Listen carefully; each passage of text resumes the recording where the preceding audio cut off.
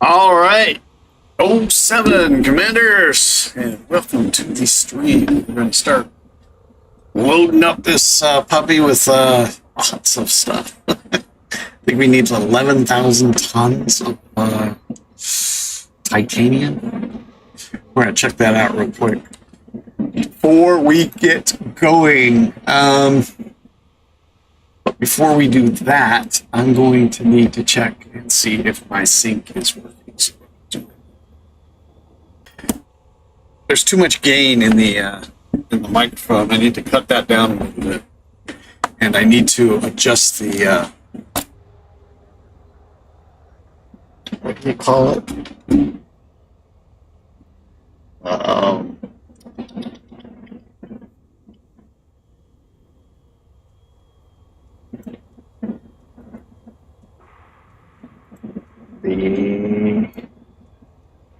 The attack and release of all of the settings, actually. It's attack and release settings for this expander, the compressor, and the limiter. So we need to I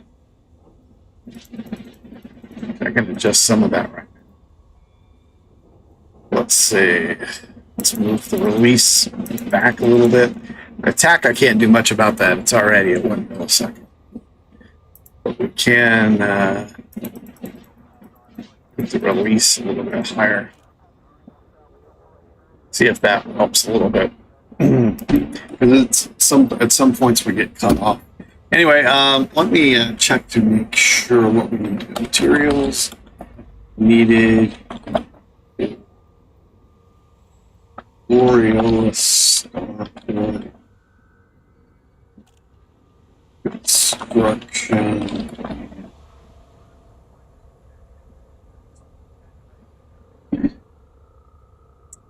Still need to buy. Yeah. Okay, let's see here. This is what we got. So we'll just leave it here. It's a lot of stuff. 12,500 tons of aluminum and 11,000 of steel. So we'll work on those 3 tonight.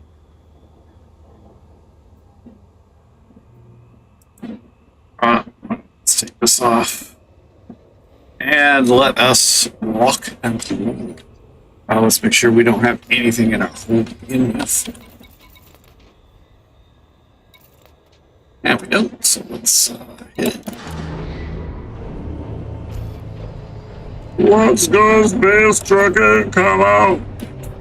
Come out! Why are we so close to this place? I guess it's probably on the same time. Landing gear retracted. Right on the other side of the planet. This is not good. It would be easier if it would be on the same side. Oh well. Still not too bad. So I've been enjoying the Starcom Nexus immensely. Really surprised. I was hoping I was going to like it. I wasn't expecting liking it that much. 4, 3, 2, 1, engage. And it's no longer. I can't tell if it's on sale. It's down my wish list anymore. But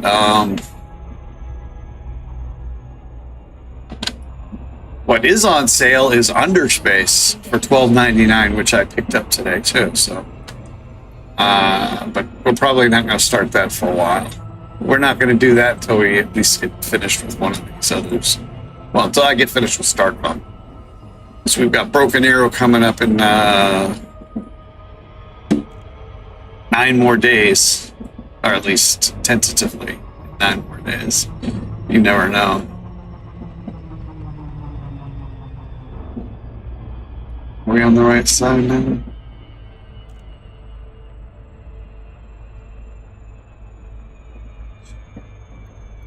There we go.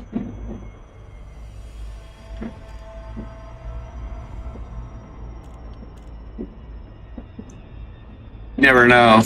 It wasn't when Homeworld 3 was due to be released. I think it was like a week before it was supposed to be released. They moved the date back like about 3 months. So we shall see. If they move Broken Arrow back 3 months, then we might get started on Underspace before. It looks a lot like Everspace. So we'll see. Hopefully, if it is, it isn't roguelike. I hate doing a 10-minute mission over and over and over again, and then not getting through it right at the end. It's just I don't find that fun at all.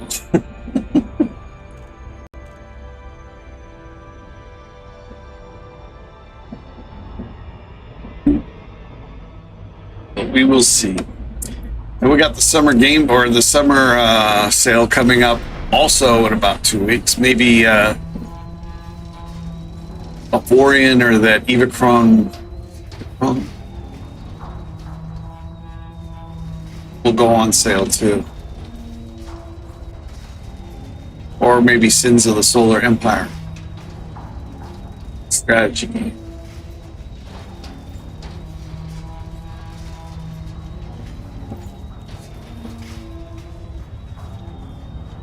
But in the meantime, like I said, I'm really enjoying the Starcom. We'll be back with that on Friday.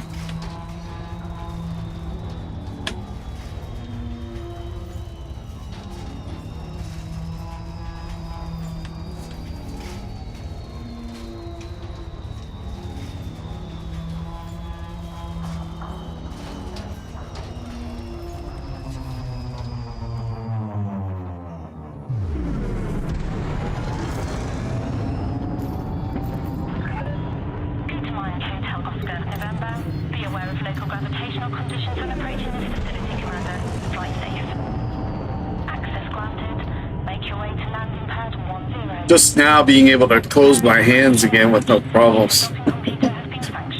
That yard work is a bitch, especially when it's like a couple of hours worth.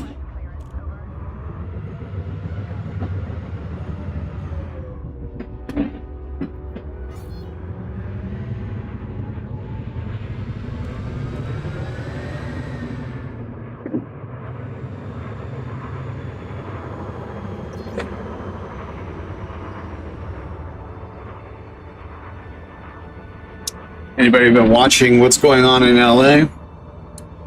Notice how the right-wing terms a bunch of peaceful protesters as rioters. And when they try and carry out an insurrection with people using guns and stuff, they say there's overreach by law enforcement. Landing gear deployed. What's going on now is an attempted coup. It's trying to establish a dictatorship. It's going to be interesting to see how soon the troops depart from DC come this weekend.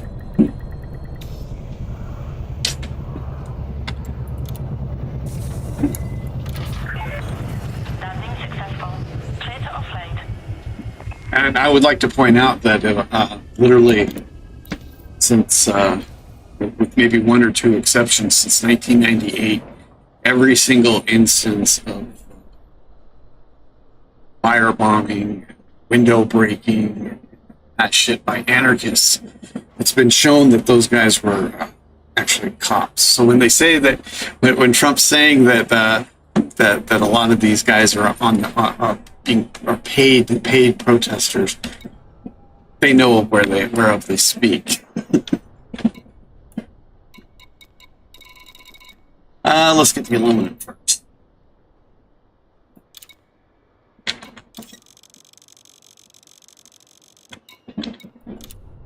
Cargo hold at maximum capacity.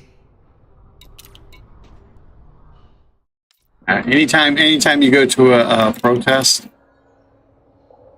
at least one that's not in favor of the ruling class, and there's some guy in a mask telling you to beat somebody up or go break some windows or some bullshit like that, guaranteed it's probably a cop.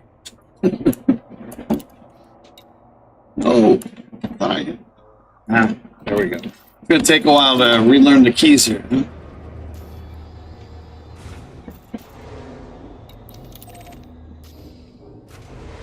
There was one time, what was it? It was during the George Floyd protests, I think, where, and it was in LA where Landing coupler retracted. Make way for this guy started breaking windows, and these two dudes stopped them, and and they were trying to hold him for other people, and the guy wound up pulling out his fucking gun and his badge.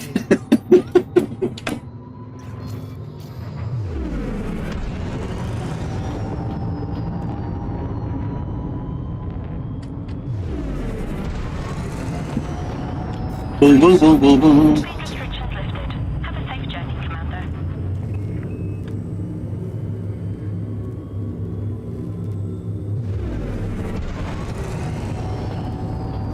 4, 3, 2, 1. Engage.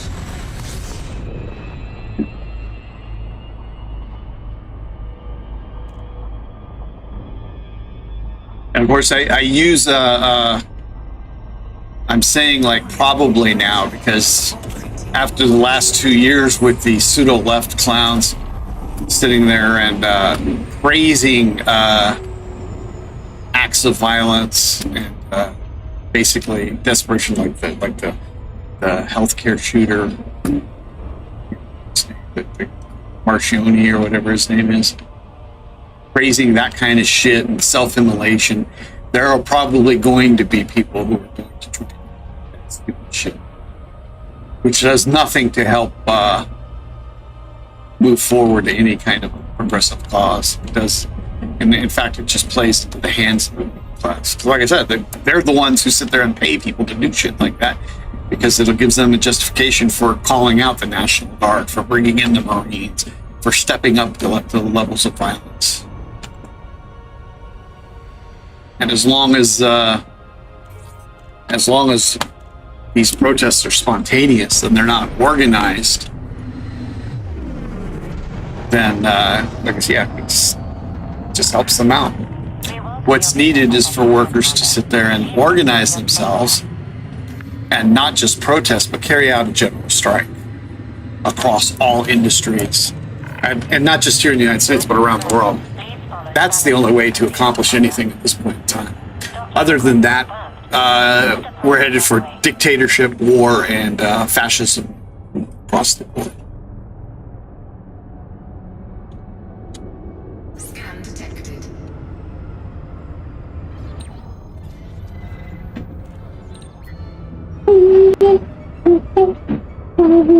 How much? I won't be able to find out. I've already got some aluminum, I think, on the carrier.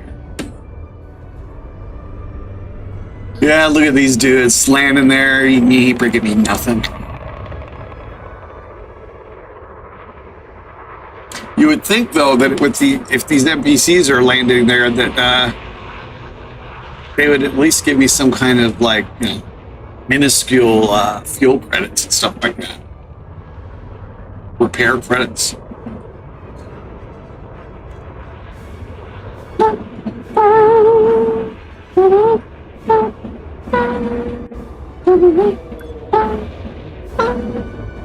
So yeah, like I was saying earlier, I'm really surprised I'm liking this StarCom so much, especially given the graphic limitations. I was like, I might enjoy it a little bit. I mean, Landing complete. Hangar crew is ready. Welcome to a carrier, Commander. it's really enjoyable. I think a lot of that has to do with the fact that it's not the same old same. We already had some in the hull.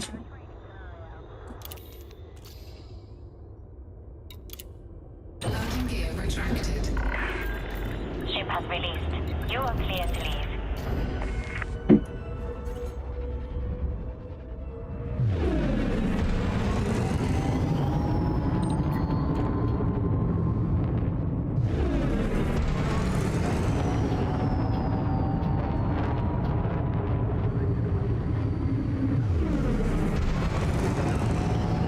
Frameshift drive charging.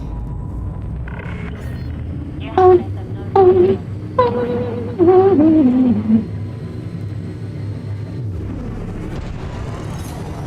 Three, two, What trajectory? I'm just.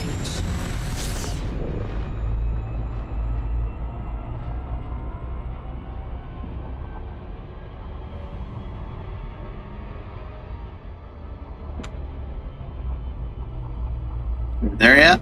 Are we there yet?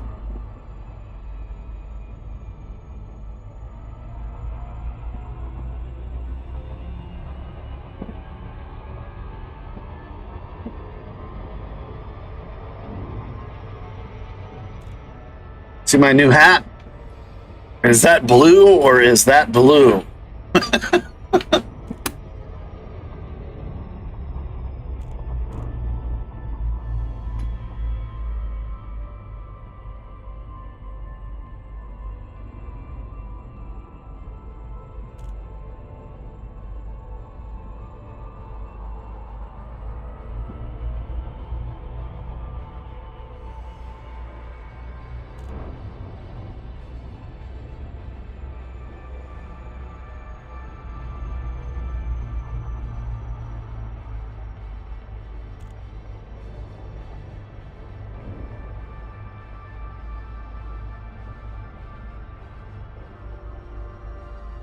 orbital flight engaged.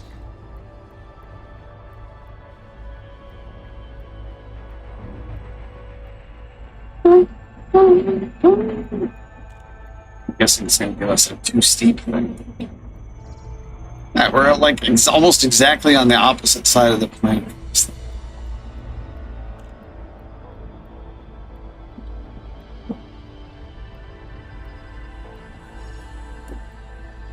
And when I was out there doing the yard thing, fixing the thing, I got eaten alive by some bugs. I don't know what kind of bugs, but I've got like three freaking bites like that, like marble-sized bites on my legs. Hey, we made it.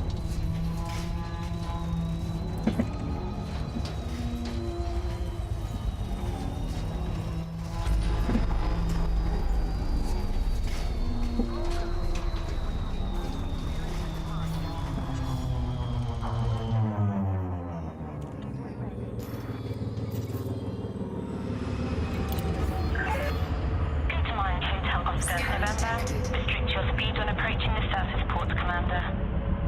Request approved. Proceed to landing pads 1-2. Starcom will report threats to... Oh, and if you haven't heard, the your weapons. SAG-AFTRA announced yesterday that they have, oh yeah, I mentioned it during the stream yesterday, but I didn't have time to look at anything. They announced that they had a tentative agreement with the corporations in the video game strike. It's been more of like an idling of workers strike, because basically any projects that the companies wanted to go ahead with, they did, and the SAG-AFTRA just pushed through an interim interactive media agreement undemocratically onto workers. So basically splitting the workforce up. It's like, wow, these companies that don't have a project that needs to go forward, well, we're just gonna keep those workers idle. Those projects that they want to go ahead, well, they can't. And we'll just say we got some kind of historic agreement on AI.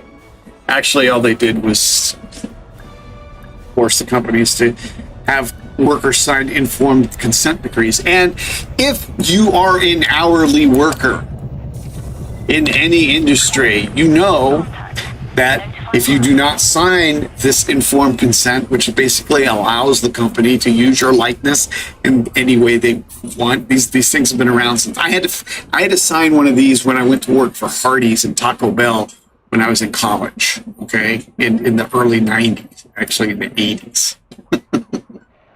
So, yeah, these things have been around forever, and if you don't sign it, guess what? You don't get the job.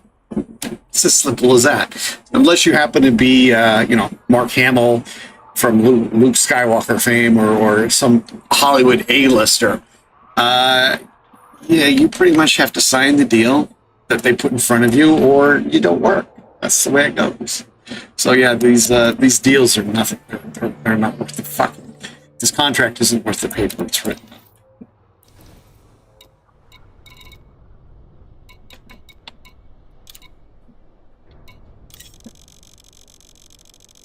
And basically, outside of organizing into rank and file committees independently of these unions and the parties, the two parties of big business here in the United States, or the two parties of big business in any country in the world, for that matter, and banding together with workers in other industries or a general strike, nothing's going to get done. There is absolutely no way forward. Let me make sure I got the stuff on there instead of showing up my thing because I'm yapping.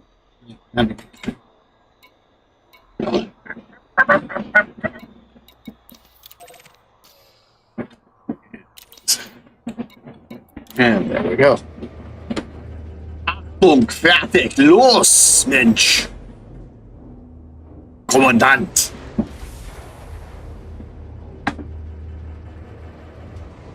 Landing gear retracted. Ship released. Make way for oncoming traffic.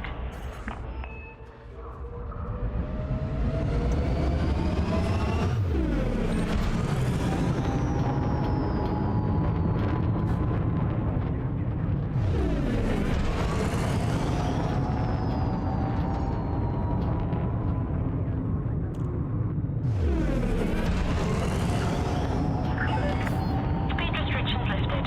Safe travels, Commander. Frameshift drive charging.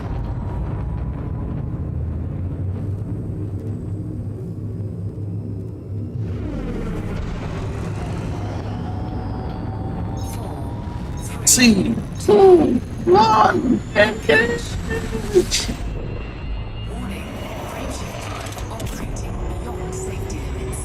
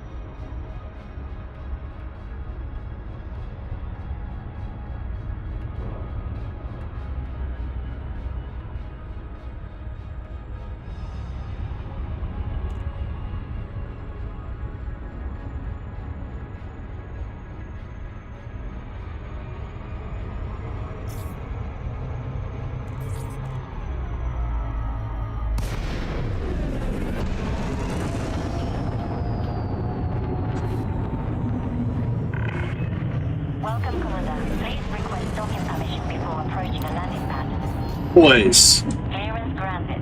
Move directly to your allocated pad.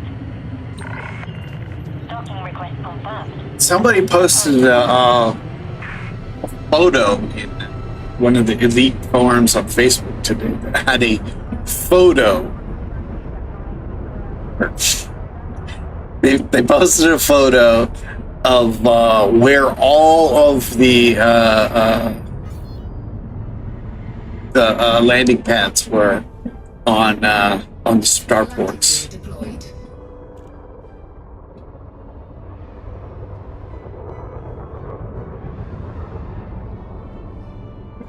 I just wish I looked at it on my phone, so I wish I would have seen it on my computer. I could have taken a screenshot showing you. It was actually pretty cool.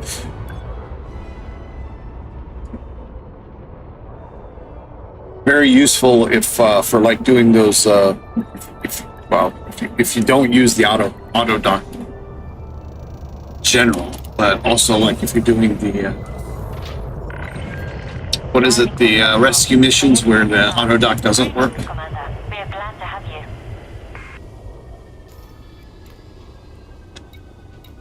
So instead of looking around for it everywhere, you know exactly where to go to. Oh, no!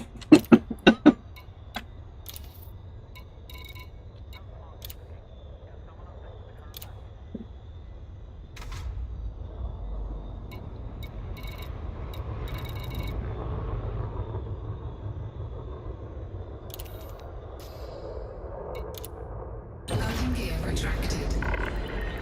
Chip released. Departure authorized.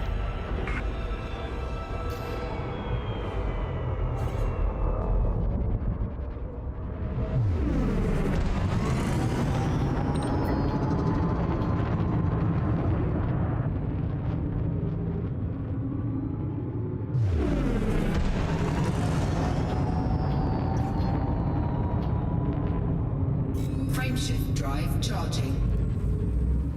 Speaking of Facebook on my phone, I'm actually thinking about making a video of me trying to navigate Facebook on my phone and make comments. I mean, it's really horrendous right now. It's like it'll either sometimes it'll let me make a comment, no problem, blah blah blah. But then other times I like every third letter I type in, all of a sudden it takes me somewhere else to like somebody else who commented on the comment, or it just takes it away, or it pushes me down like 100 posts or 50 posts below the comment. So I have to go looking for the post again. Sometimes it edits my comment. It's doing like an autocorrect. It's a pain in the ass. It's one of the reasons I was thinking about Warning. Frameshift drive operating beyond safety. taking a video about it.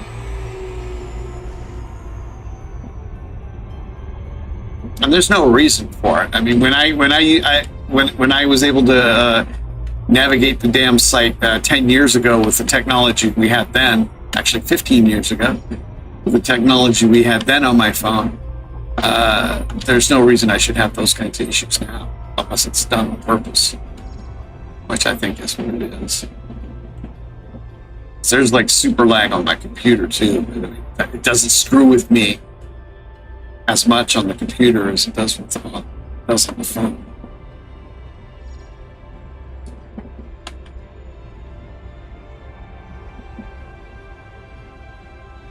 Orbital flight engaged.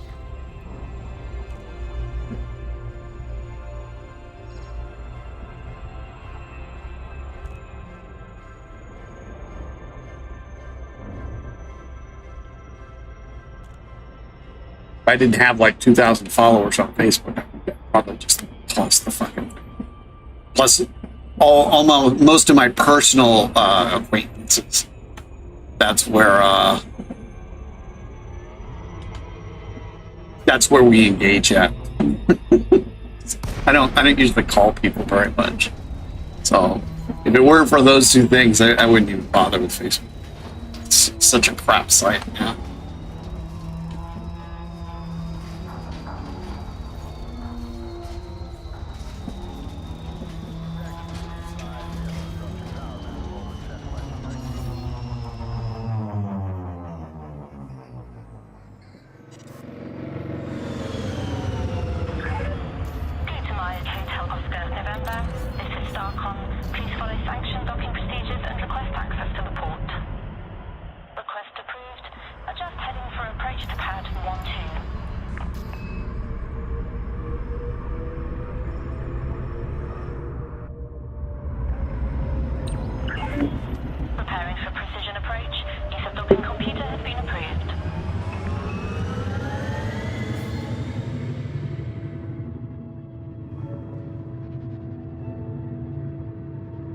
And like I said, I found my my chocolate elite shirt. This is the one I used to wear for working out all the time.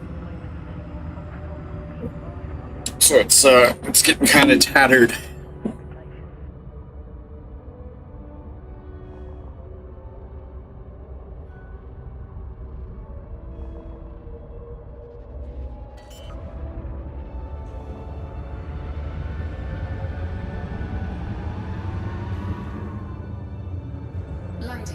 Apparently in LA right now, downtown, the streets are pretty much empty, but there's a curfew going on. But there are helicopters circling around everywhere.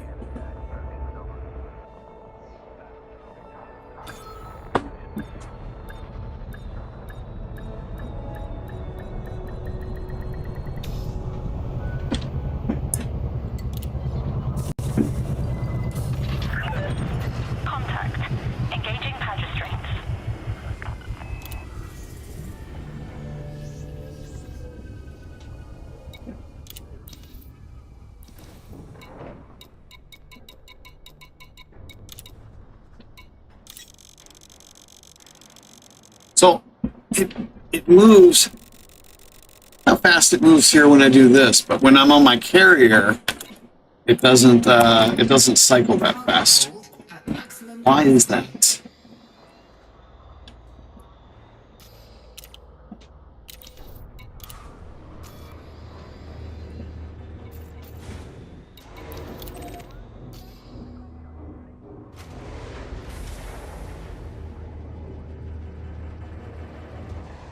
Landing gear retracted. Ship released. Begin climb sequence.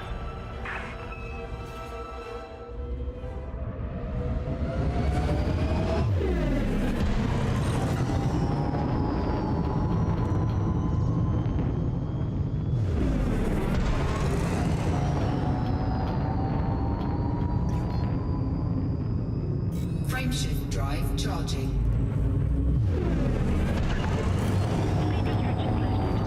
4, 3, 2, 1. Engage.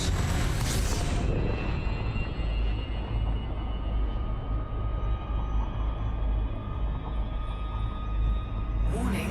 Frameshift drive operating beyond safety limits.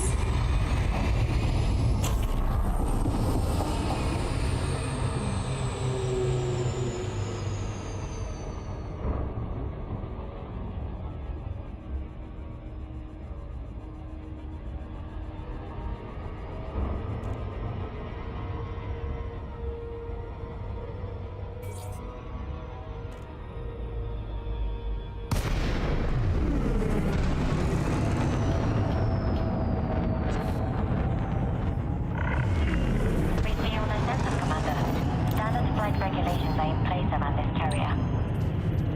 Clearance granted. Move directly to your allocated pad. Docking request confirmed. Assisted approach is underway.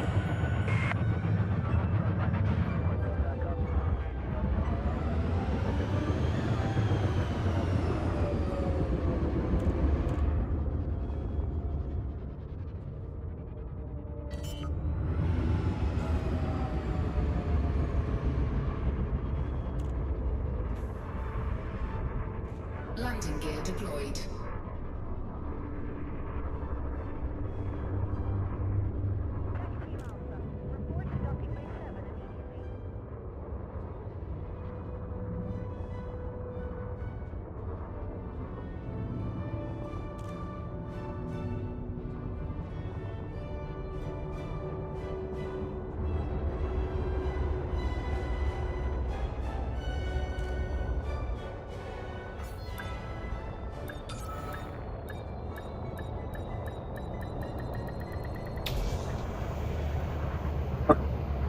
Yesterday when I was streaming, Landing successful. Cleared to disembark. my clock was not Glad to have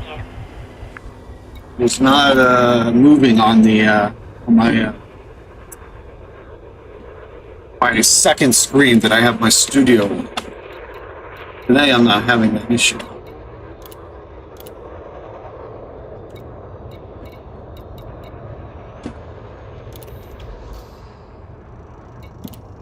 Landing gear retracted. Landing flaps disengaged. Please watch for traffic during departure.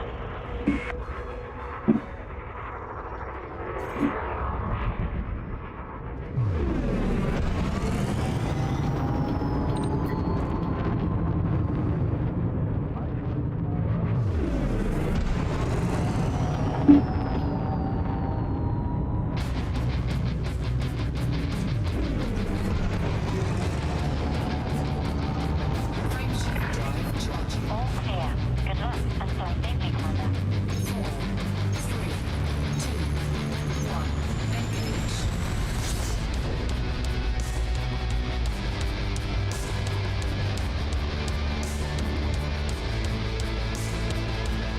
engaged. Orbital flight engaged.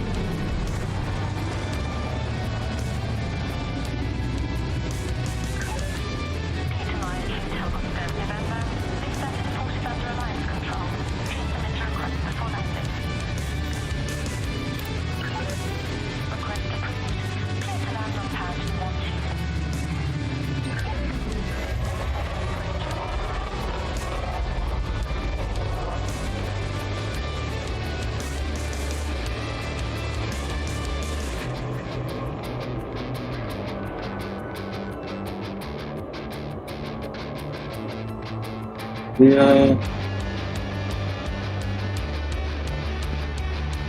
There it is. Let's go this way.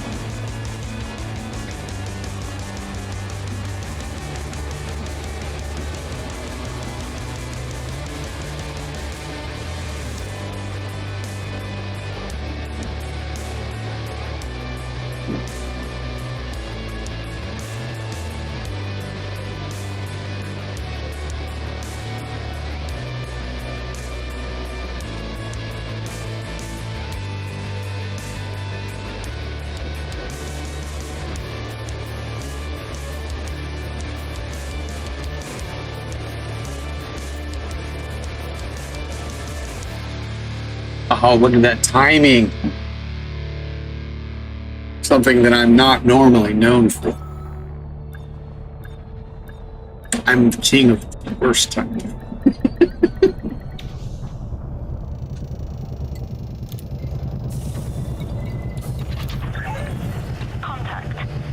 offload.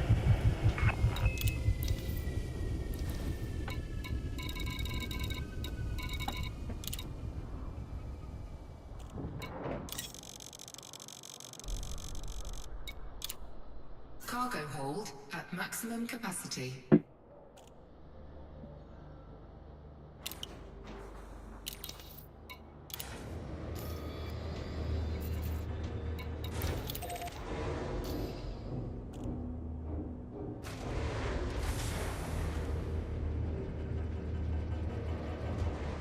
Landing gear retracted. Ship released. Make way for oncoming traffic.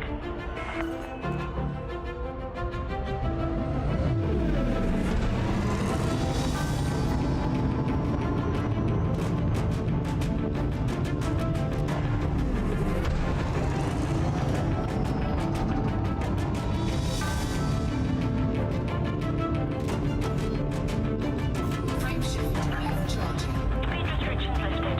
Falcon final.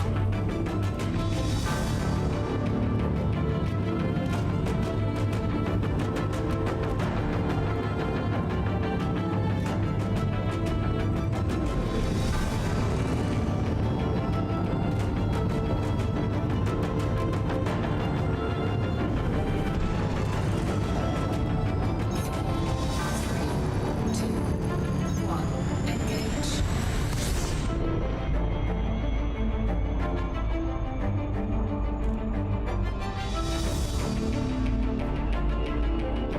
Warning, frame shift drive operating beyond safety limits.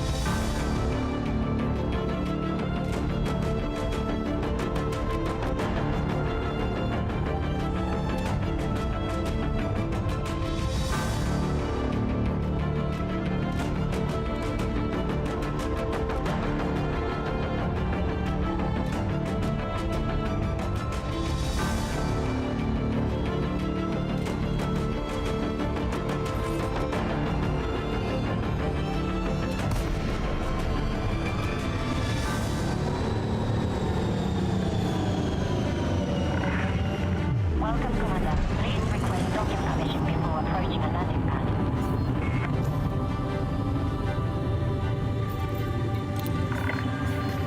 Access granted. Please proceed to your landing pad, Commander. Docking request confirmed. Assisted approach is underway.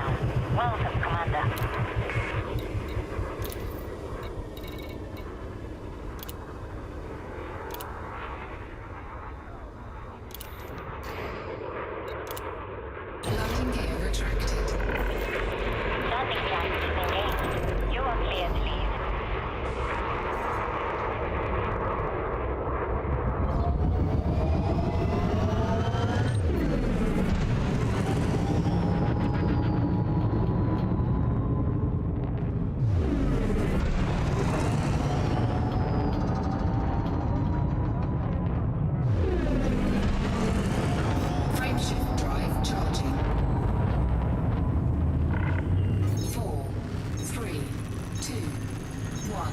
Engage.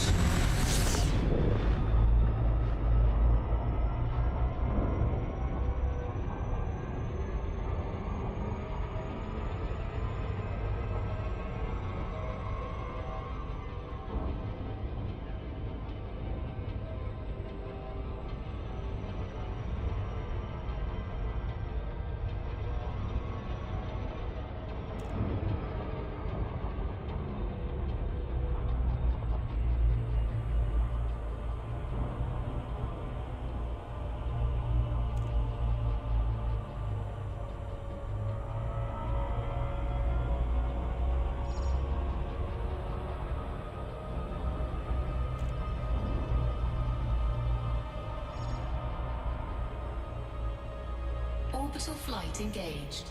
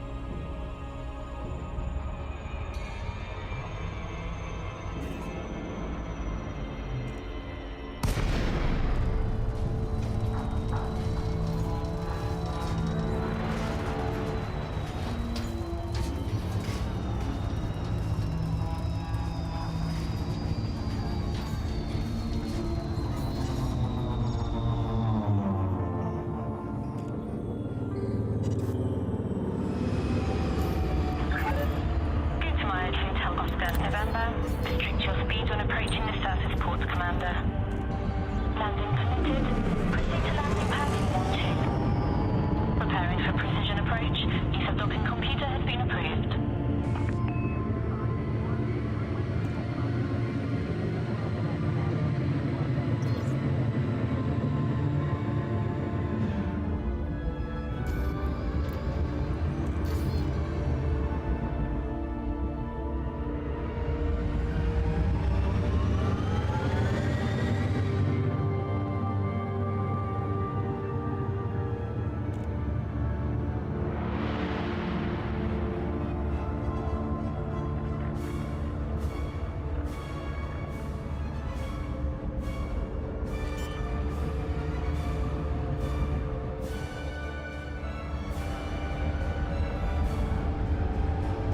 Landing gear deployed.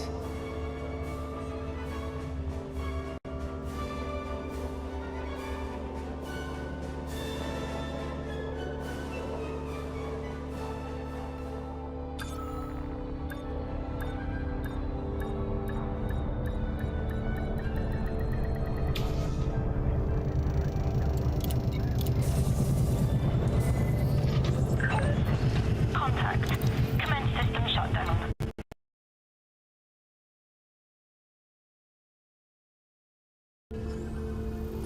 How? There's no cats around here. Nobody touched anything. Why did the audio go? I'm guessing that's going to be my sync one too.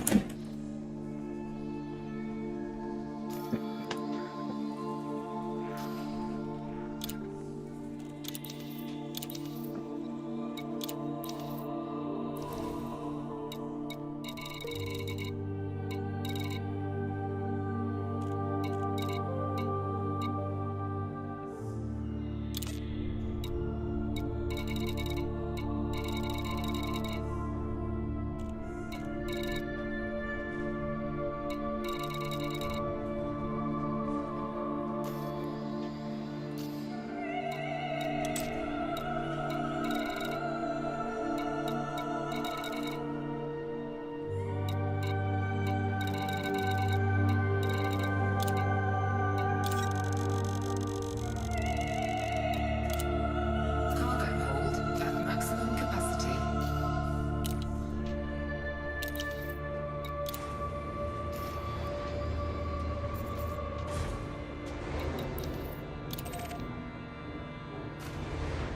All right, we got to see if our sync went out. Let me give it a moment and I'll check. Retracted. Ship released. Make way for oncoming traffic.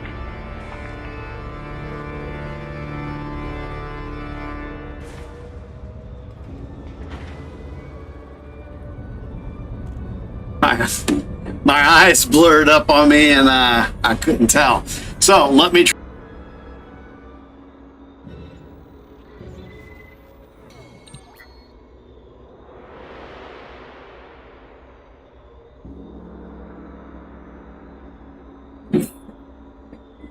All right, well, that time the audio cut out, so I don't know. Let's try it again. One.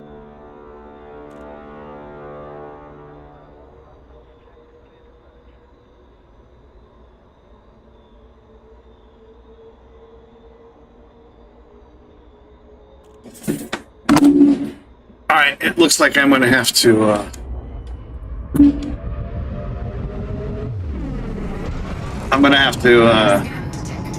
unplug it and plug it back in.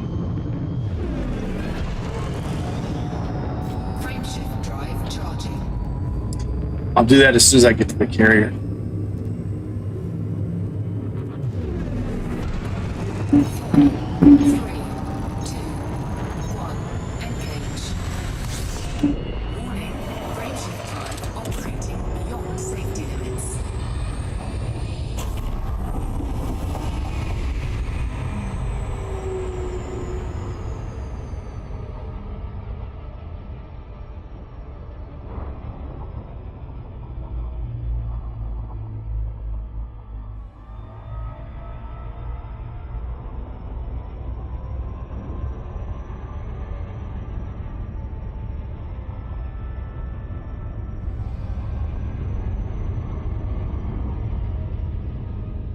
Apesar Mr. Pussycat.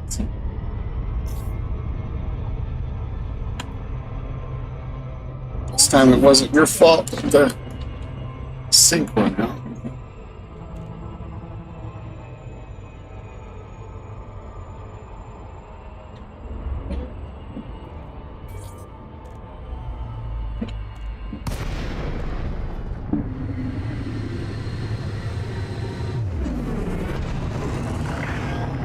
Greetings, Commander. Please be mindful of other ships around this carrier. Access granted.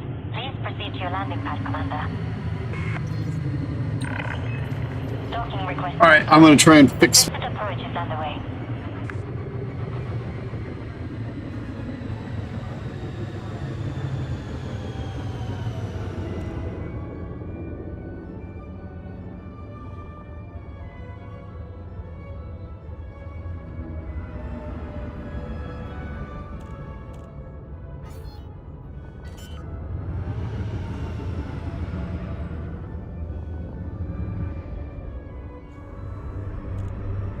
Landing gear deployed.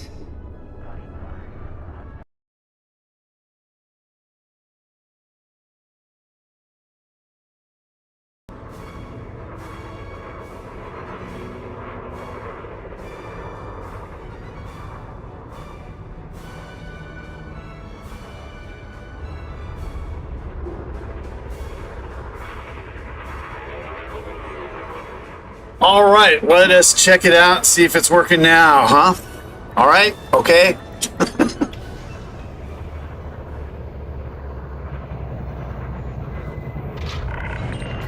Landing complete. Class engaged. Our services are available for use, Commander. Well, that's not going to work unless I have the camera showing too at the same time, huh?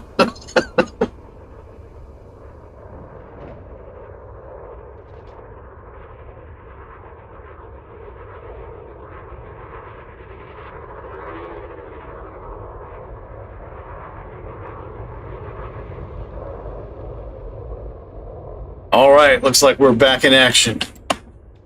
I don't know why it cut out. There was nothing around there. Just decided it didn't want to work anymore. I just heard the static start up.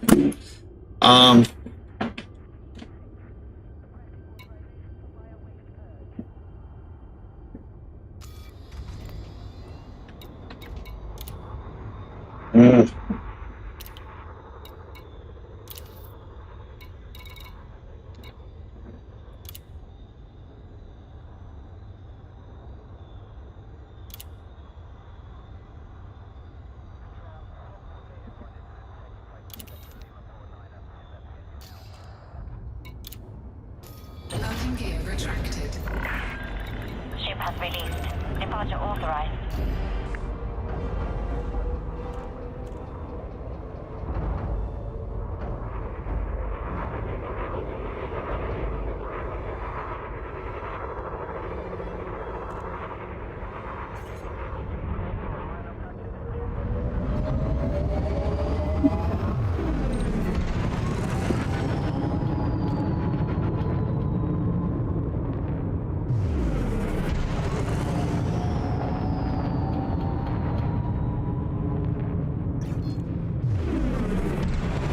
Frameshift drive charging.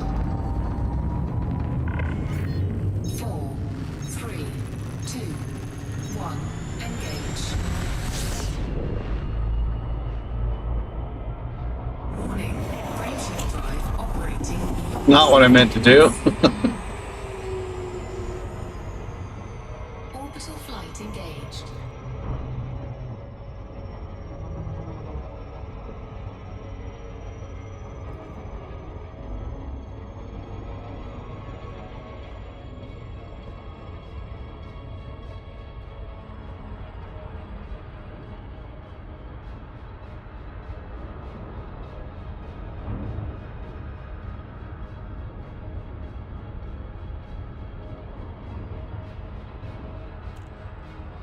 Well, come on.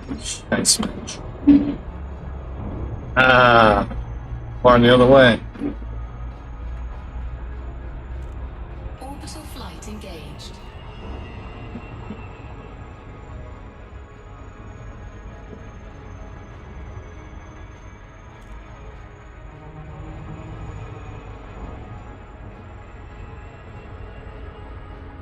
That's too much. The other way. Damn it.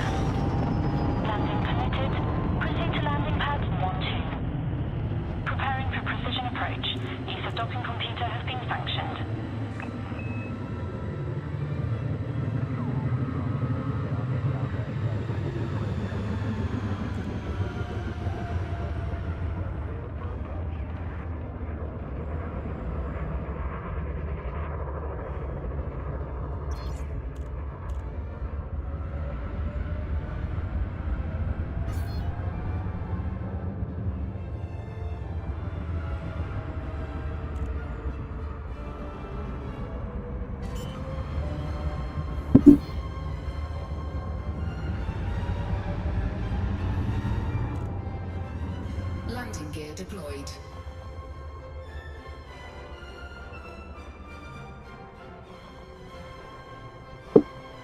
Cat is shedding like crazy. It's the only cat in the world I've ever known who doesn't like to be brushed.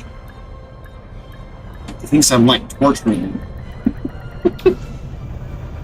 Launch level high. Landing successful. Clear to offload.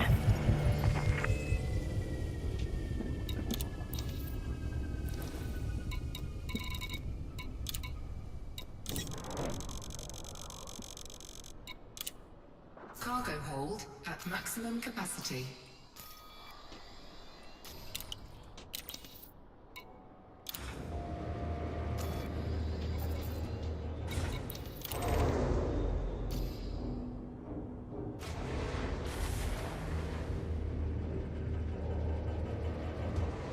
Landing gear retracted.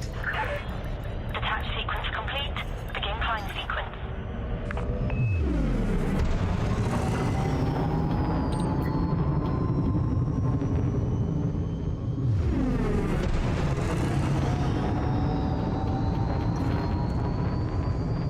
Frameshift drive charging.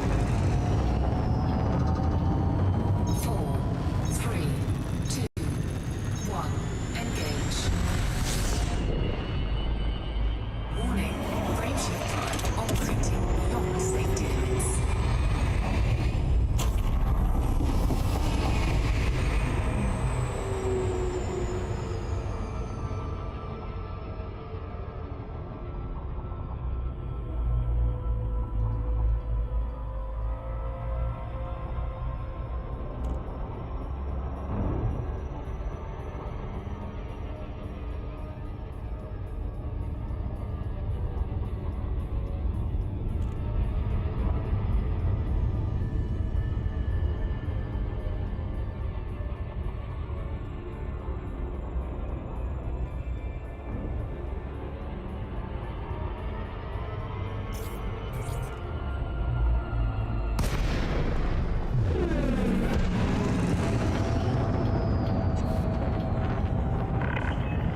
Receive on sensors, Commander.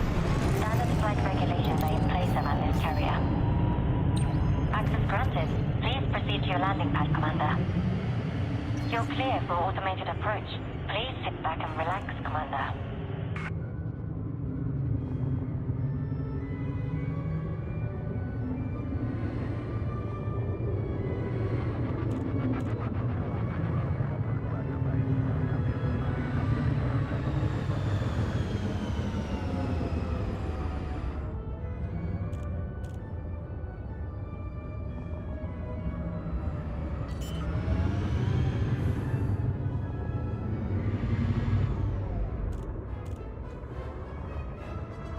Landing gear deployed.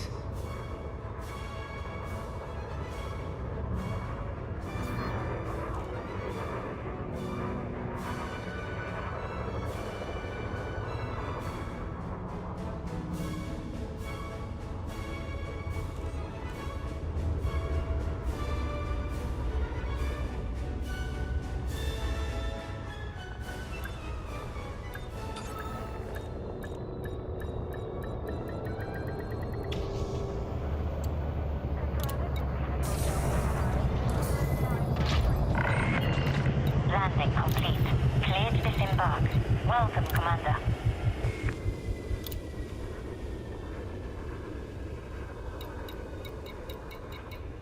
All right, we'll do one more shipment of aluminum and then we'll switch it up. This one comes. Landing gear retracted. Release confirmed. Please watch for traffic during departure.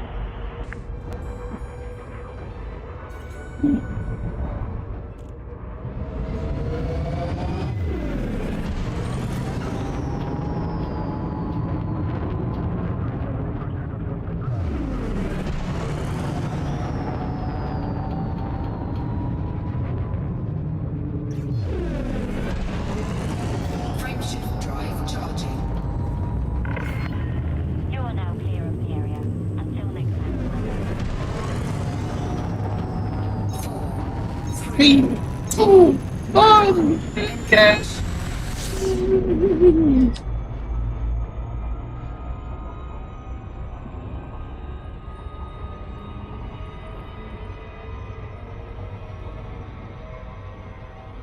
Orbital flight engaged.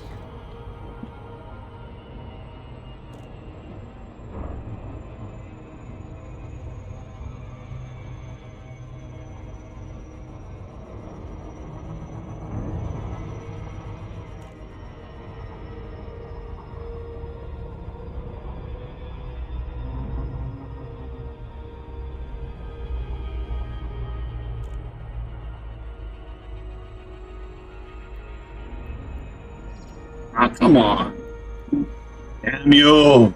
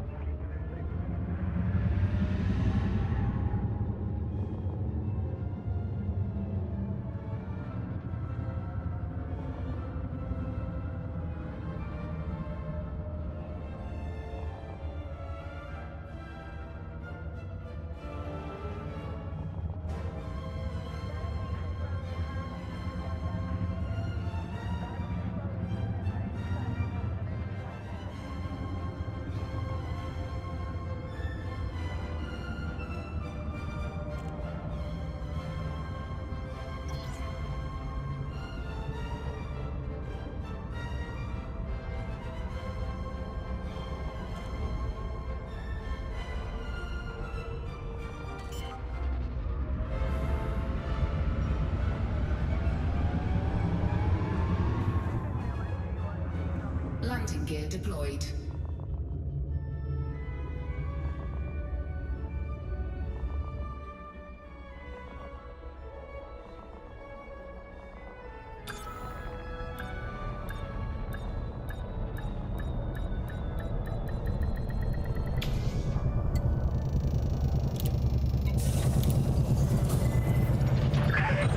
Touchdown.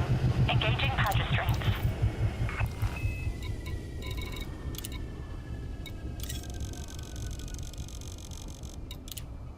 Cargo hold at maximum capacity.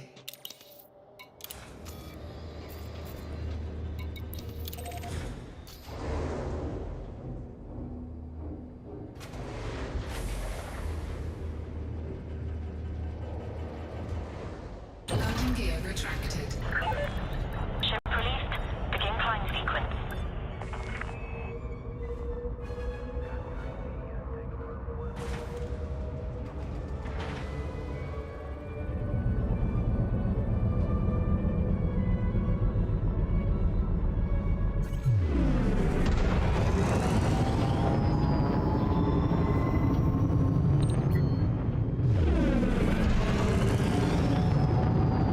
Frameshift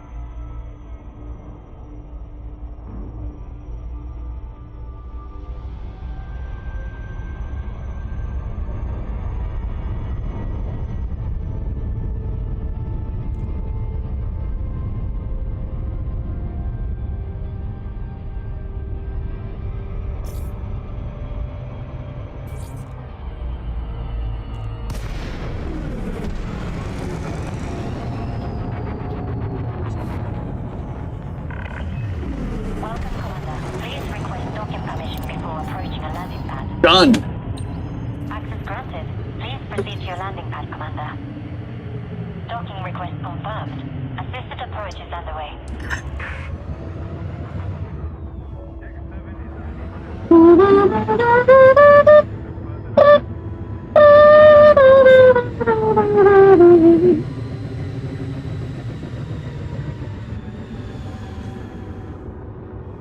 Landing gear deployed.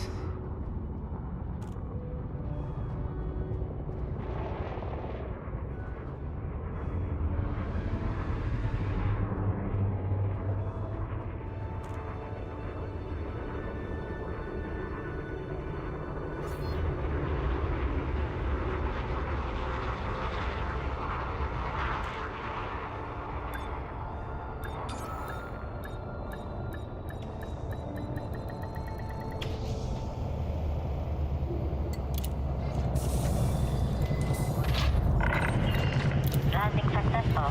Clamps engaged. Our services are available for use, Commander.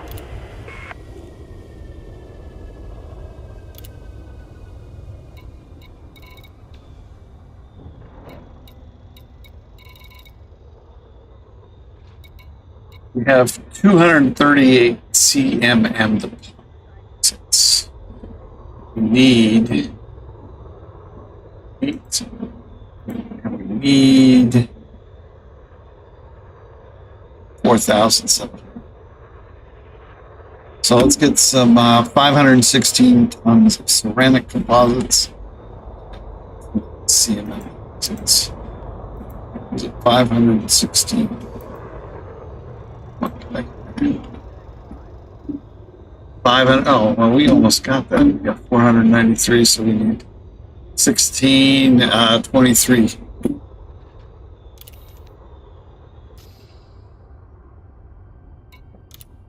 Landing gear retracted. Ship released. Restrict speed until clear of our carrier.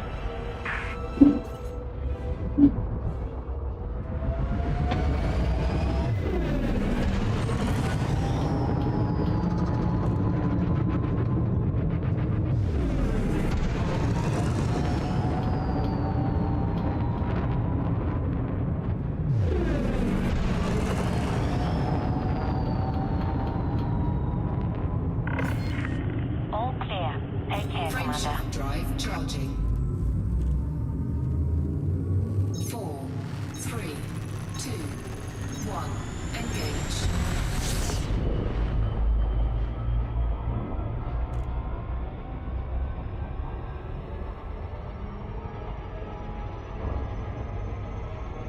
Orbital flight engaged.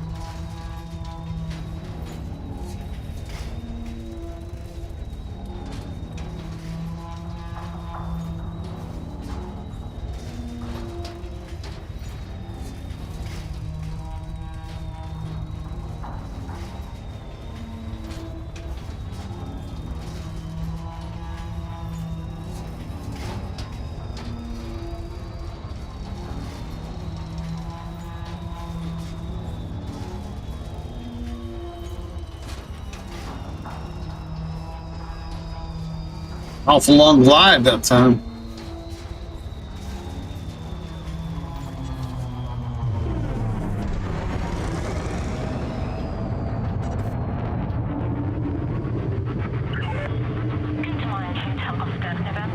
Be aware of local gravitational conditions when approaching this facility, Commander. Flight safe. Permission authorized. Prepare Preparing for arrival on landing pad 09. Approach this time.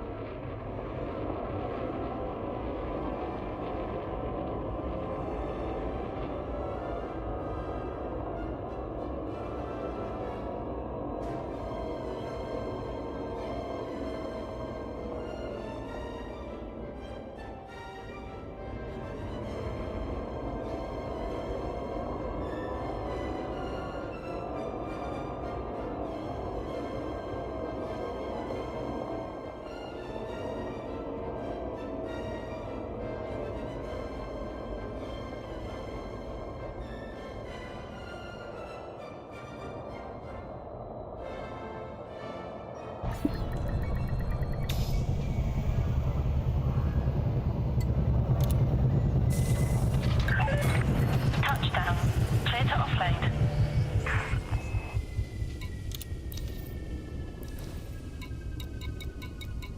Say 23.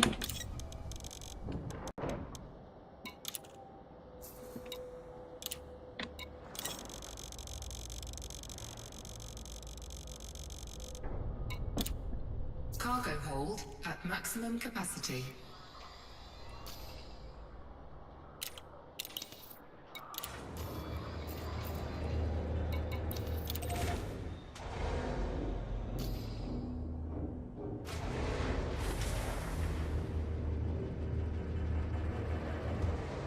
Landing gear retracted. Ship released. Climb to exit altitude. Scan detected.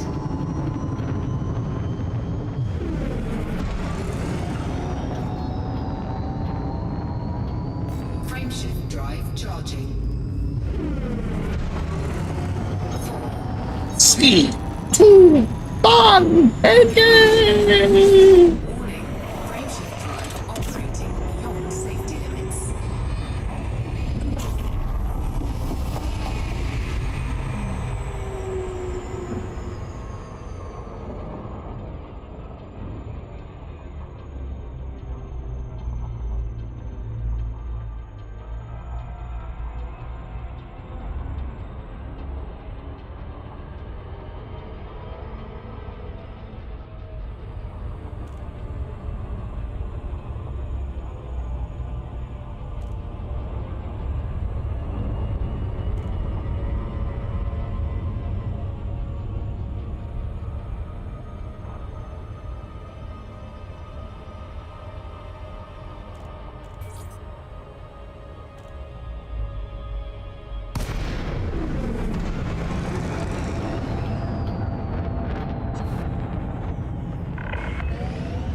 Commander. Docking permission request a mandatory prior to landing.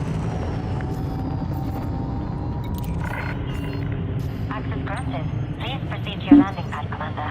Proceeding. Docking request confirmed. Assisted approach is underway.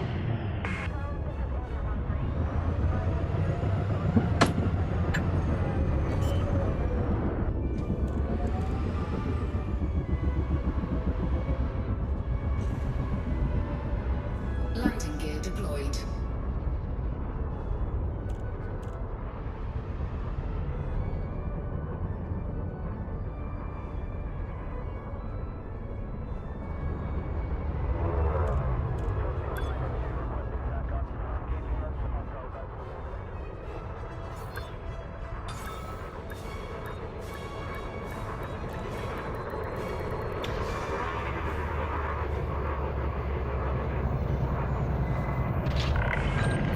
One more safe landing. Cleared to disembark. Welcome to a carrier, Commander.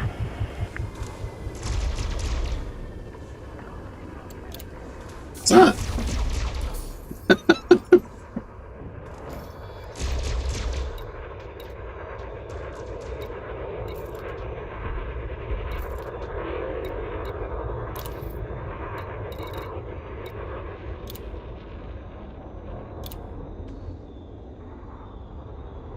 many polymers on here?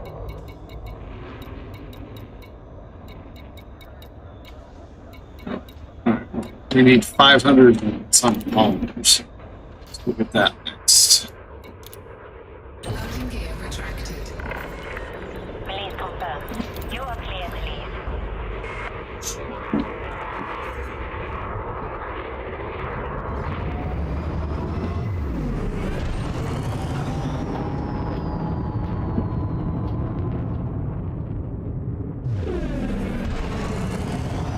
How much is it? We need 508 tons of polymers.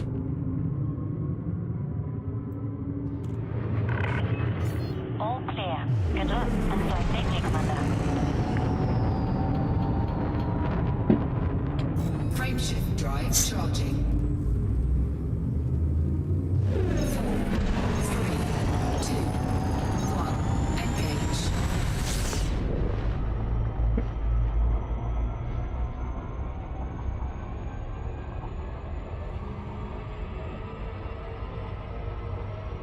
Orbital flight engaged.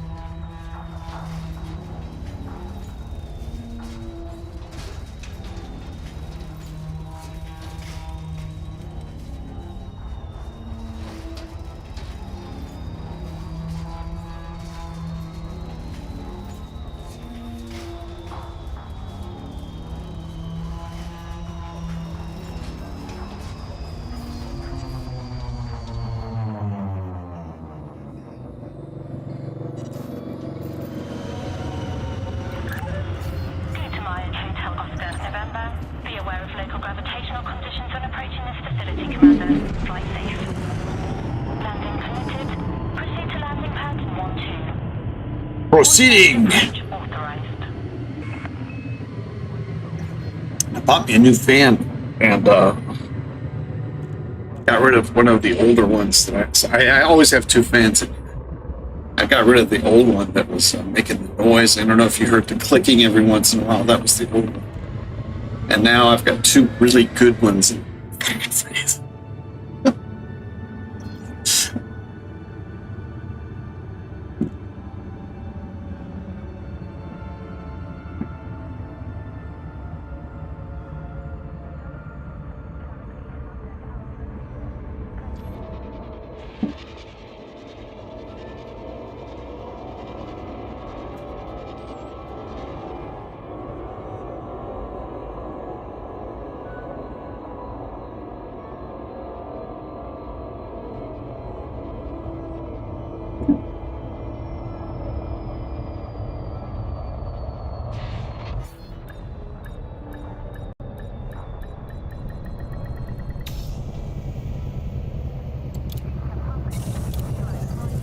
508 polymer.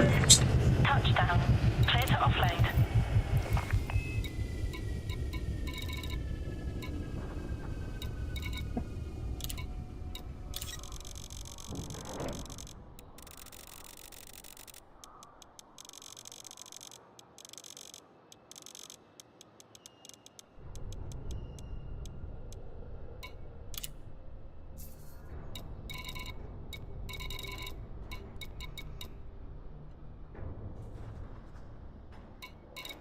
see.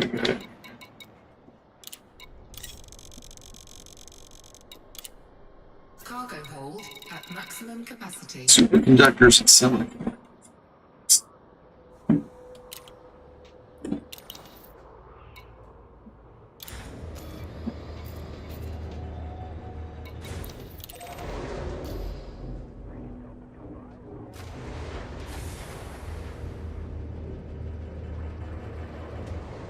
Landing gear retracted.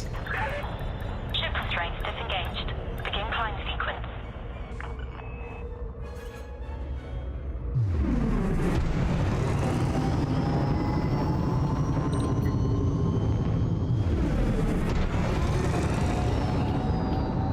Frameshift drive charging. 4, 3, Hey, hold on. engage. Warning, frameshift drive operating beyond safety limits.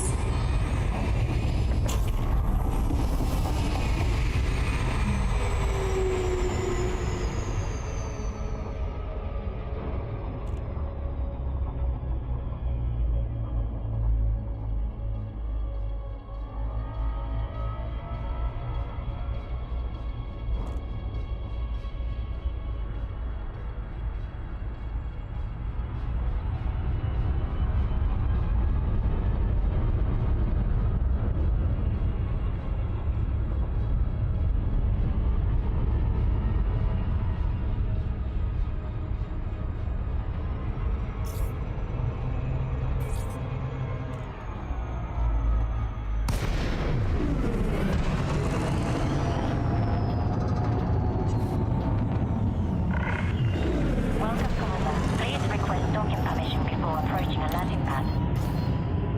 Permission granted. Please approach your designated landing pad in good time. Docking request confirmed. Assisted approach is underway.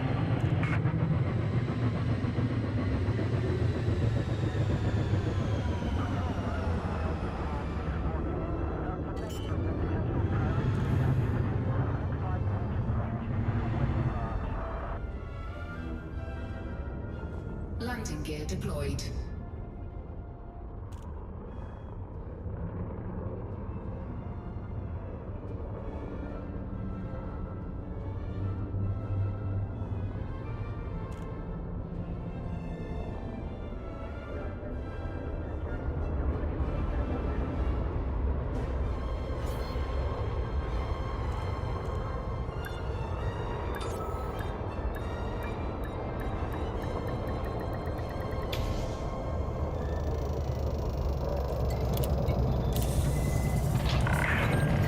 Landing successful.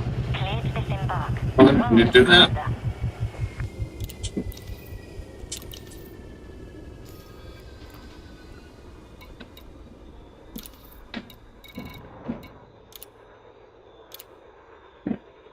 We have how many?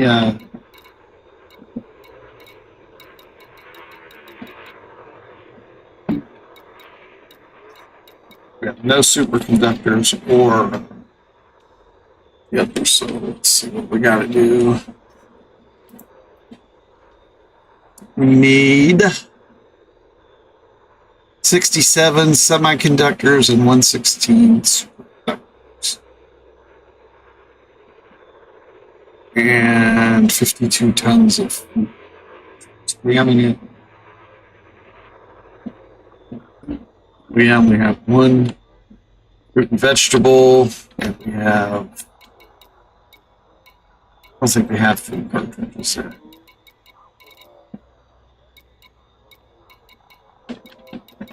Okay.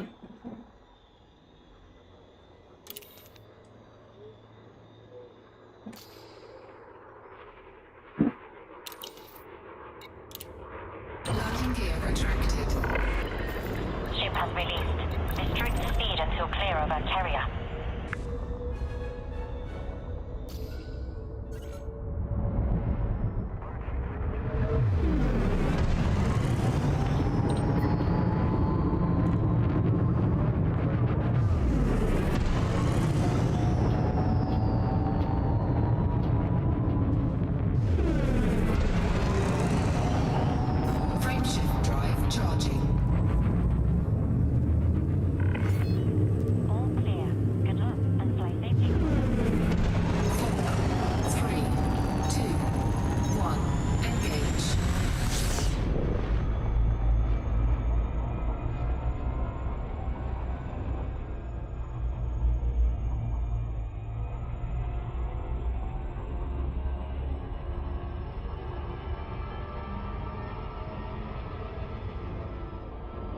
Orbital flight engaged.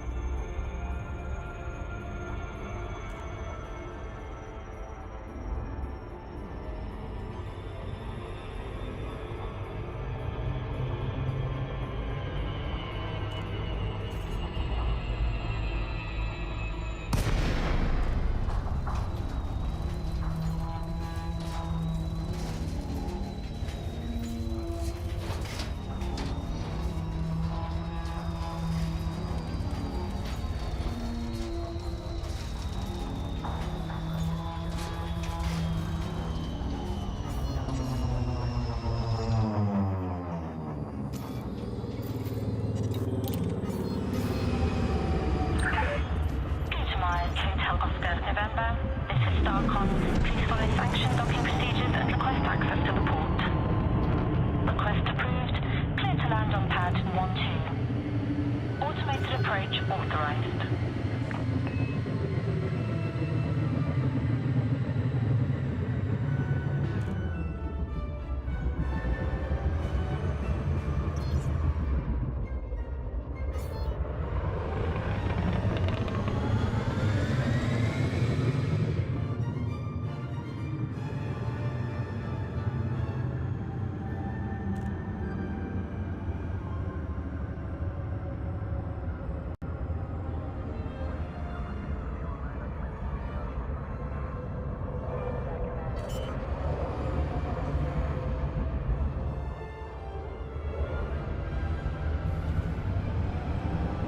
Landing gear deployed. One hair on either side just keeps blowing into my, like, in front of my eye. Driving me crazy.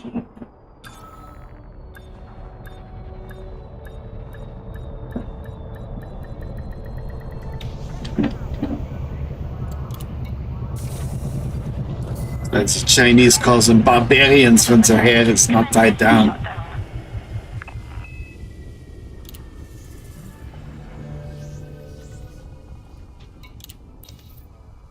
Let's see what we need. We need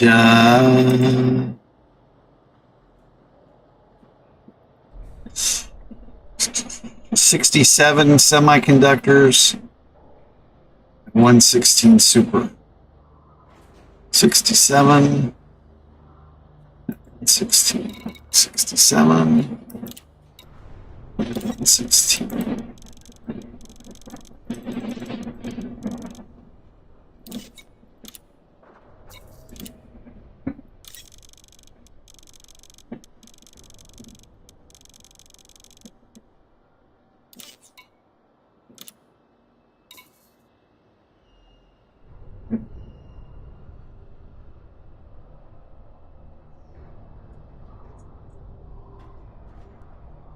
$52 fruits and vegetables.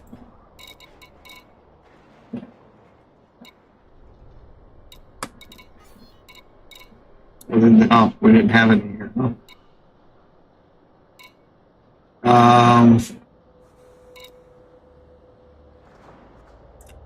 All of those. We need liquid oxygen. I think we need quite a bit of that. Maximum capacity. Let's make sure. Yeah, 1,700. All right, let's get to it.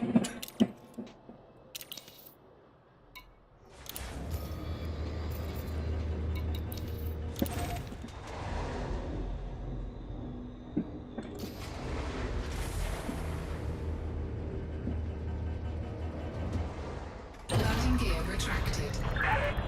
Landing coupler retracted. Climb to exit altitude.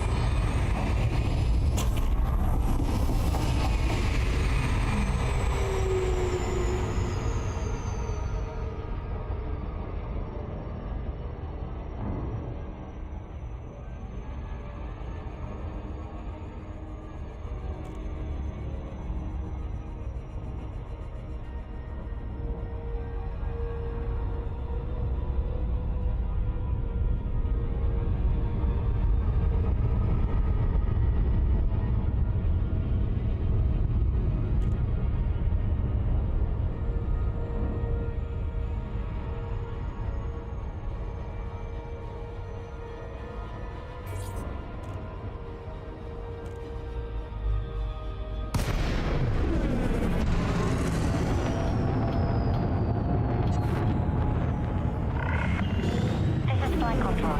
Access to this carrier must be authorized in advance. Permission granted. Please approach your designated landing pad in good time. We are approaching. You're clear for automated approach. Please sit back and relax, Commander.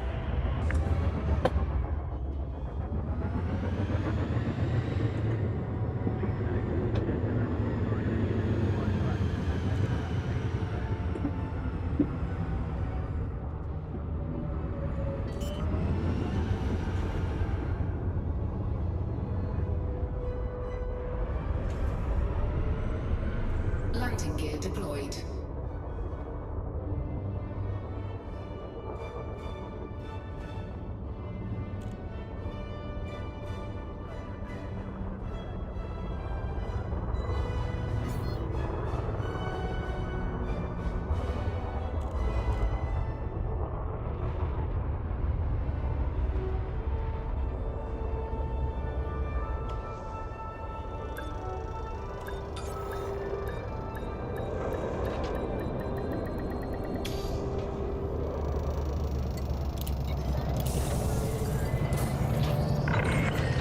Contact confirmed. Commence shutdown. Welcome to a carrier, Commander.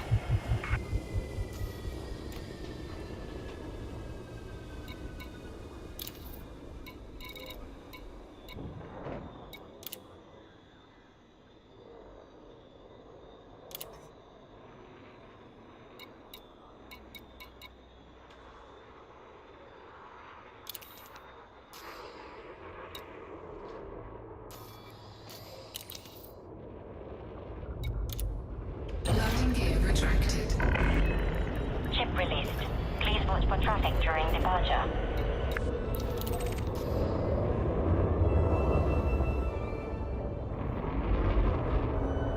Sightseers coming over here, huh? Not much to see over here.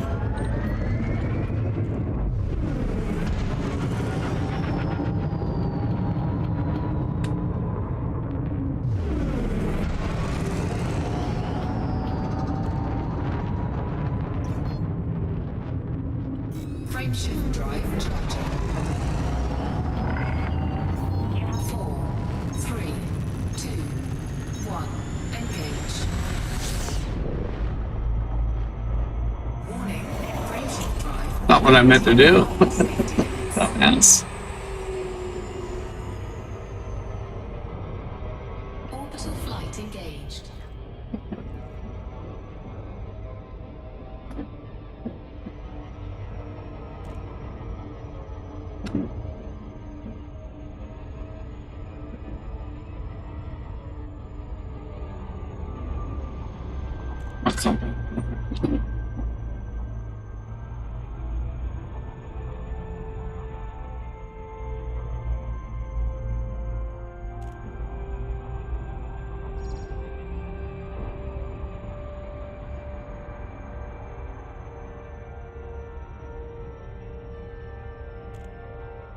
Orbital flight engaged.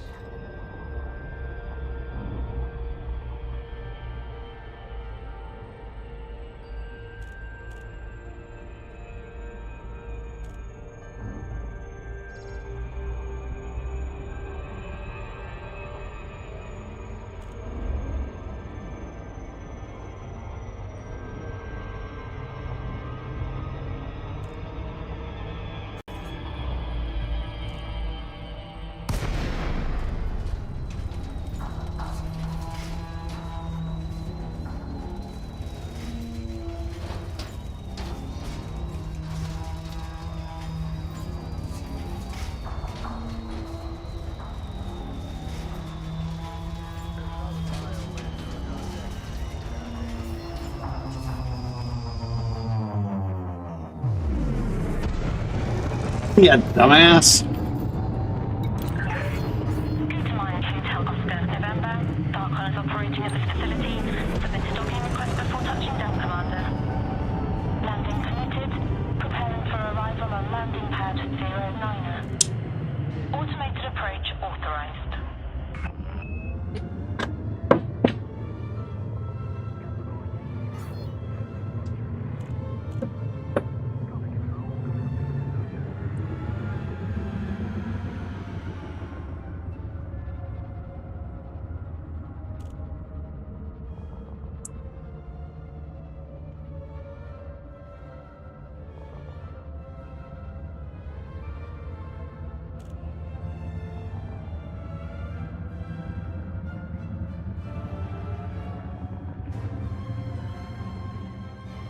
Doesn't look like our ship's moving at all.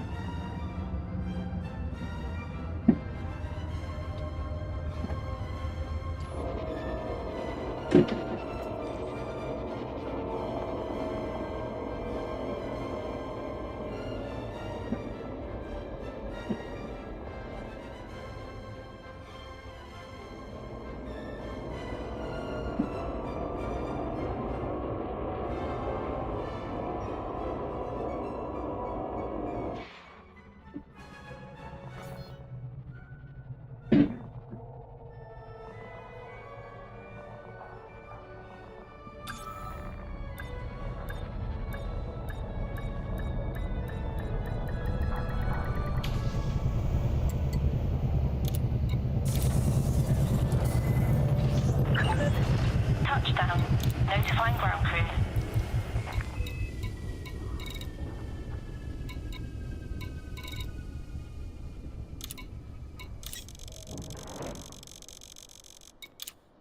Cargo hold at maximum capacity.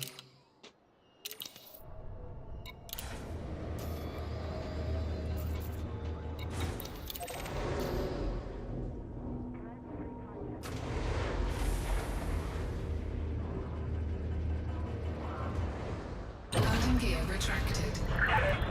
Detach sequence complete. Make way for oncoming traffic.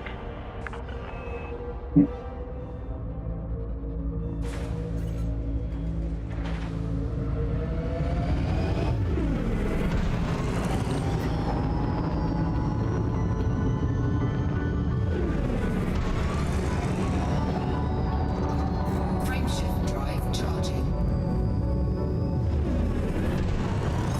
4, 3, 2, 1. Engage. Warning. Frameshift drive operating beyond safety limits.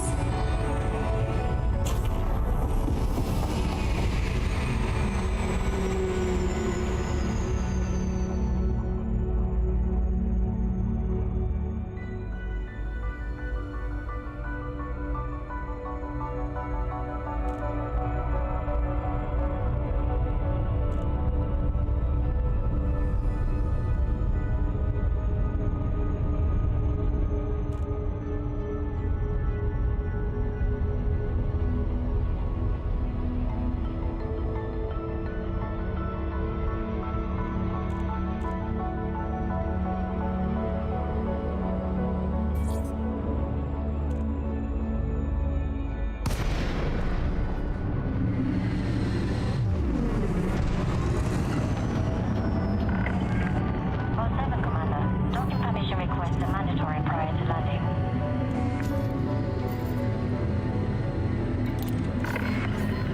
Clearance granted. Move directly to your allocated pad.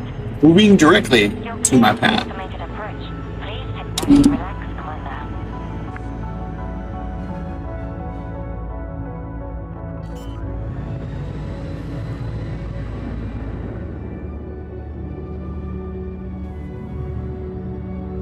Landing gear deployed.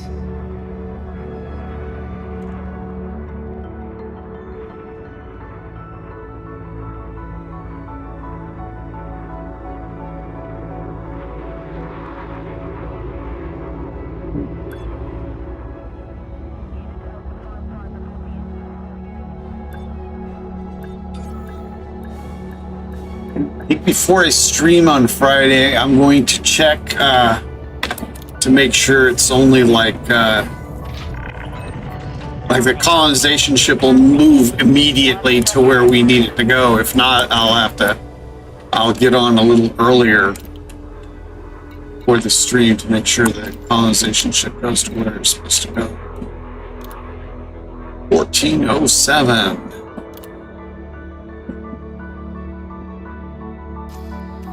And what do we need?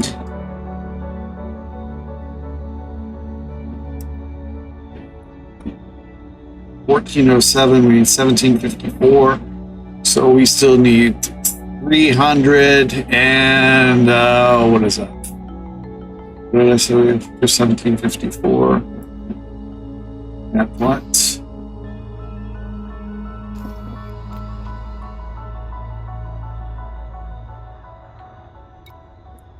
1754. And so we need 346.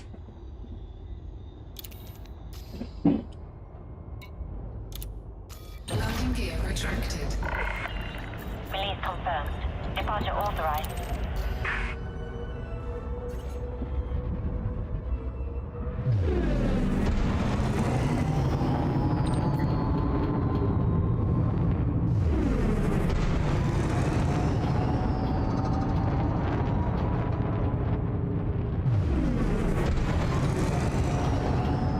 Frameshift drive charging. Speed restrictions. 4, 3, 2, 1. Engage. Warning. Frameshift drive operating beyond safety limits.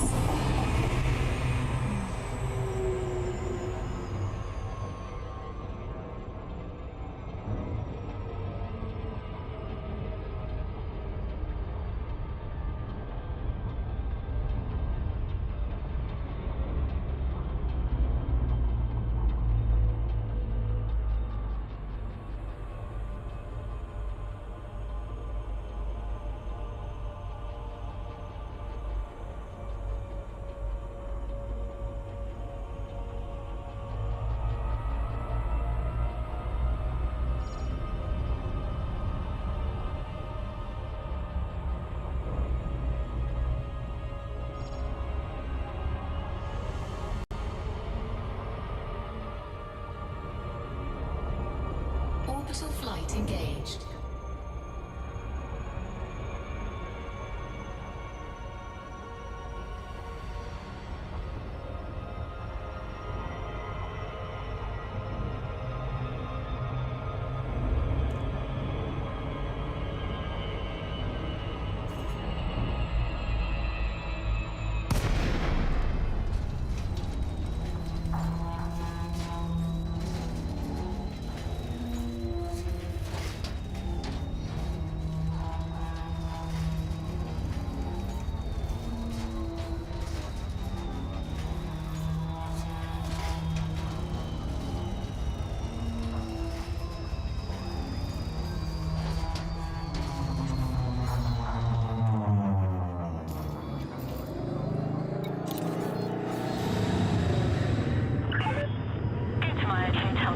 November. This surface port is under Alliance control. Please submit a request before landing. Landing permitted. Proceed to landing pad 09er. Preparing for precision approach. Use of docking computer has been sanctioned.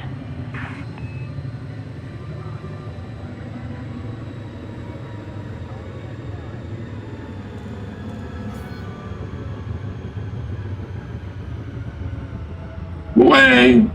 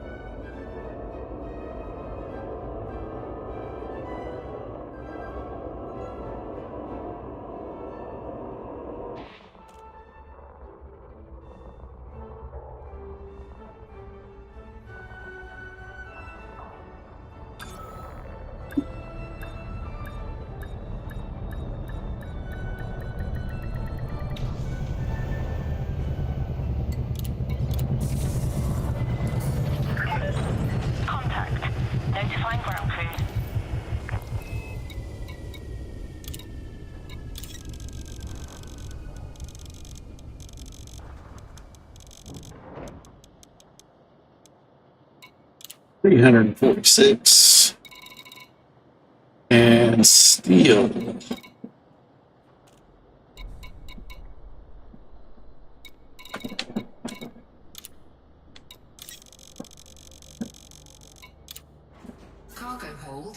maximum capacity.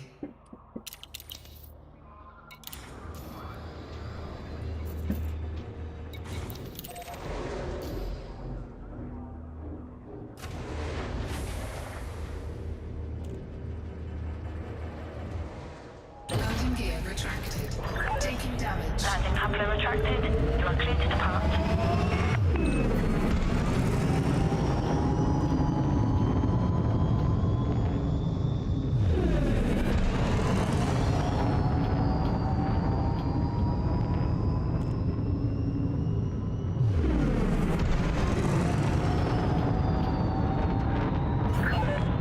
You've cleared the perimeter. Safe travels, Commander. Drive charging. 4, 3, 2, 1. Engage.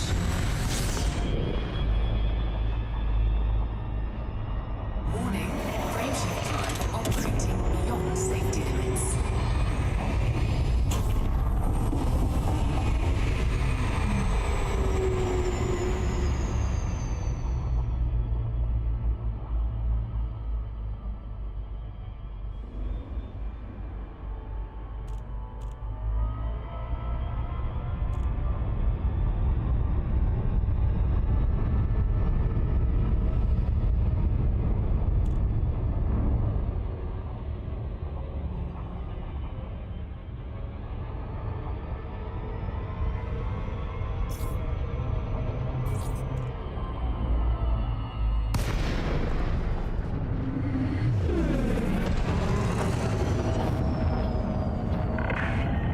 This carrier respects considerate pilots. Fly safely, Commander. Permission granted. Please approach your designated landing pad in good time. Docking request confirmed. Assisted approach is underway. Greetings, Perpetual. That's right. Elite Dangerous Colonization Stream brought to you without ship interiors.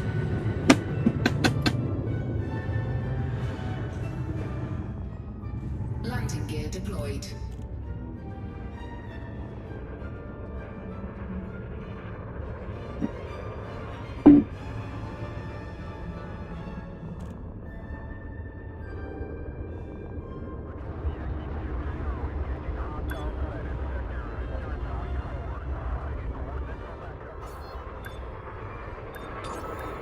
Because nobody wants to see a commander go to the bathroom.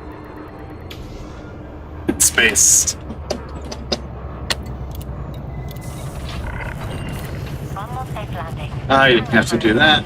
Welcome, Commander.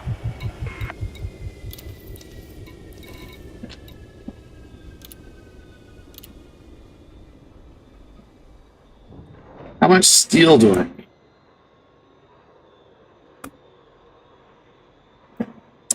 We need, 6,000 tons. Oh, we need 730 tons of copper. So let's get that next. Do we have any copper?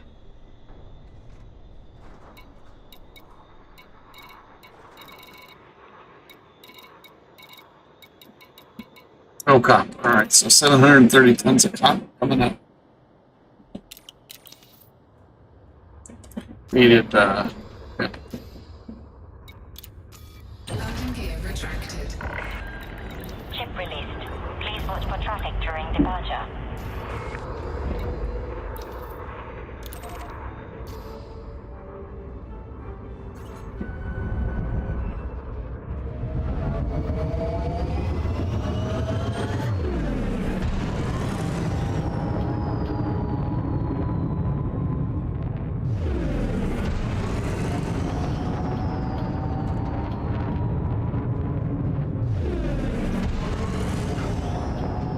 Frameshift drive charging. Speed restrictions have been 3, 2, 1. Engage. coming in at the tail end of the stream. Only got about 5,000 more tons we can put in the carrier. Orbital flight engaged.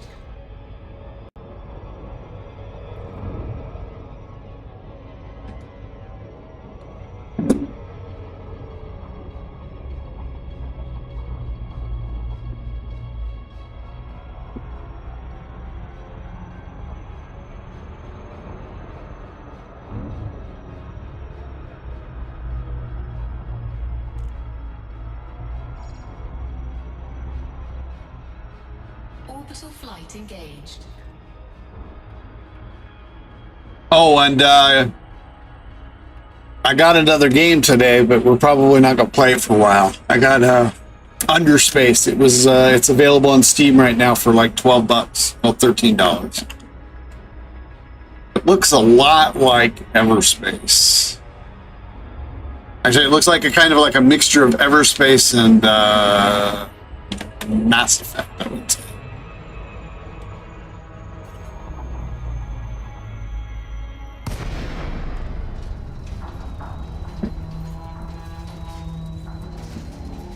Hopefully it doesn't, and like I said, I hope it doesn't have the roguelike aspects of Everspace. I don't like doing 10-minute missions only to not finish the mission at the very end and then have to start it all over. That's not my idea of good times.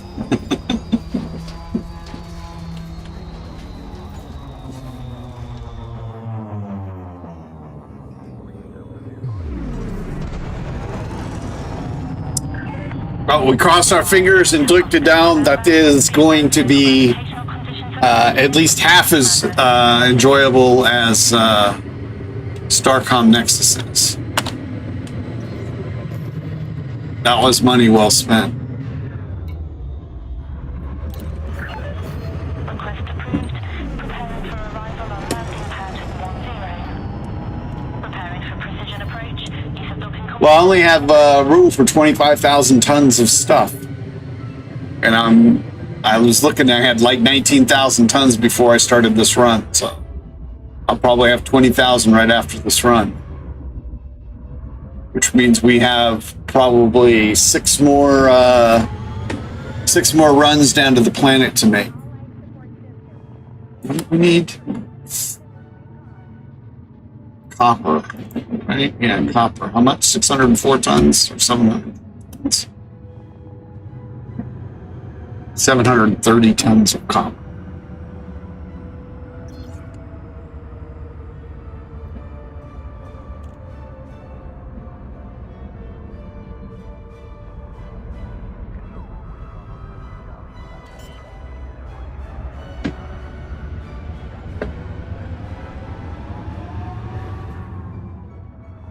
Landing gear deployed.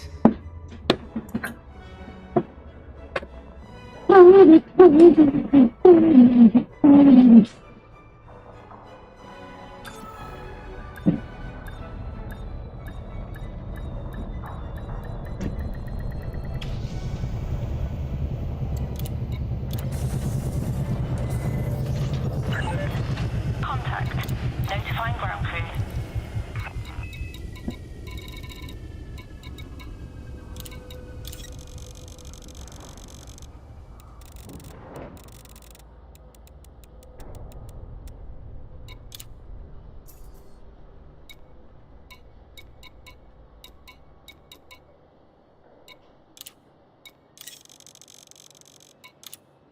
Cargo hold at maximum capacity.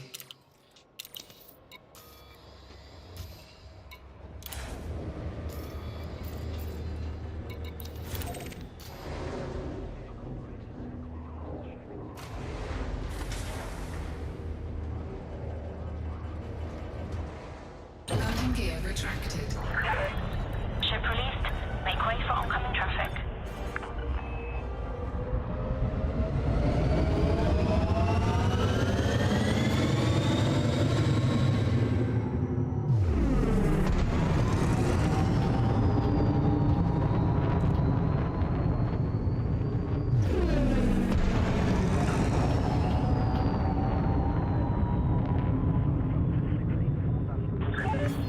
All clear ahead. Safe journey, Frameshift Commander. drive charging.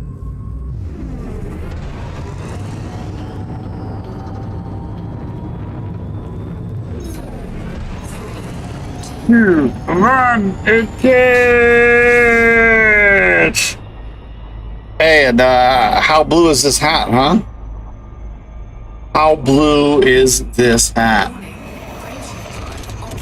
Bluer than blue.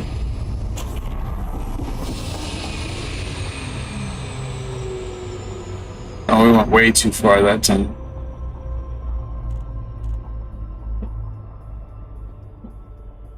I don't think so because it's third person. That's why I said it's a lot like, it looks like a lot like Everspace. It's a third person shooter.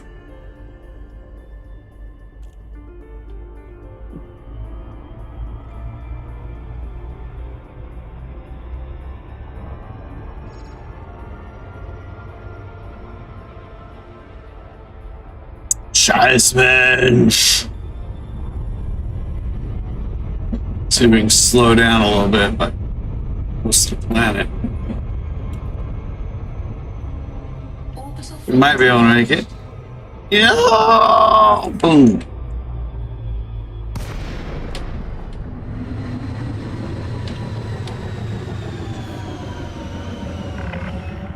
We see you on the census, Commander. Standard flight regulations are in place around this carrier. Permission granted. Please approach your designated landing pad in good time. Docking request confirmed. Assisted approach Is is there anything else that is of small amounts?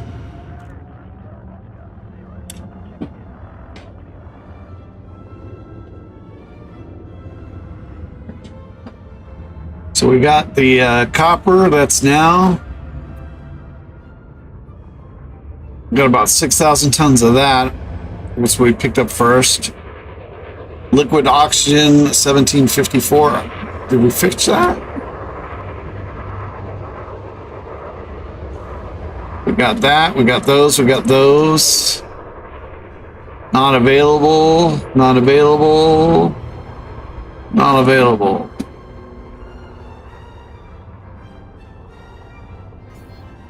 So I guess we'll get the CMM components.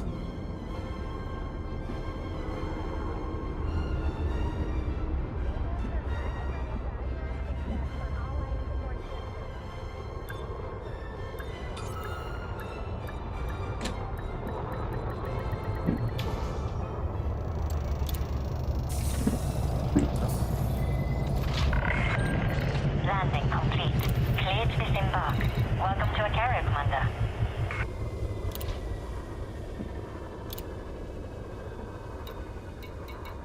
Yeah, we need 3,000 more of those. Oh no, we still got more. We're only at 18,000 right now, so we've still got enough for 6,000 more stuff units.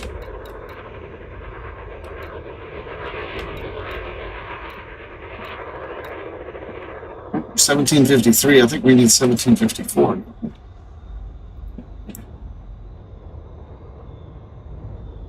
Yeah, so we need to get one more liquid oxygen.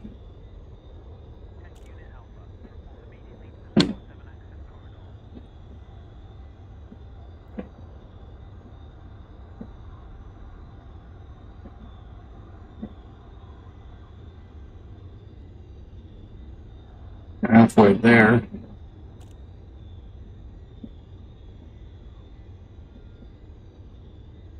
So one more type of that, we'll get a couple of these. All right, let's go. Let's rock and roll. Landing gear retracted. Please confirm. You are clear to leave.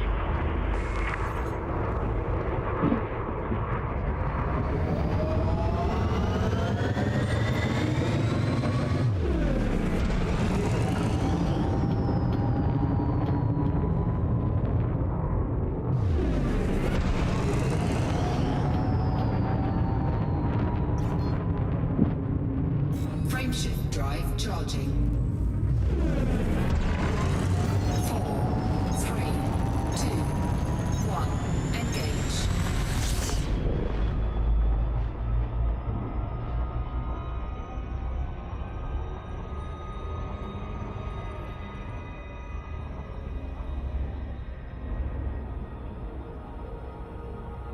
Orbital flight engaged.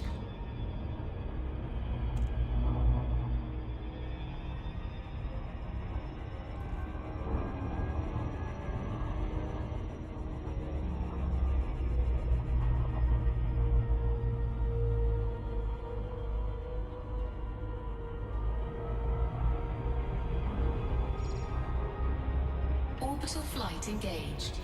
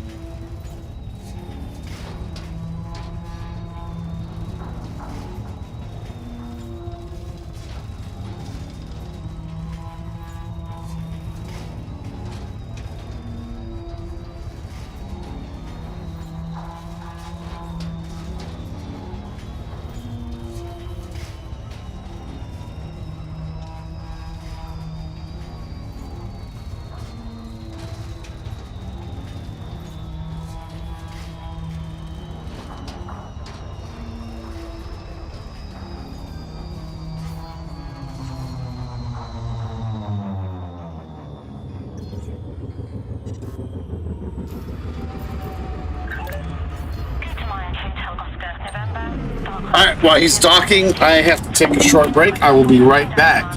If you haven't done so, please give us a thumbs up and subscribe to the channel. I shall return momentarily.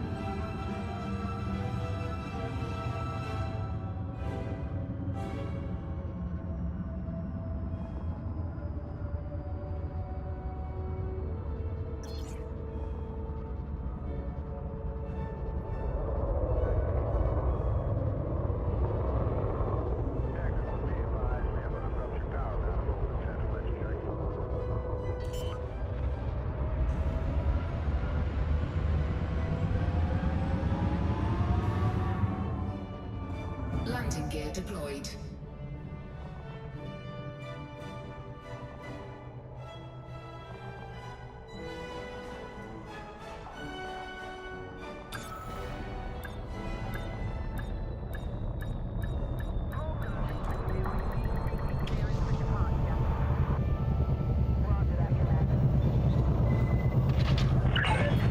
Touchdown. Engaging pager strings.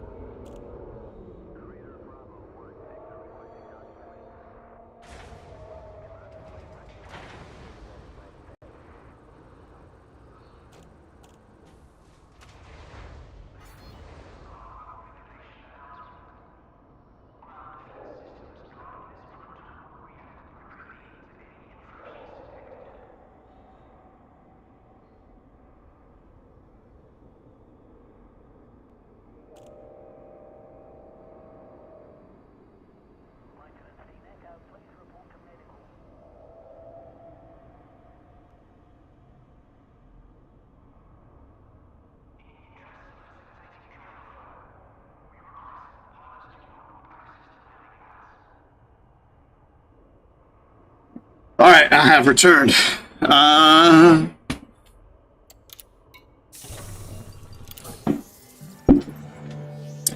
Let's see. One thing of liquid oxygen.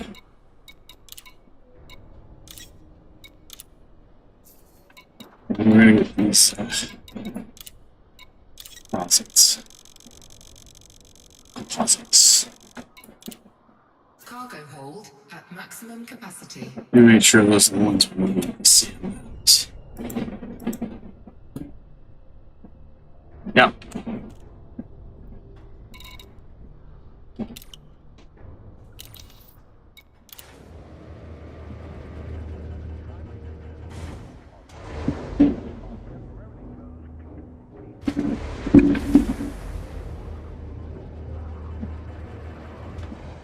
Landing gear retracted. Detach sequence complete. Make way for oncoming traffic.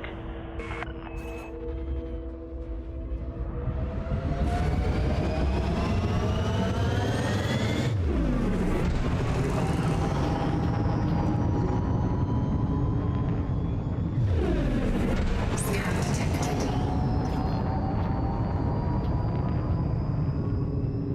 Frameshift drive charging. Speed restrictions lifted. 4, 3, 2, 1.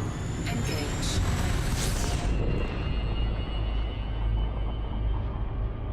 Warning. Frameshift drive operating beyond safety limits.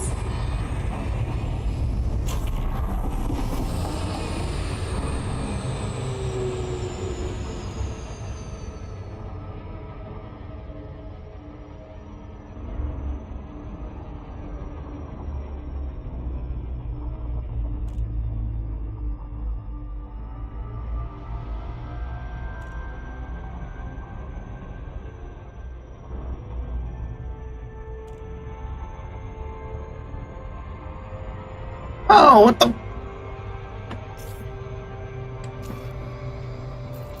Yes.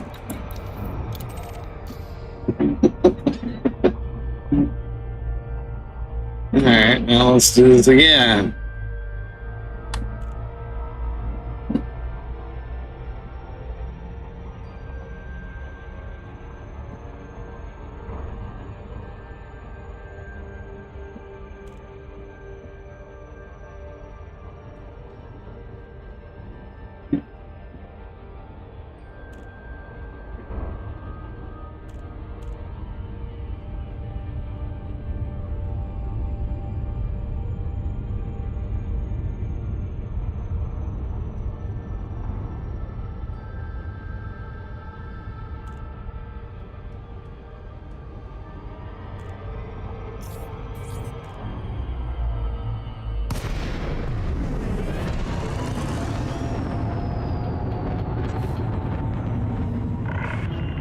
Greetings, Commander. Please be mindful of other ships around this carrier. Access granted. Please proceed to your landing pad, Commander. Docking request confirmed. Assisted approach is underway.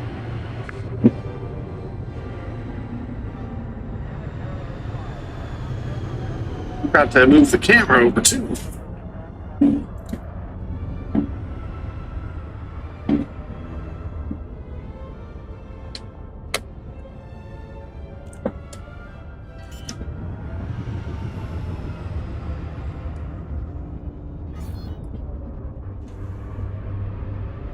Landing gear deployed.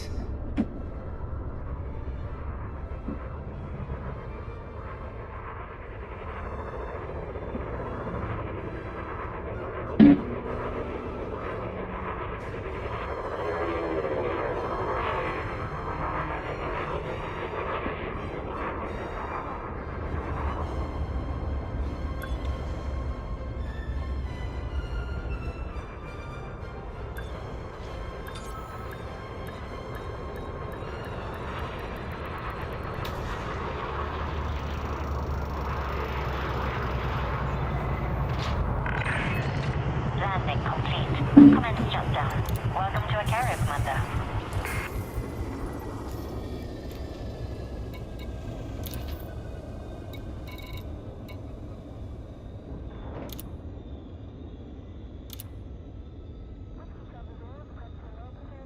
So now we have that 6,000. So we've got about 9 more runs to do. So we should be able to get we get most of these CMM deposits done. Actually, all of those. We'll get all of those done. Landing gear retracted. Landing flaps disengaged. Please watch for traffic during departure. And then hopefully, those are the only ones that are like planetary. So hopefully we'll be able to find a space station that has titanium and steel. They'll be faster to pick that up and deliver it to the carrier.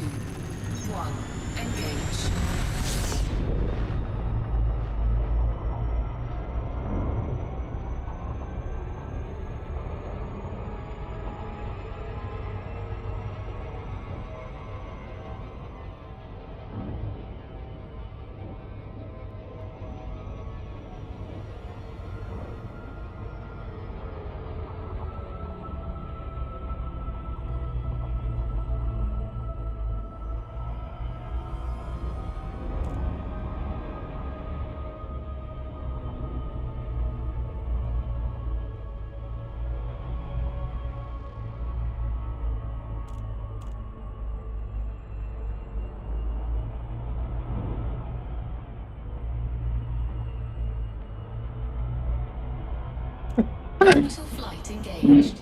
It's not even possible. I keep flying away from it, yet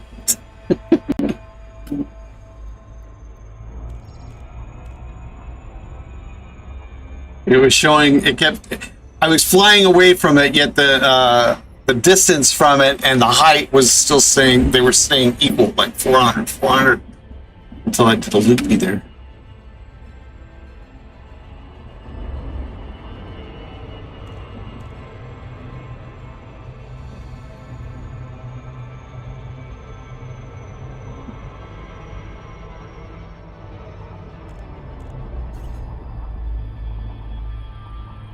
Incoming message.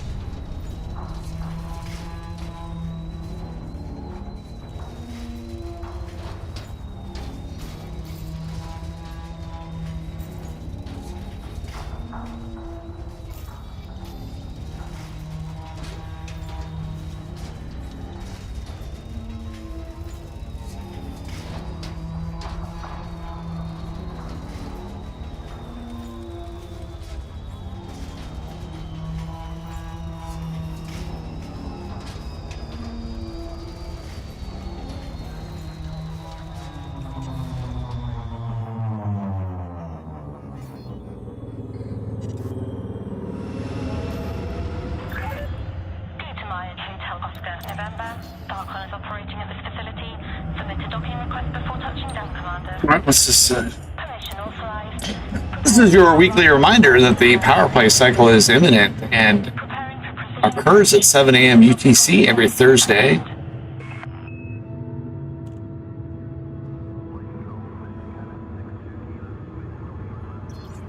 Is today Tuesday?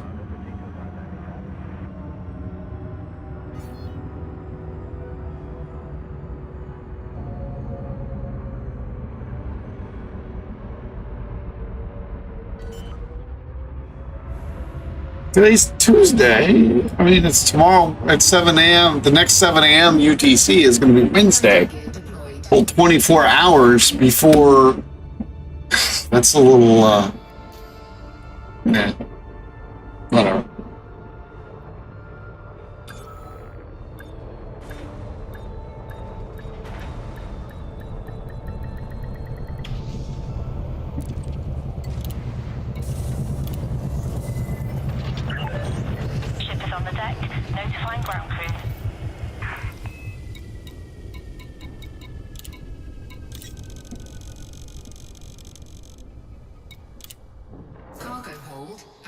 maximum capacity.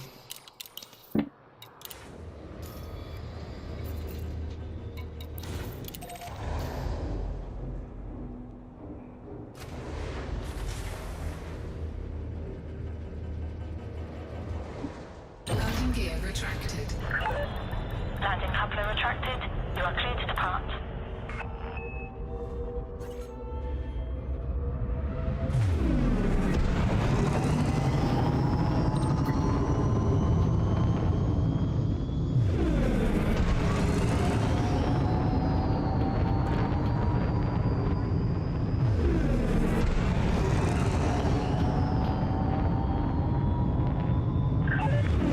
All clear ahead.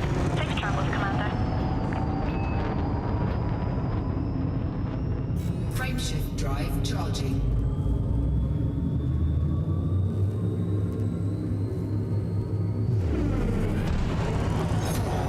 3, 2, 1. Engage.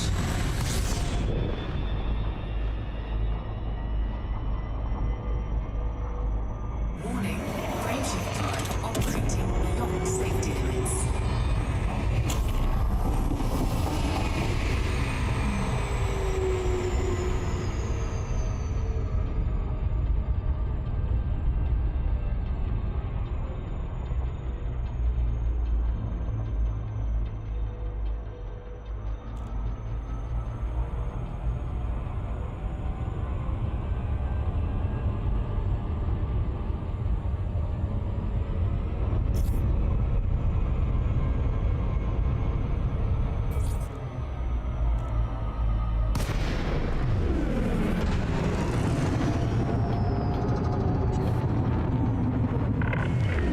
Communication established.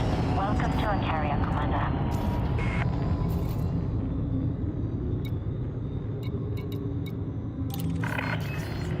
Access granted. Please proceed to your landing pad, Commander.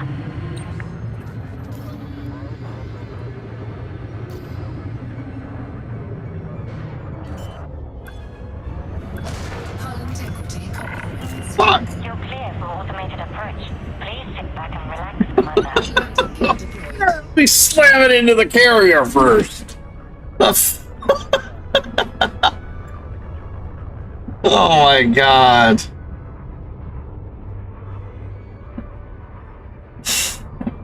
Yeah, stupid auto dock.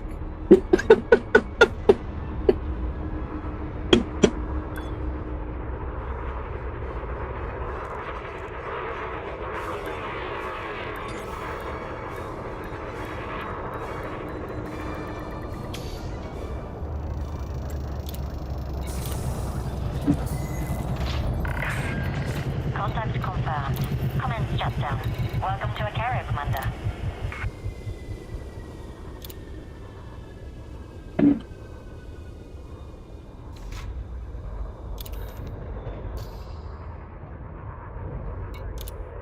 Landing gear retracted. Ship released. Please watch for traffic during departure.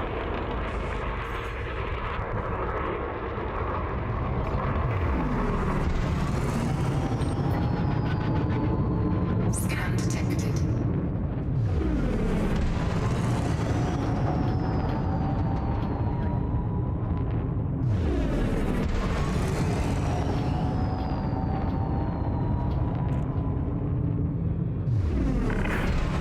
You have left a low fire zone. Good luck and fly safely, Commander. Frameshift drive charging. No, I refuse. I will fight dangerously 3, and erratically. 1. Engage. And that's just the kind of guy I am.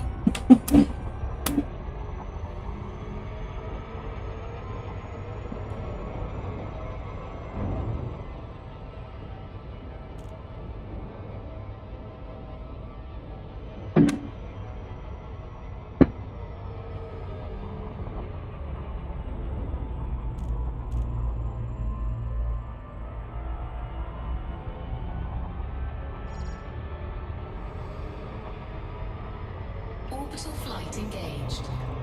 Whoa. Oh, come on, damn it.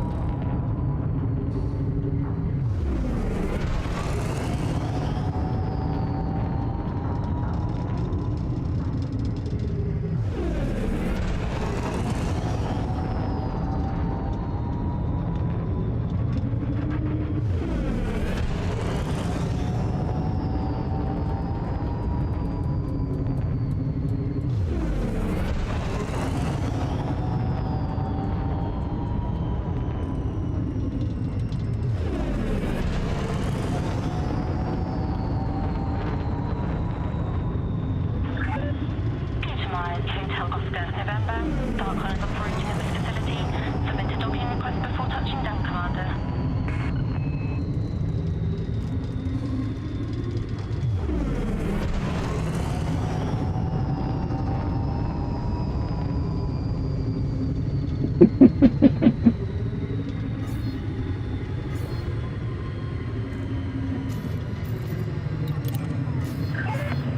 Request approved. Make your way to landing pad 10.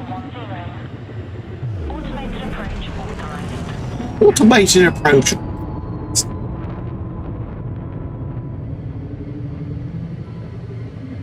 You know,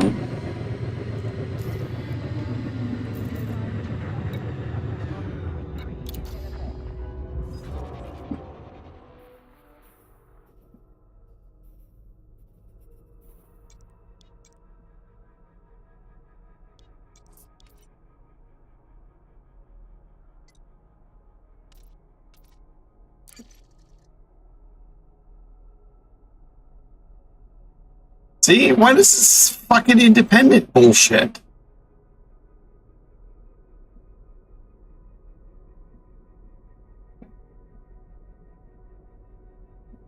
You still got it listed as a fucking independent system instead of as a alliance system. What kind of bullshit is that? I don't care if that's what these guys are. I got my thing. I got my colonization thing from an alliance station with an alliance fucking faction. So it should be an alliance fucking thing. Let me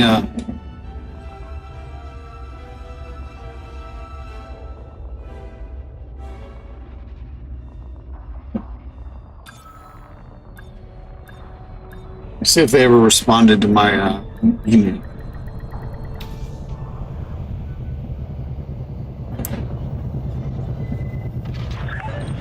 Touchdown.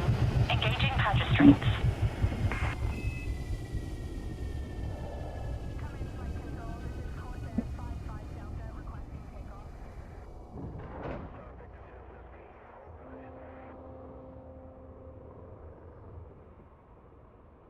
Google, PayPal.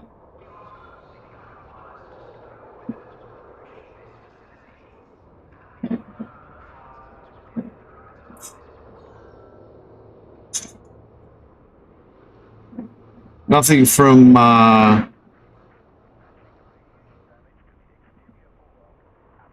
nothing from Frontier though. Look at my spam folder.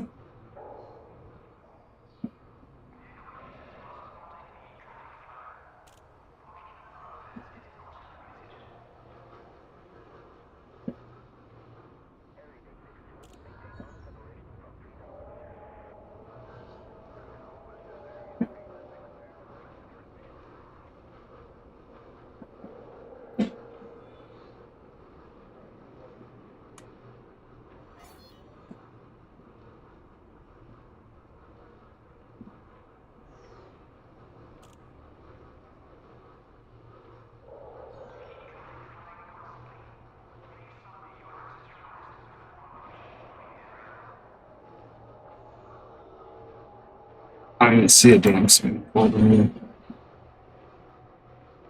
Nothing in the spam folder. So yeah, they didn't respond to me at all. I'm gonna check my other email. Let's see.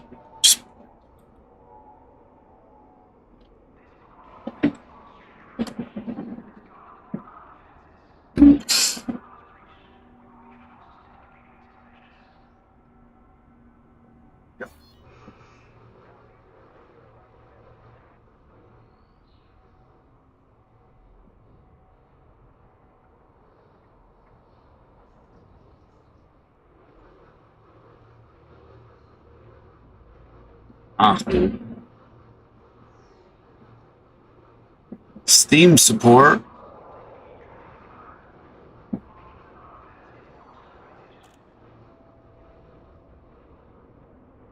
Purchase, when did I do that? It was just like a couple of days ago, so like June 7th or something.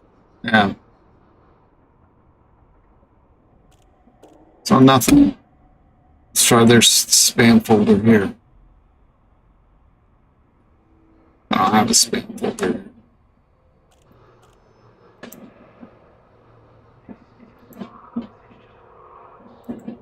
Okay, here we go. Your iCloud account has been suspended.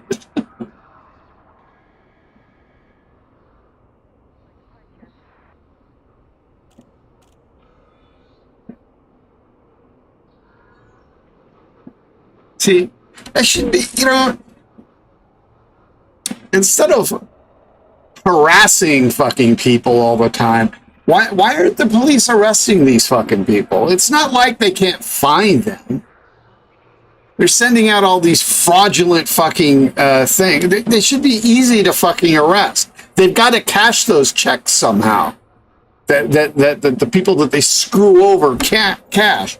Why aren't they being arrested? Well, I'll tell you why. Because a lot of the guys who finance the fucking politicians are these fucking fraudsters.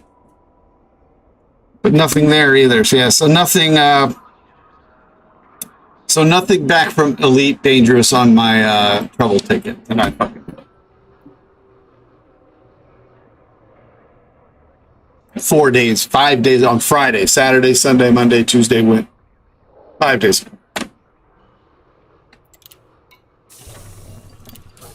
And obviously they didn't fix it because it's still listed as an independent station.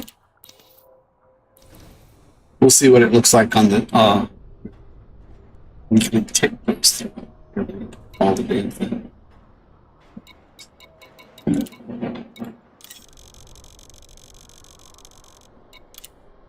Cargo hold at maximum capacity.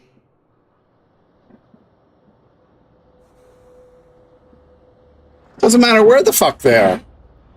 But because if they're taking the money, okay, generally it's done through Visa or MasterCard or whatever, and Visa or MasterCard are fucking worldwide. Well, except for maybe in Russia right now. And Palestine. But other than that,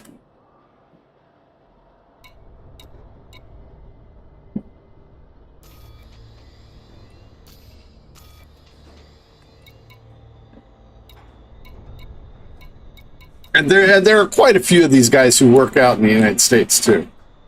And in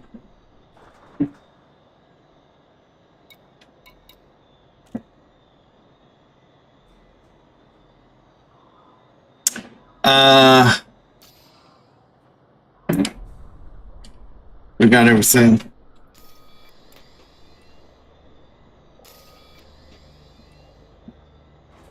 All right. Well, we'll check it out before we log off tonight. See if they if it's on the website, if there's anything there.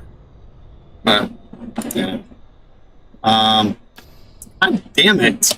All right, let's go. We got everything. Yes. Okay.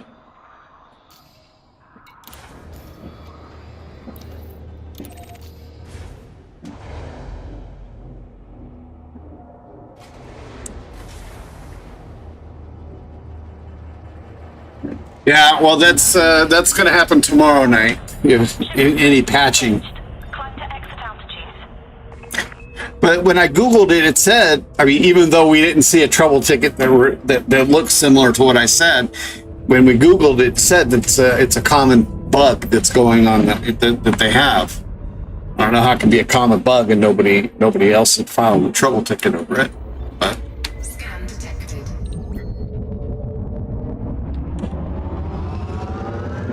unless they started to, like I did, and found it to be too much of a pain in the ass and just quit half in the middle. I just posted on the forums.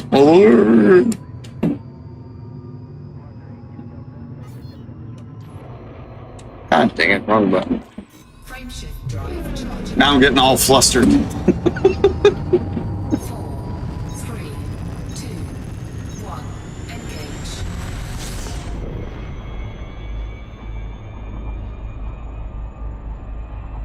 Warning. Frameshift drive operating beyond safety limits.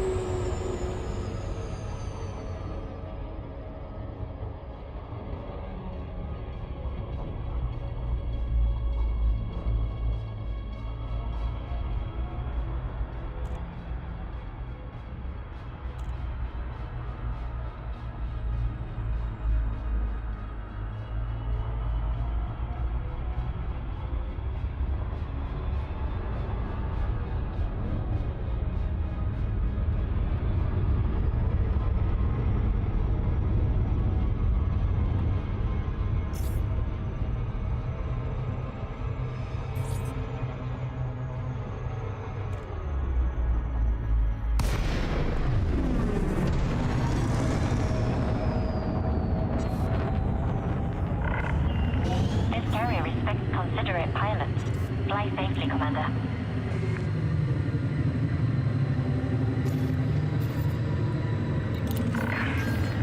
Permission granted. Please approach your designated landing pad in good time. You're clear for automated approach. Please sit back and relax, Commander.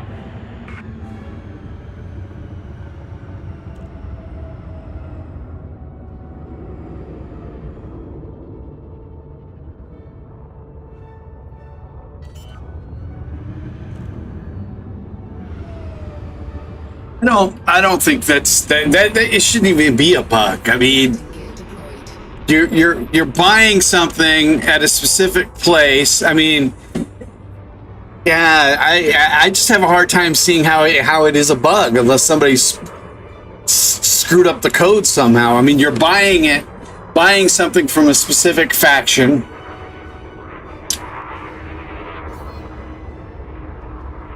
You shouldn't be having another, and the whole thing is the whole thing about the power play is it's involved, or with this colonization thing is it's involved with this power play thing.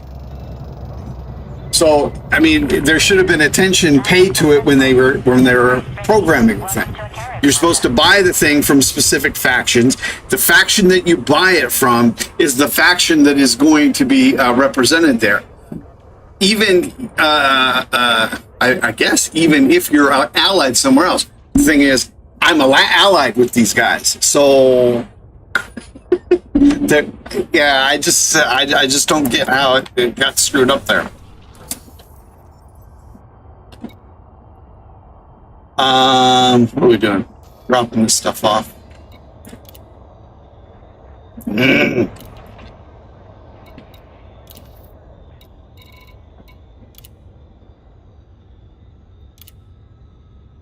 All right. How many do we need?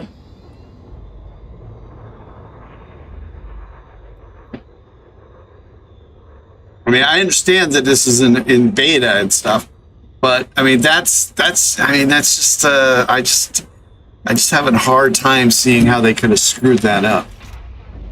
47, 1, 8. All right, so 2 more runs will finish this off.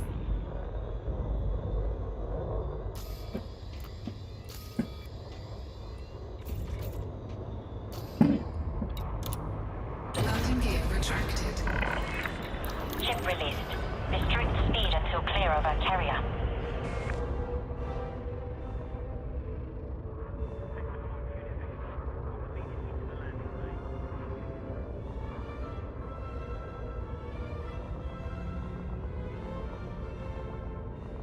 Yeah.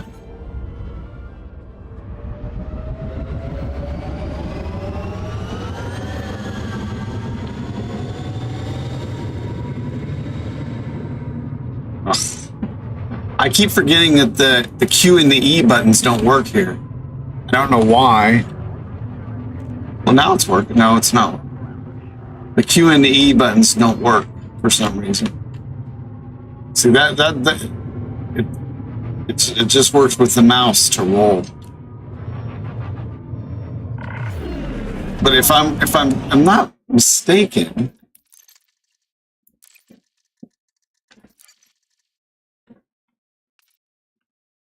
Here.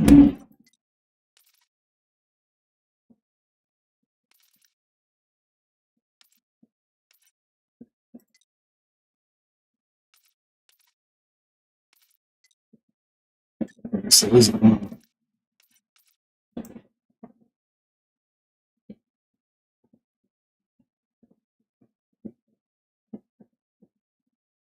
no. Well, then what? It's not.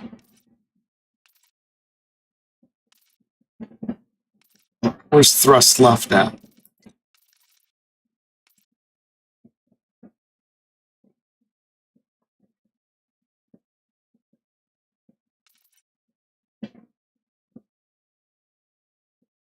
No, it's not.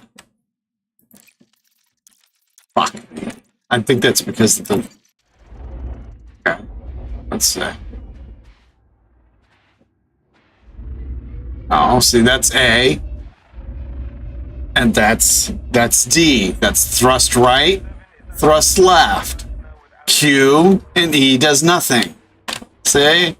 Q, nothing. E, nothing. A and D. Completely different from what it says on my fucking thing there. I was one of I was having issues with the joystick too when I was trying to program the key bindings. Like the what do you call it? The paddle that goes left and right. That would it would only go to thrust left or no, it would only go to roll left and right instead of thrust left and right. If I made it to if I programmed it to thrust left and right instead of to roll, then it screwed up the twisting of the joystick. It made the twisting thrust to the left and to the right instead of rolling.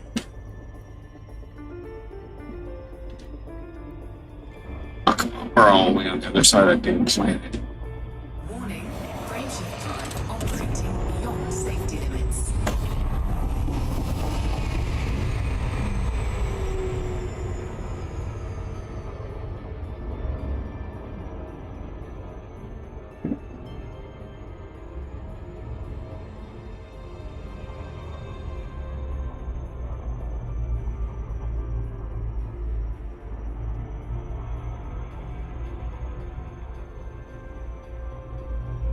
There we go.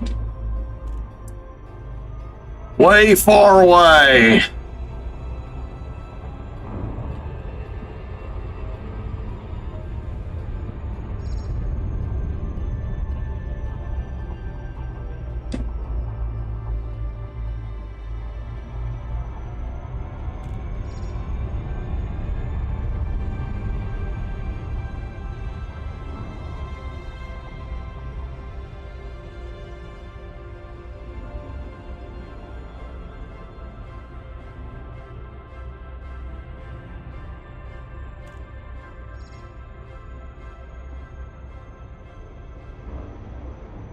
Orbital flight engaged.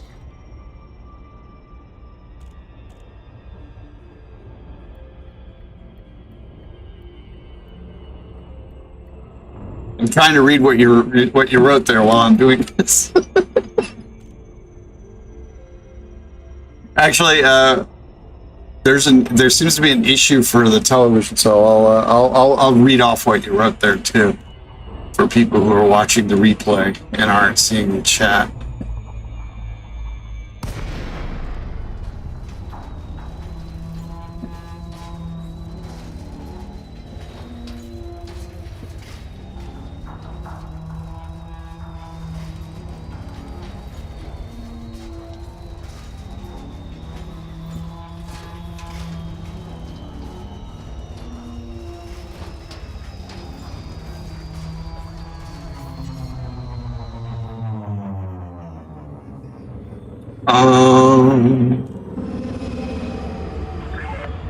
Petermeyer, Hotel Oscar, November.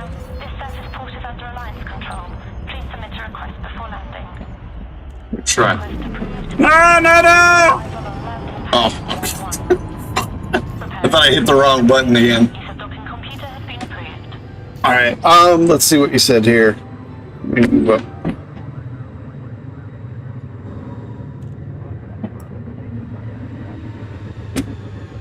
All right.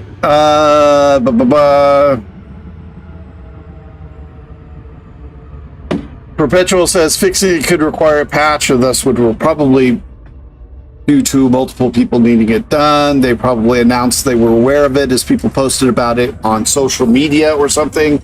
Plus, a fix might not be as simple as you would think. I remember a dev for a game I played required multiple builds to fix what we thought was a simple bug. Turned out what appears simple isn't, with a large code base like Elite would have. Gear deployed. That's the point. It sounds easy, but there can be a lot of ways it can happen. Game code bases can be heavily interdependent, on a number of variables for a complex system like colonization.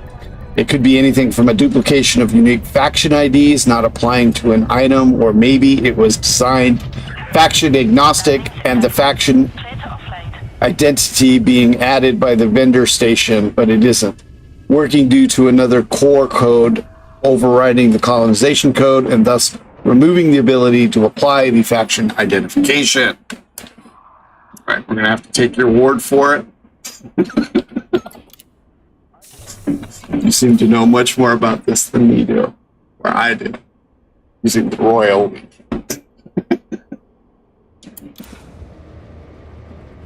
No, no, no, no, no, no, no, no, no, no, no, no, no, no, no, no, no, no. Ah, fuck me.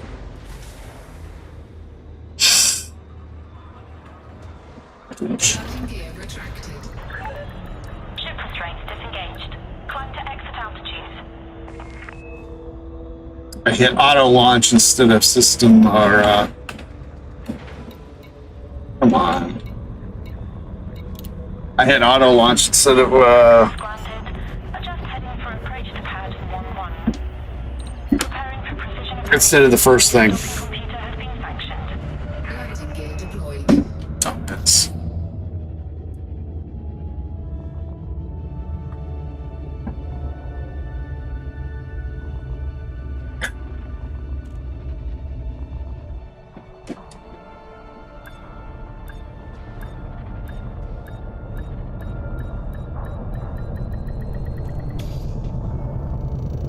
Instead of local services. Ship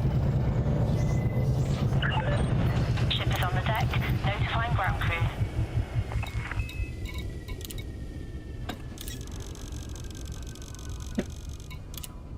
Cargo hold at maximum capacity.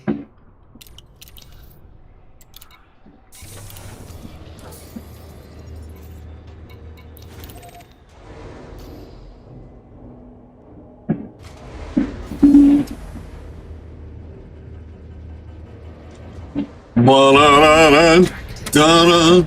Landing coupler retracted. Begin climb sequence.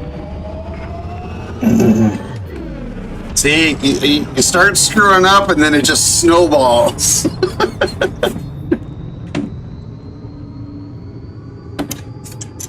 Frameshift drive. When I worked as a dealer, sometimes it's like you'd 4, 3, 2, you make a mistake, not a mistake, but you just you like drop the chips or something, you drop the money, and it just snowballs. It just goes bad. But you want, sometimes you just have to go home. You drop the money or the chips once, and then it just like happens like 3 more times in a row.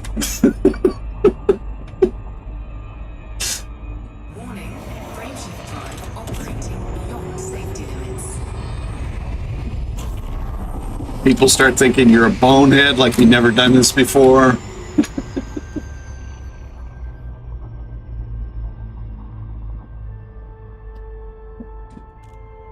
I would always try and cover it with the joke of, yeah, well, I used to be a surgeon, but most of my patients started having problems going through airport security, so I had to change professions.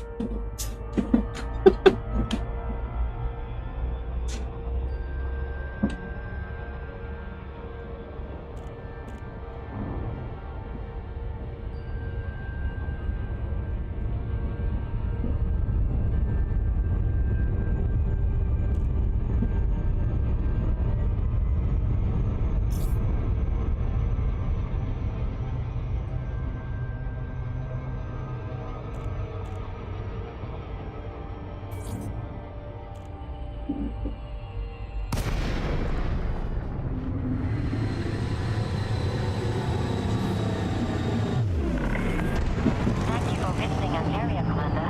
We look forward to your custom.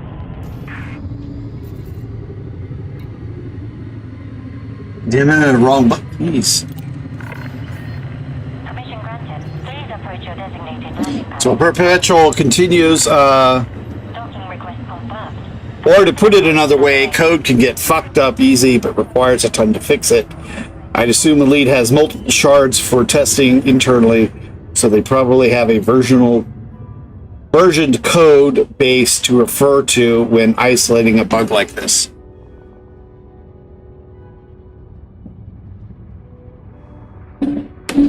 They better.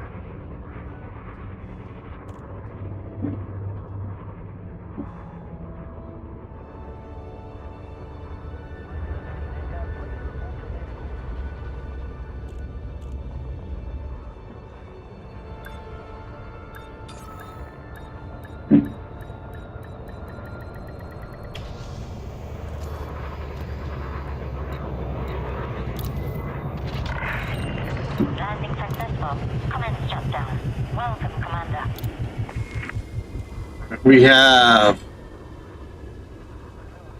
4174. Really? Yeah. 4174. So we need 518. 528, 538, 538, I can't,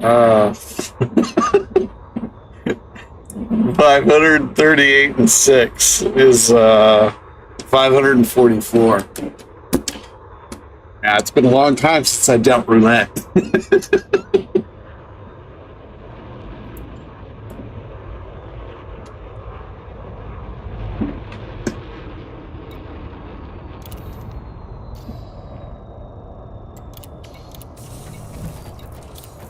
Landing gear retracted.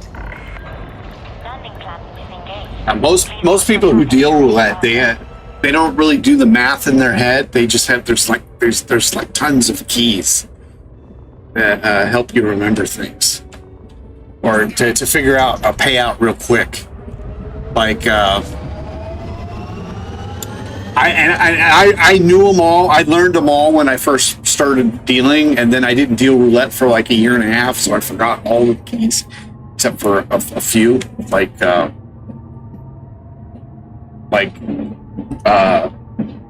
split, two splits, and a straight up is 69.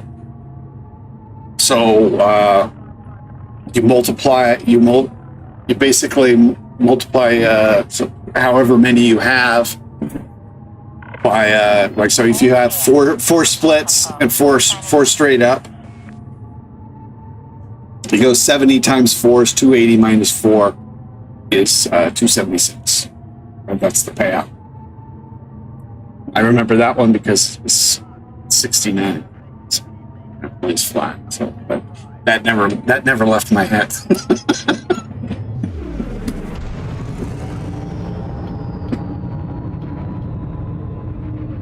And there's a few others that I mean, if I took some time, I could think of, but I just didn't bother. I just always did the math in my head.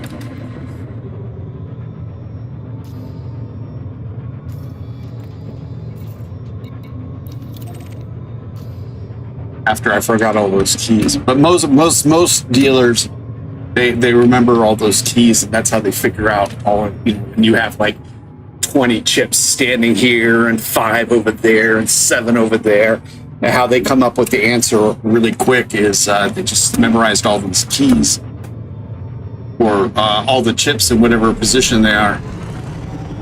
And then you have the boneheads like me who didn't bother to relearn those keys, and they just did all the math in their head. So, but I got pretty quick at doing the math in my head. But I haven't been dealing in 5 years, so 6 years actually. So last year I pretty much didn't deal roulette because started to get colorblind and have problems telling the difference between some of the chips. Frameshift drive charging. 4. Which, had they put in decent lighting, wouldn't have been an issue. But you've never been in an American casino, the lighting is like slightly better than candlelight. Orbital flight engaged. But it's they never heard of day glow bulbs.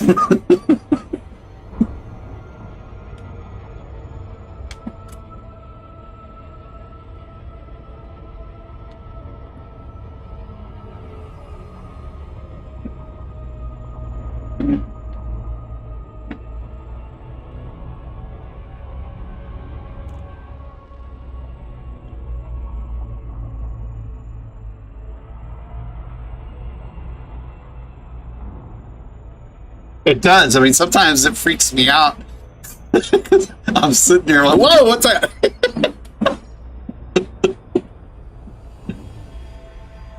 Orbital flight engaged.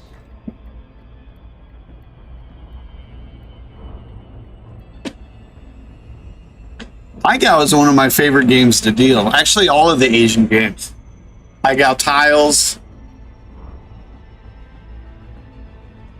Although Paigao Tiles was not fun to deal if you only had one player. Then it sucked ass royally. Especially, I'm not going to mention the guy's name, but we had this one player. It's really, I mean, super nice guy, but man, could he not lose. He toked really good, he tipped really good. He was great, good conversationalist. But when he started to lose, oh my fucking god.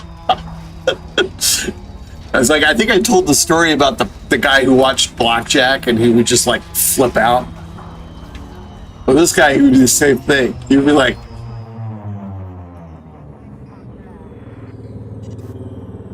how? How did that happen? November, this is Starcom. Please follow sanctioned docking procedures and request access. What's going on?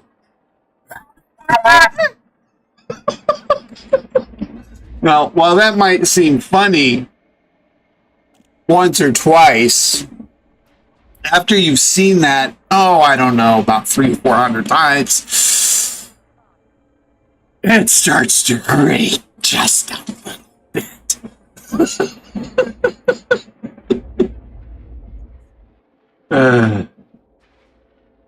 Eventually, he was a big player too. Eventually, they had to. Eventually, he got booted because he didn't pay his bills.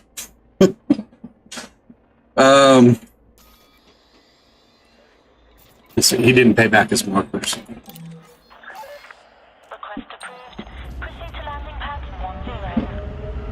Preparing for precision approach. Use of docking computer has been approved. Well, this was Tiles. Paigao Tiles.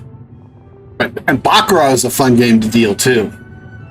Mainly because there's no strategy to it. It's just it's the best game to play in the casino as far as odds go. Best game to play. But it's entirely random luck. I mean, there's no possible system that you can have to play Paigao or to play Baccarat that can do anything. It's just, you bet on the player, you bet on the bank. A bank has a slightly better percentage of coming up than the player. There's nothing you can do. Everything is set. You know, if the first two cards come out this way, and the next two cards come out for the player comes out this way, and then the cards for the bank come out this way, then everything is predetermined. You know, if the bank has a 9 or an 8, or if either of them has a 9 or an 8, the hand's over with. If not, if the bank has let me see if I can remember. If the bank has a 4 and the player has I can't even remember what the thing is, but everything is set.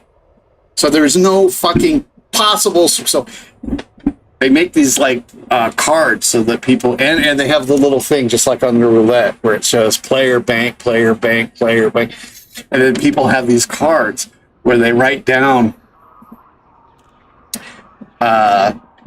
what happened like this shoe.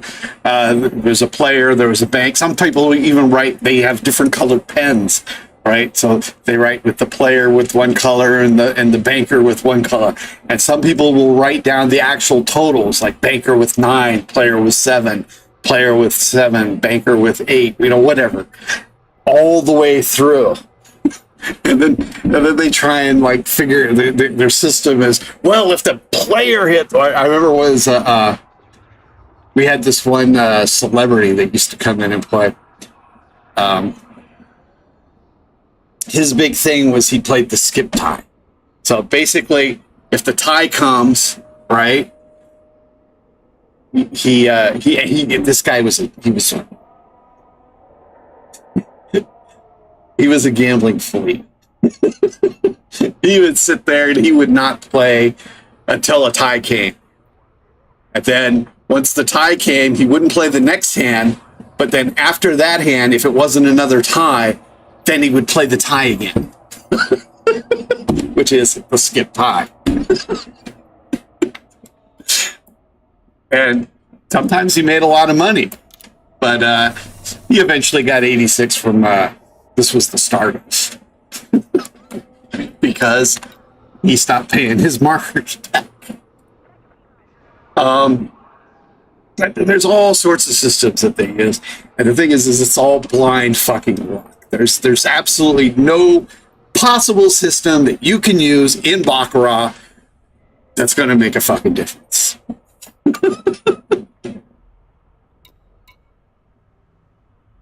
So it's always fun to watch. I remember there was this, when I was working at the Stardust, there was this girl. I wouldn't use her name anyway, but really, she wound up dating this celebrity because she wound up running out of money at one point. She was really hot. He was really...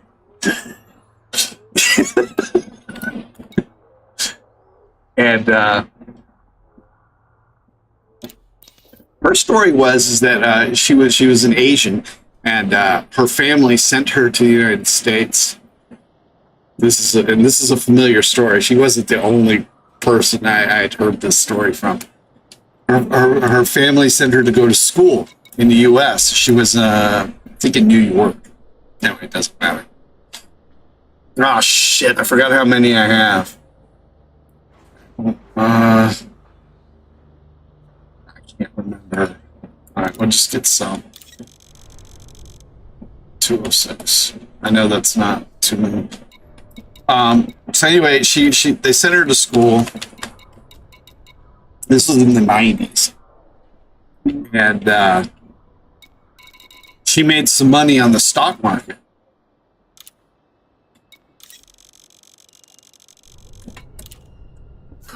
So she wound up taking her money that the parents were sending her to go to school with and playing the stock market. And for like a year, she made quite a bit of money. So then she started gambling, real gambling, in a casino instead of on the stock market, which is also. Anyway.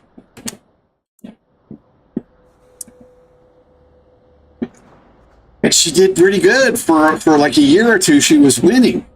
So, you know, she still kept collecting the money from her parents too.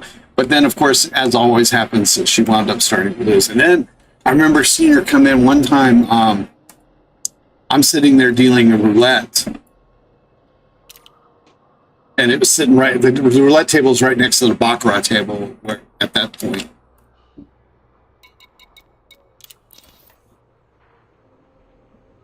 What? There's no, there's no, I can't believe that there's no repairs that can be done.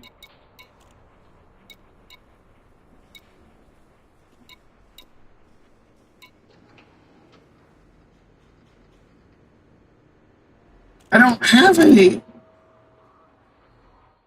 Yeah, I mean, why is it giving me that? I can't believe it though that I don't have. I haven't done this. I haven't done this. This thing right here. This repair in a long time. There should be some to do. Anyway. So anyway, I'm sitting on the roulette table. I'm watching her, and she's reading this book. Big, fucking, thick ass book. Just reading away. She'd start playing, and then she'd be back in the book. And so when I get off the game, I go ask her what the book is. It's like, what's so interesting that you keep reading here? You're not playing the game, and you're. I'm trying to remember if it was Oh yeah, it was after this. Okay. So I go over and I look at the book, and the book is, I may be wrong about the number, but it was like 601 shoes. So basically, what the author of this book, he took those cards wow, with whatever it was, and he basically wrote a book where he just collected those cards and he published it. And she was sitting there flinging through the 601 pages of shoes to see if there was a pattern in the cards that matched the pattern on the board.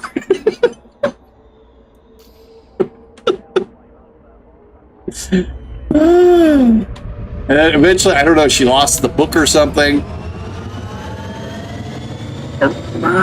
Was it the same girl? I think actually it might have been a different. No, it was the same girl. It was like later. She didn't have the book. Then she started collecting all the cards and keeping them in a big old freaking bag. And she would constantly be pulling them out, looking to see if there was similar patterns. The chances of there being two identical shoes coming out in your lifetime, and not only of two identical shoes coming out in your lifetime, but that you actually managed to catch, are astronomical. You'd have a better chance of flipping up a penny in the air and having it land on its side on concrete, I don't know, 50 times in a row. And actually, yeah, you'd have better luck of that happening.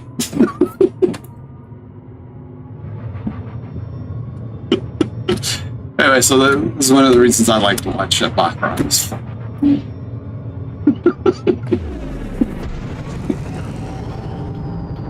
The lies that we tell ourselves.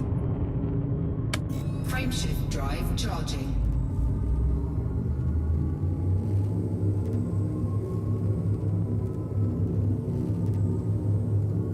This Baccarat is Baccarat. Yeah, that's the game I'm talking about. 4, 3, 2. But it was fun to deal. I love dealing it.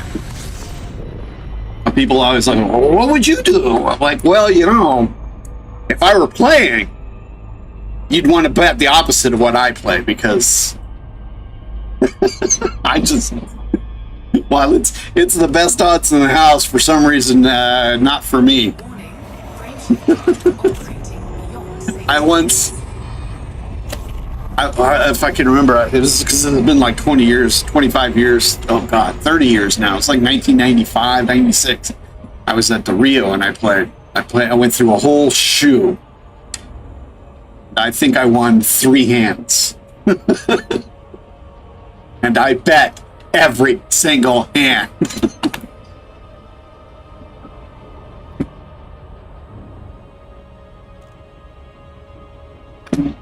And I mean, the odds of that happening are minuscule, or I mean, are enormous. That you can only win 3 hands in an entire shoe.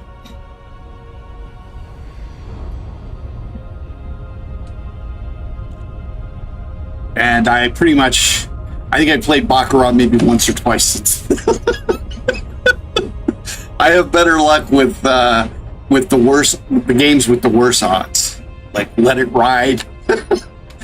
I've won more hands of Let It Ride than I have Baccarat, and Let It Ride's just horrible odds.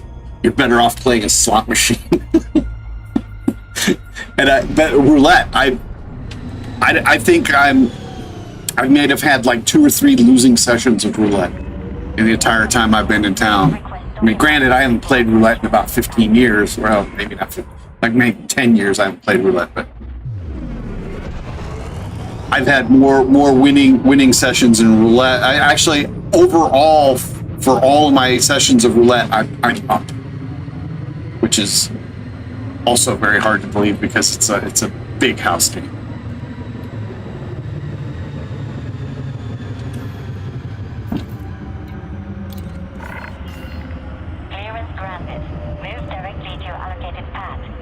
like when I'd be dealing baccarat, and they were like, "Well, what would you bet?" I'm like, "Well, and there was a player and then a bank, and then a player and then a bank, and a player and a bank. So I think the next one's going to be a player." But I would do the same thing with roulette too. I was like, well, there was a 12, and then there was a 21. So, I think 12 and 9 is 21. So I think the next thing is either going to be a 30 or a 9. It's like all sorts of just bullshit out of your ass.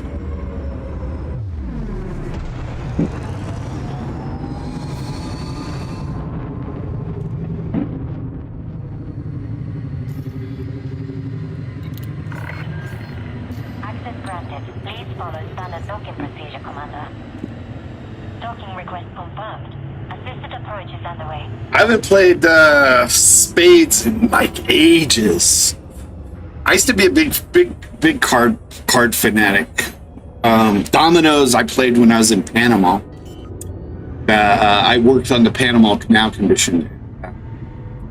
I worked in the supply office. The guys who worked the boats there, that was their big thing. They would all play when they were on their breaks. They would play dominoes for money. I don't know how. I don't understand how they played for money, but they played dominoes for money. In the dealer's room in Vegas, the game to play that the people played was Tonk, which is basically a form of rummy that you play with 5 cards.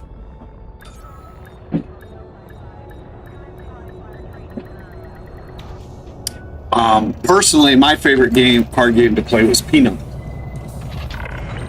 I love the hell out of it. Hangar crew is ready. Welcome, Commander. I always wanted to learn bridge and mahjong, but I was never around anybody that played either game. So I should say I was never around groups of people who played either game, so I never really got to learn them. Because you need at least 3 other people to play the damn games. Pinochle, when I lived back east and being raised in the army, everybody played Pinochle. And then of course they used to have Pinochle on Yahoo Games. I used to play that fanatically on there. It was fun. It was fun to play it when you and you get these guys who would like create 2 accounts so that they would be on either side of the table, or you would be playing with someone you don't know, and they would be looking at both sets of cards on their side and cheating, and it was always fun to beat them, and then and then follow them around and troll them for their stupidity. What was even better is if you were playing and they played all other 3 spots and you beat them. I did that to like 2 or 3 people, and I fucking trolled them for fucking weeks, talking about how stupid they were in the chat. couldn't even beat a dude when they controlled all the other seats. It's like, what kind of a fucking loser are you? It's bad enough you gotta go in and cheat on a game where you're not going to get any kind of reward for it, any kind of money, and you're going to cheat against people you don't know and you're never going to fucking meet. But to cheat like that and to lose, I mean, how fucking stupid do you have to be? All right, we got 4380. How many do we need? 4380. All right, so 318, 338 we need. So don't forget, 338.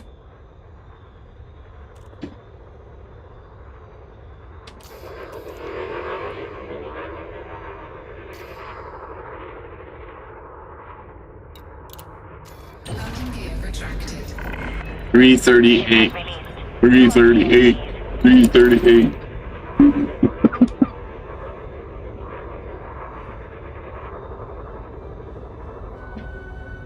I don't know that one. There's a lot of games that's Hearts. I used to love playing that. I had some our friends in high school. We used to play Canasta and Hearts all the time. When I was living in Indiana, we played Spades. But then if we had like more, if we were getting drunk and we had like, I remember there was like three other my girlfriend and I, there were like three couples that we used to hang out with.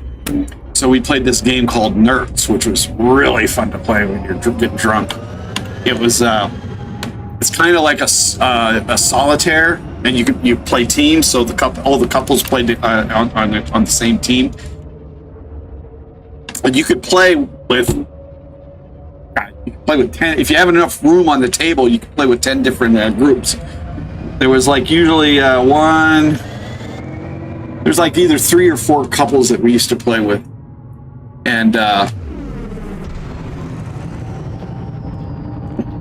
basically you're you're flipping through, you gotta do 3 cards at a time, and you flip it up, and if you're trying to match your card, get rid of all the cards in your hand.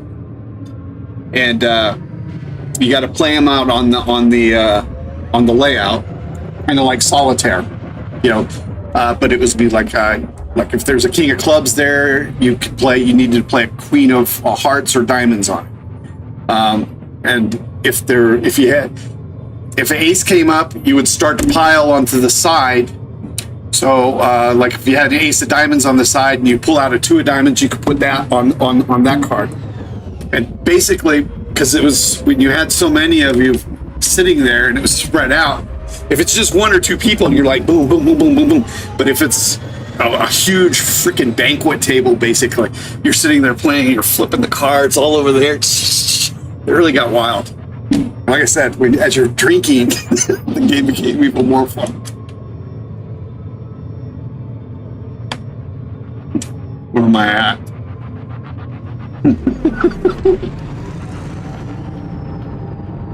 I have to look into it. I'm not really playing it all that often. What other card games do we play?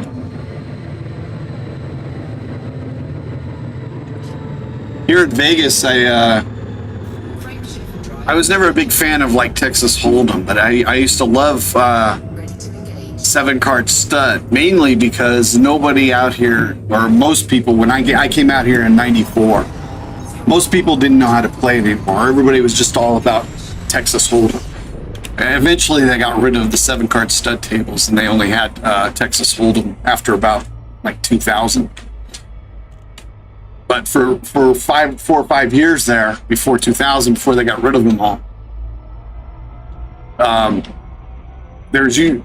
most card rooms usually had a 7-card stud table, and it usually only had players because all the Texas Hold'em tables were filled. And all these people, they didn't know how to play the game. So it was like easy fucking money.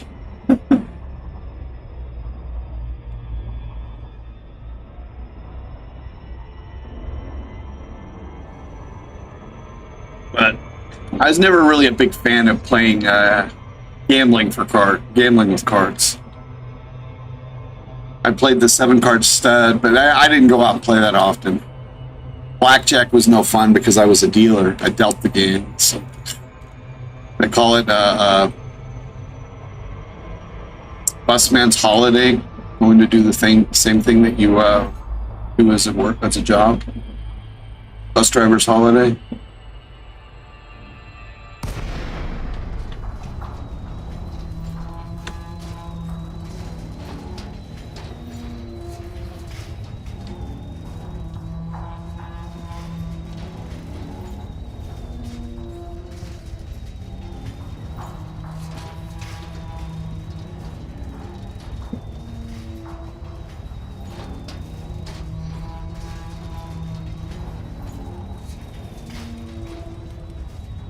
What did I say? 336?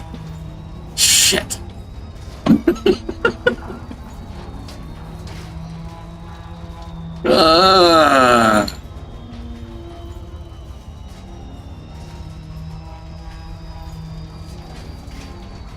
We'll just get 300. I can't remember now.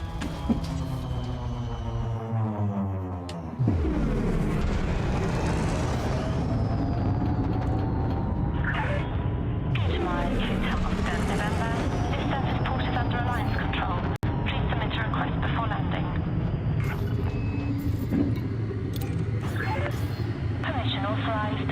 Adjust heading for a 383.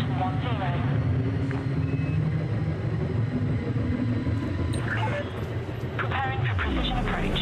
Use of docking computer has been sanctioned.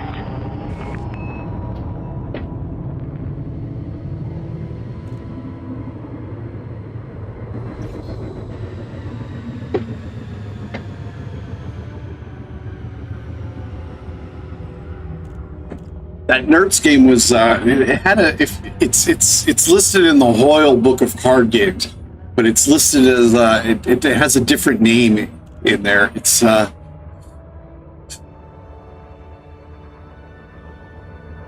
Knight's Castle or something. I think maybe Knight's Castle or Castle Knight.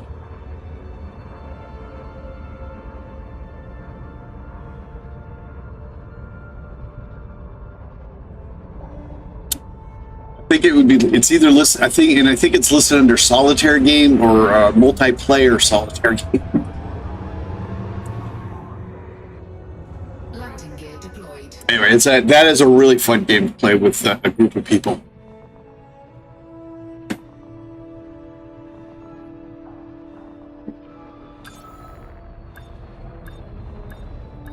But Pinochle is still my all-time favorite part.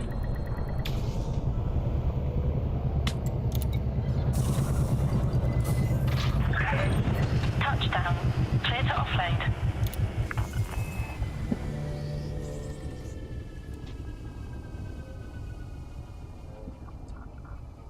Yeah, and it's not going to show me because I'm filling up my carrier for what I need for the Coriolis, which it's not going to show me. It's not going to let me do it until after the tick this week.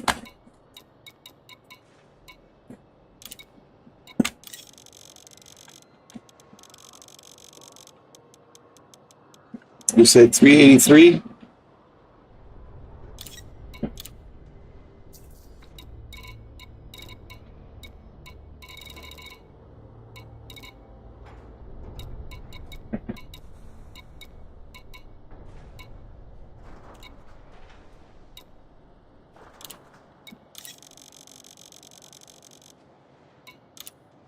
Cargo hold at maximum capacity.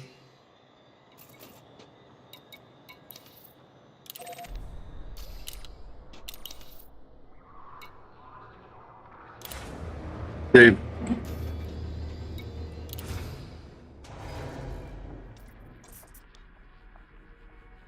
Hello. How was that all about? Landing gear retracted. All right, see, my colony is up here. I think it's this one.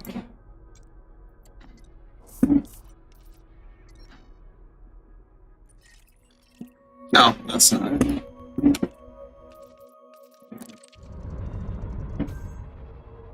No, we can just go here. Anyway, I finished the stuff for the first I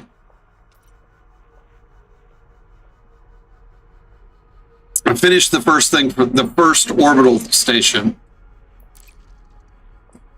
but I have to wait until the weekly thing tomorrow night before it takes in the thing. So my next station, I'm going to build a Coriolis starport. So that's what I'm doing now. I'm collecting all the stuff I need for that.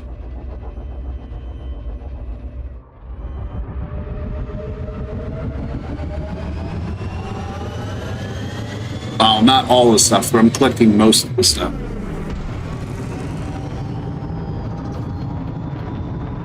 Frameshift drive charging.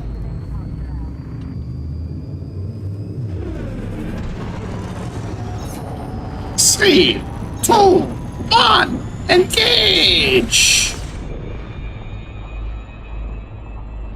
No, I haven't started it yet. It's not going to let me start it until after this, the weekly thing tomorrow night. Operating beyond safety limits. I'm going to have to get on while I'm not streaming, though, to make sure that the construction ship is at the spot that I need it to be when I start streaming again. Because we don't want to sit there and have to wait like a half an hour or whatever for it to show up.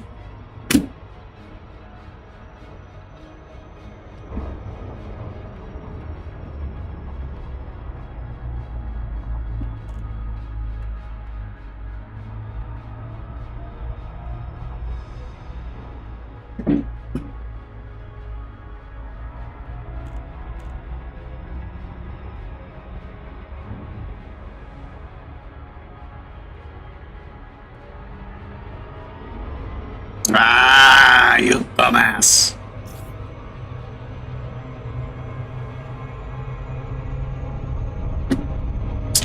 Ah, I should have close to the planet.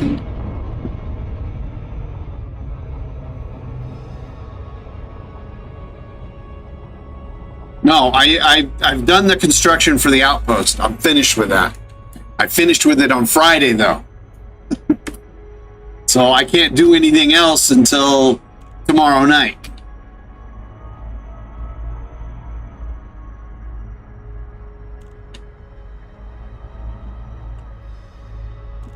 After the weekly pick, as they call it. Once that's done, then I can start to construct the other settlements or stations that I want. But I finished building the first outpost. That was done. That was completed on Friday. So the second thing that I want to build is I'm going to build a Coriolis starport. So that's what I'm doing right now is I'm collecting all the goods that I'm going to need to do that. So on Friday, or actually, yeah, I'm going to do Starcom Nexus on Friday. So Sunday when I stream,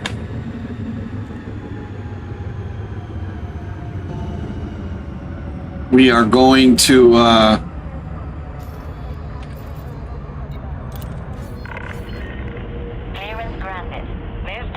we're going to offload all this stuff onto the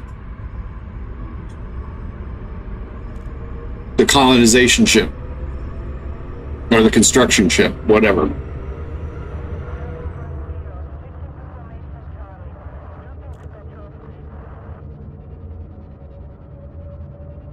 Yeah, no, you do. I didn't think I would have to either.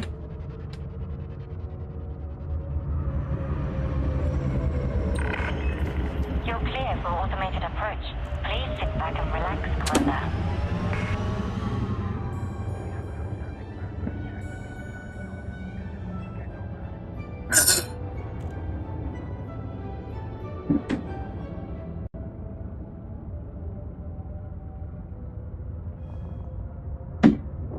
Well, this is the initial. Once the initial outpost is done, and you wait for the dang thing to come around, then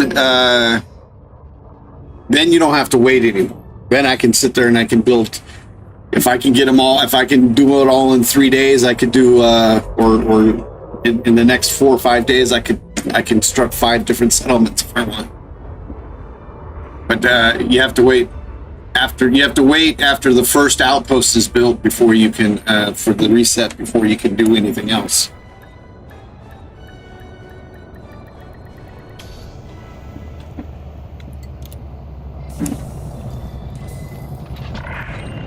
Landing successful. Clamps engaged. Welcome, Commander.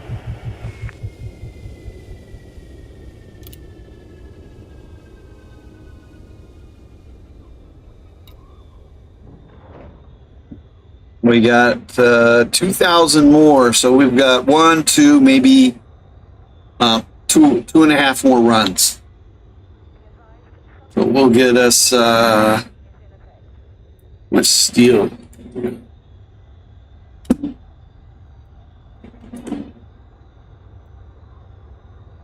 So I'm basing it off of here. This is what we need for the Coriolis. I don't want to get. Yeah, it's too late. We got most of this stuff. Where's the steel in the?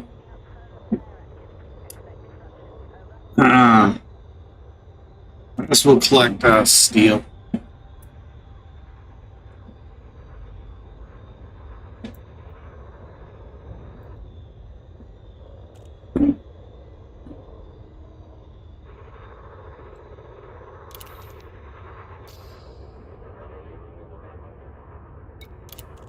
Landing gear retracted. Release confirmed. You are clear to leave.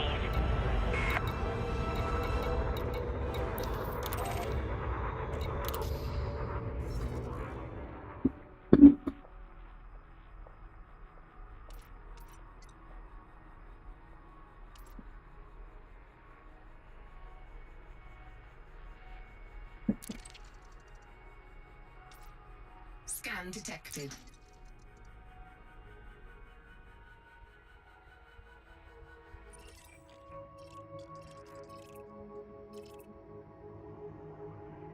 What's that for?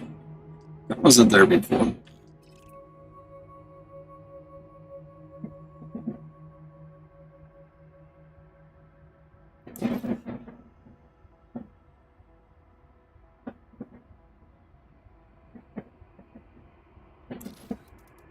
Yeah, see, oh, because you don't get the system architect thing until after the first set comes. So until you get the architect thing, you can't build these other things. But I finished this one.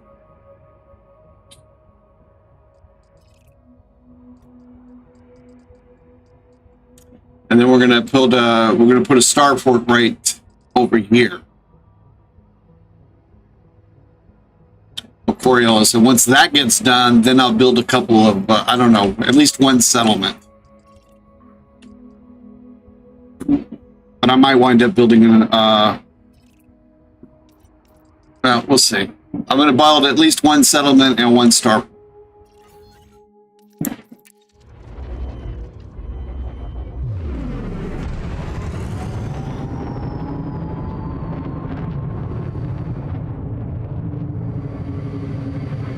No, it wouldn't let me do it.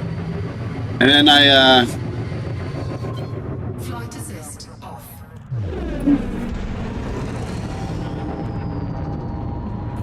You have left a no fire zone. This is flight control. Signing off.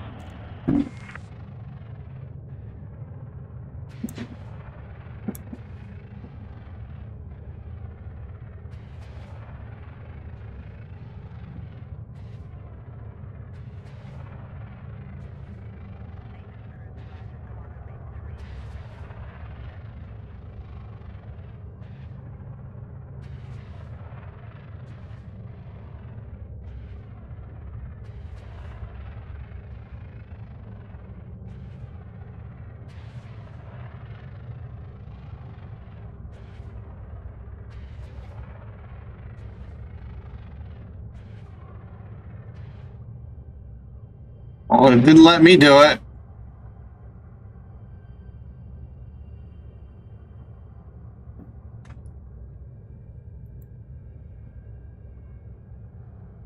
It's not letting me. And this is not the answer it gave me when I popped it in last time.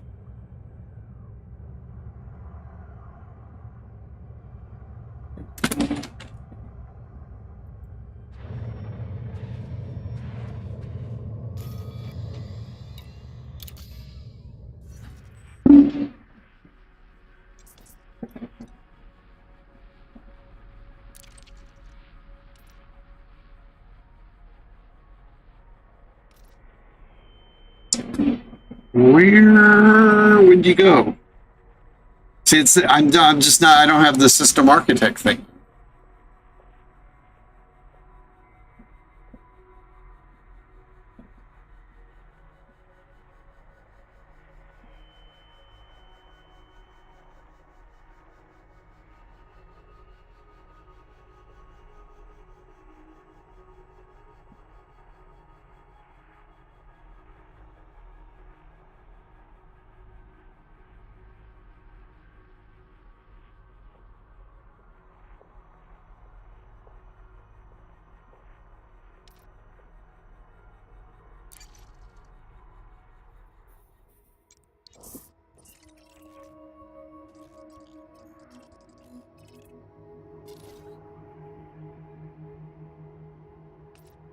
See, this wasn't coming up last time. Flight assist on.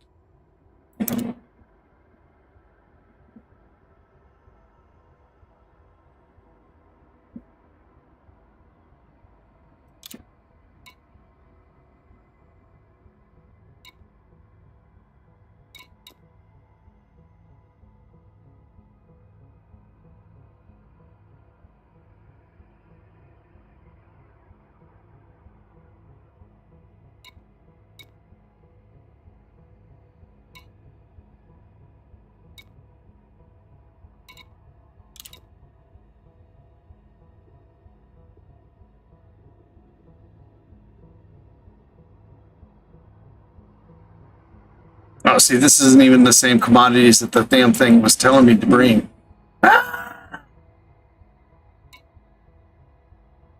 See, this didn't come up. Oh, see, it's still not letting me do it.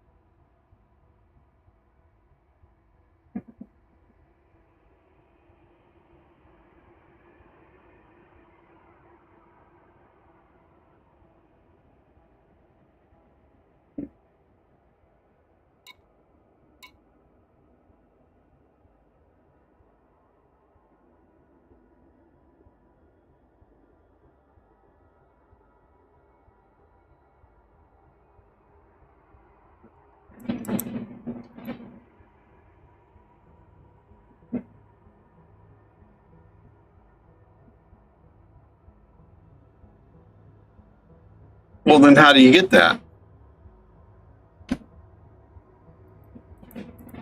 See, this. When I tried to do this the other day, none of this was option. On Friday, none of this was an option.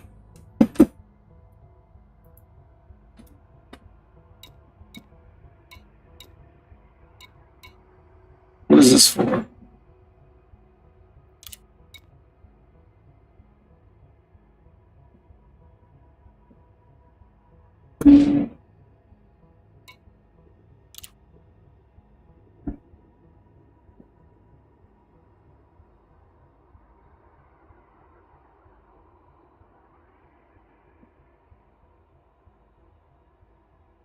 Yeah, if you watch the stream from last Friday, you'll see that it wasn't it wasn't an option, and I Googled it then too, and it said that I had to wait until the weekly reset before and the outpost was live or whatever before I could do any more construction in the system.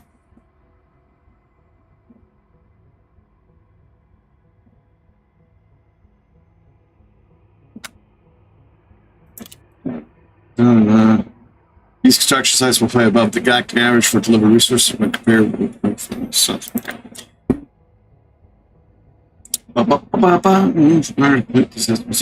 Smart technology is viewed to select a construction site and choose a facility to build. Only a certain number of construction projects can be active at one time in the system. As facilities are completed, this number increases up to a maximum. The location of facilities placed in orbit and type of facility to be created is formed directly in the architect view. Available sites on planetary bodies shown in the architect view, but to place the facility, the architect must travel to the body and manually select the position of the facility. Using the colonization suite module, facilities can influence the economy of markets near the local body. These economies are boosted by the population of the system.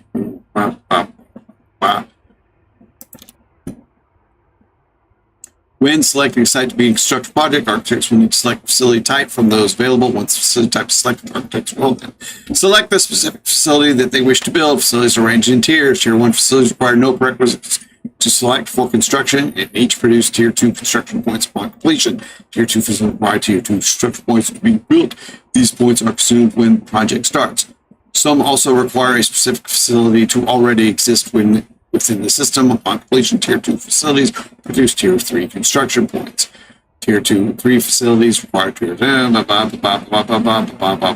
can be built in the system and set up the largest resource requirements. Represent the height of a system's development. Tier 2 and 3 costs increase as more are built in the system.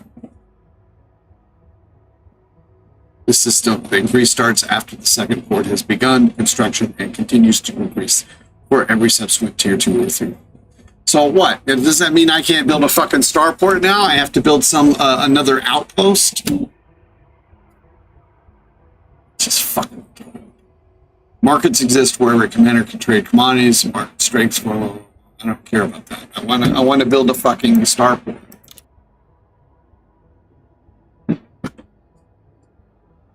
Doesn't answer my question.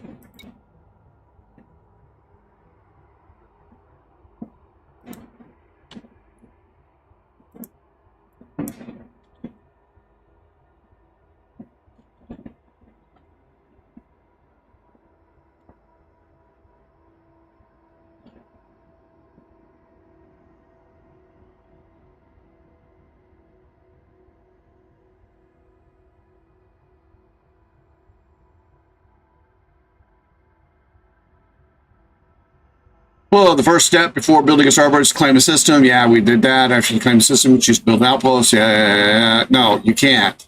You can't. You can't. You can't. You have to build an outpost. That's the first thing you have to build.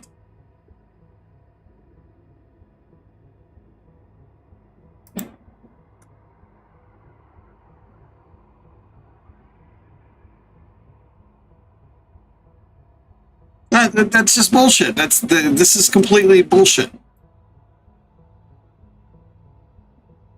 I'd get any kind of selection. You have to build an outpost first.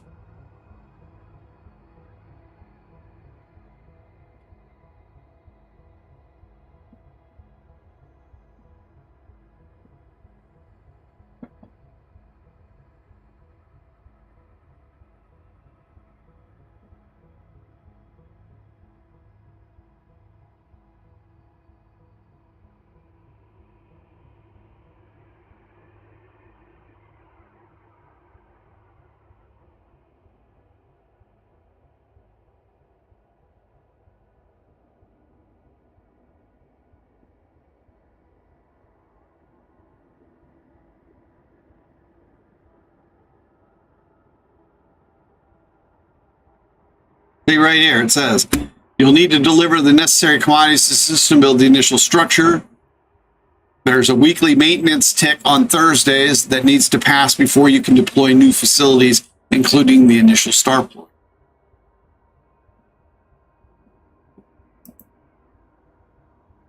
Come on.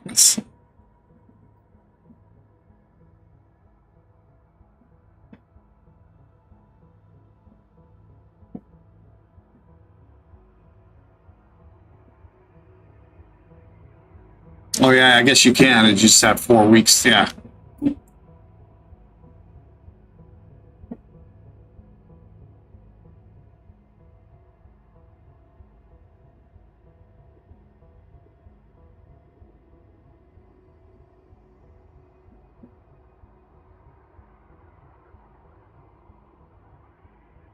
I see here, it says that I need to wait until another thing comes up.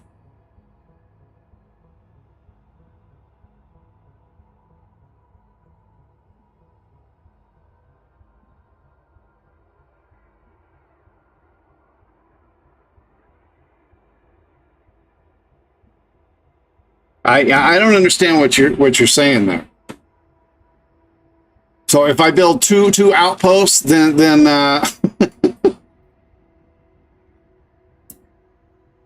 I have to wait till I get 6 points. I don't understand that.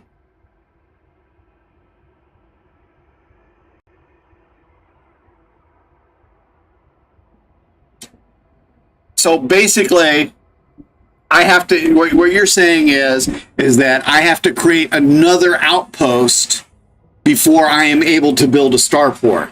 Had I built a starport to begin with, I wouldn't have that issue. Is that correct?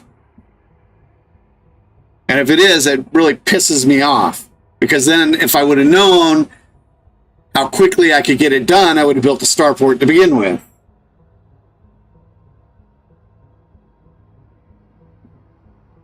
All right, let me Google that.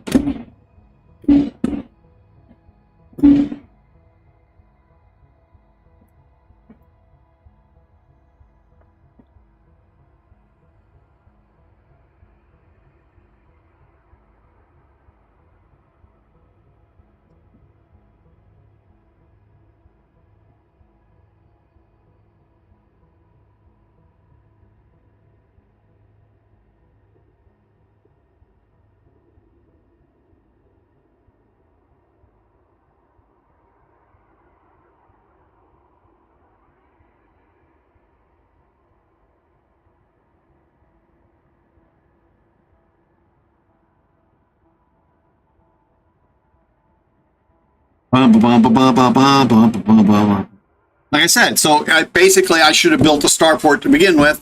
Then I would have gotten 3 points, and then I could just kept building starports all over. See, it doesn't make any sense.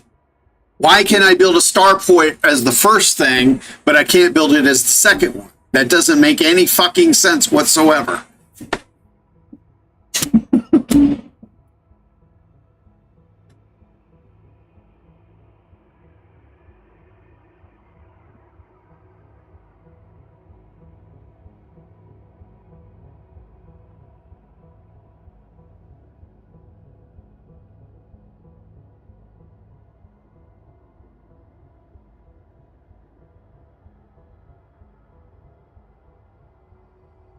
And according to this, the Coriolis is a tier 2 facility. But according to this, it's a tier 3 facility.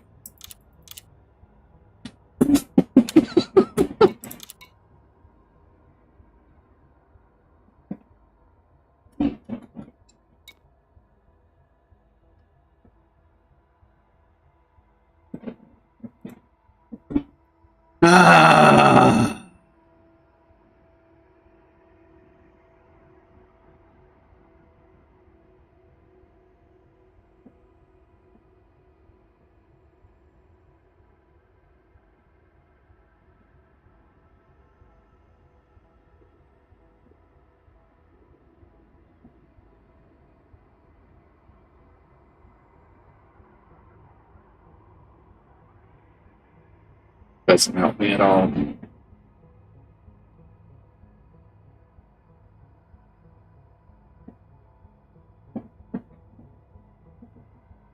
Yeah, I'm just not understanding this whole fucking point system thing. It doesn't make any sense. Basically, because like I said, I could have built a starport to begin with instead of an outpost. It gave me the option to build a starport first. I didn't do that because I was told, and because I seen it in all the forums, that, oh, it takes so long to do. It just takes so long. You're better off building an outpost first. Well, I built the fucking outpost in 2 fucking days. But now I'm being told that I can't build a starport because I built an outpost first. Now I have to build another fucking settlement or something so that I can do this.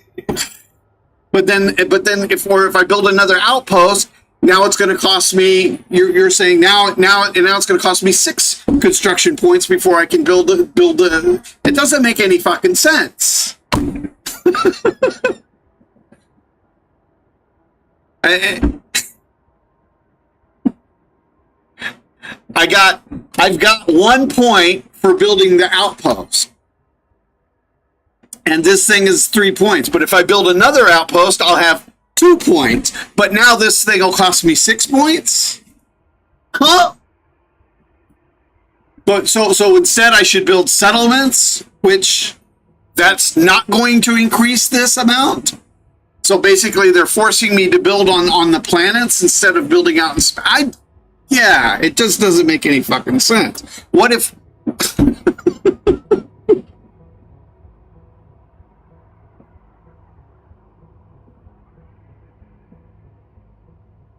Okay, but my point is if I could have built a starport to begin with,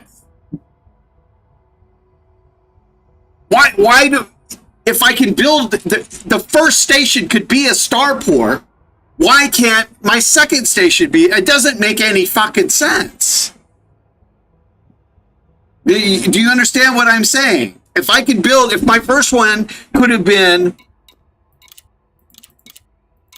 if instead of building this thing here, I could have built a starport instead, why can't I build it as the second one? It doesn't make any goddamn sense.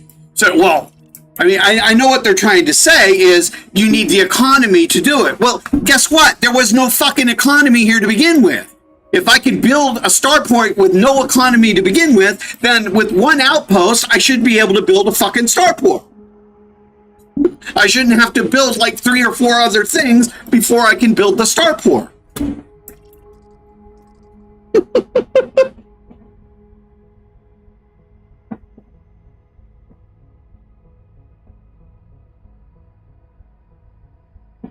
Yeah, I've got no issue with it costing me more goods.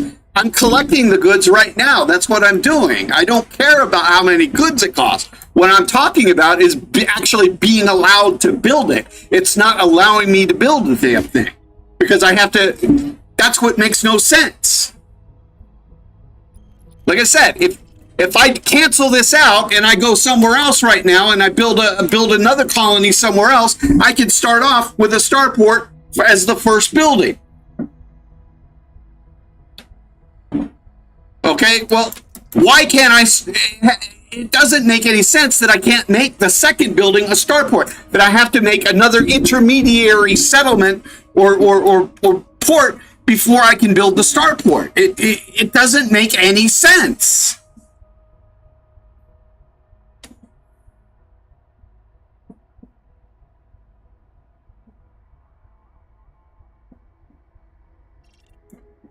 Again, yeah, but it doesn't. It doesn't make any fucking sense, even when there is no timer.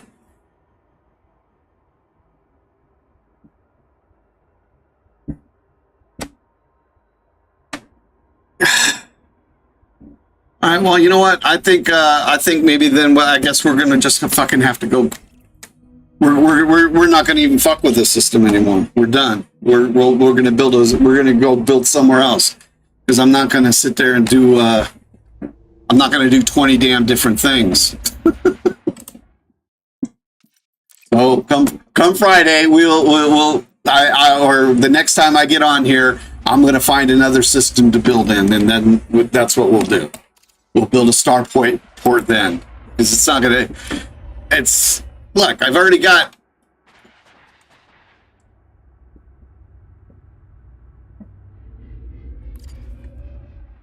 God damn it! What did I do? I hit C, didn't I? Flight assist on. I've already got almost all of the damn thing. I need like maybe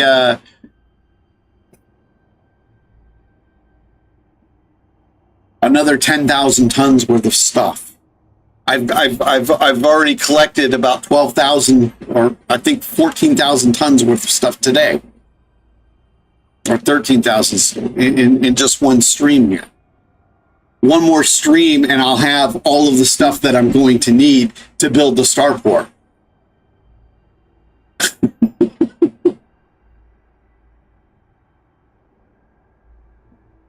Yeah, I just think that's stupid as fucking shit. If I can build, like I said, if I can build the first one and I can make it a starport, there should be no reason that I can't build the second one, that I have to build intermediary steps to get there. It doesn't make any sense.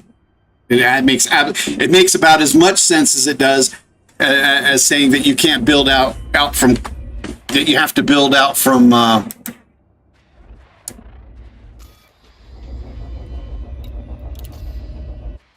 that you have to build out from this bubble and you can't build out from this bubble over here or this one over here, especially when if you go out there, you'll see that they have colonization representatives or dudes in those systems. They just don't sell you anything.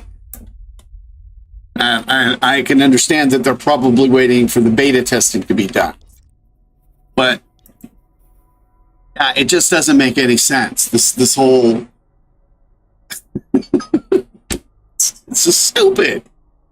Is that if I could build the first one with nothing there, my first thing I can build a starport. Then once I have built an outpost, okay, there's now you actually have a little bit of an economy going in the system. Okay, so now you tell me no. Oh no! Now you can't build a starport. You have to build some other intermediary things first before you can build a star. That's just stupid. It makes absolutely zero rational sense. Yeah, I'm going to. No, I understand what you're saying. I understand exactly what you're saying. You're saying I have to go in and build either another outpost or a couple of settlements to get these tier points so that I can build the starport. And that elite dangerous frontier or whatever, what they're saying is that the reason this is because you have to have the economy there to support this thing. Well, like I said, it makes no sense. If I can build a starport to begin with as my first station in a system with nothing there, then I should definitely be able to do it after there's an outpost in the system.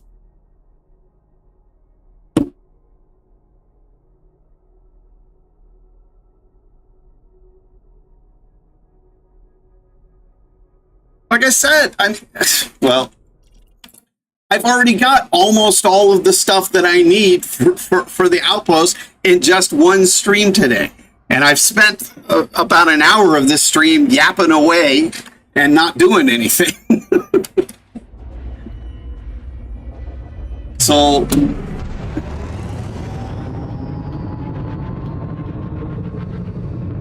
it just doesn't make any sense.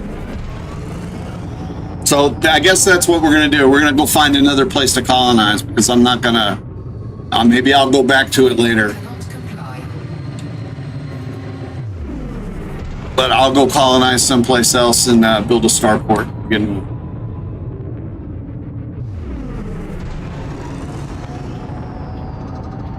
That just ticks me off. That's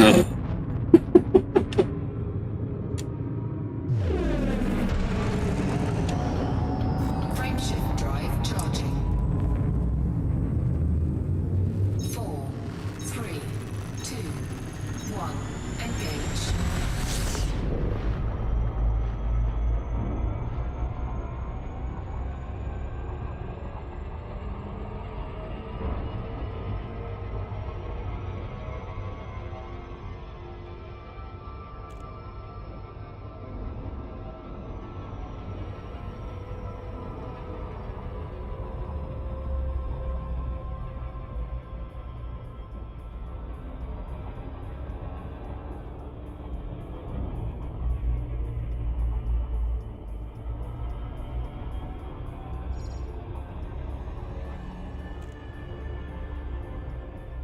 Orbital flight engaged.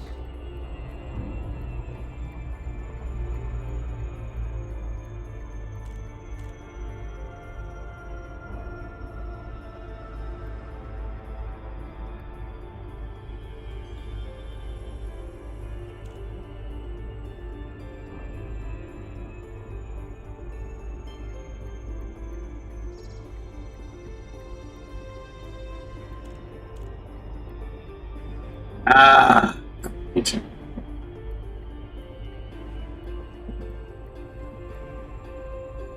Maybe that'll work. It still looks like it's going to be too steep.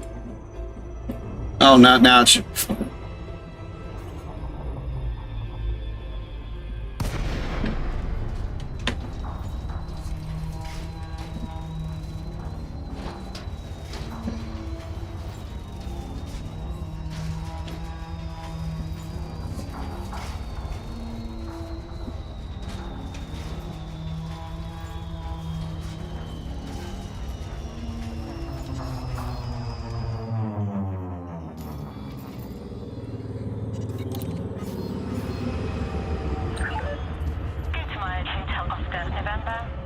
Operating at this facility. Permitted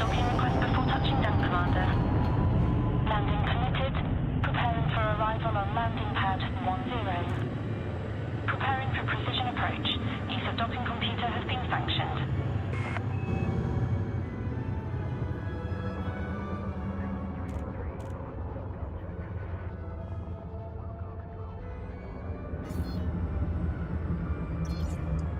Yeah,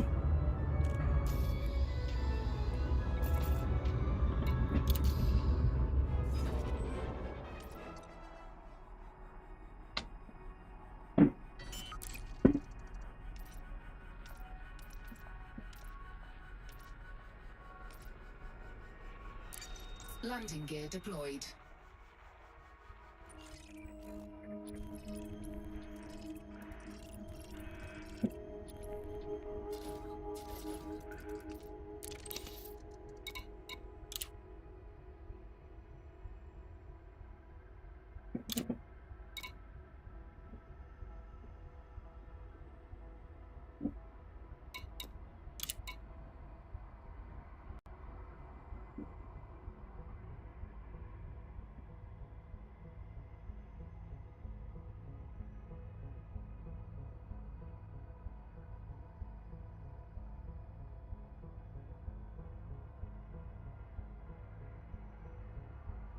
oh, this is not the same amount. These aren't the same numbers that I was seeing, but still,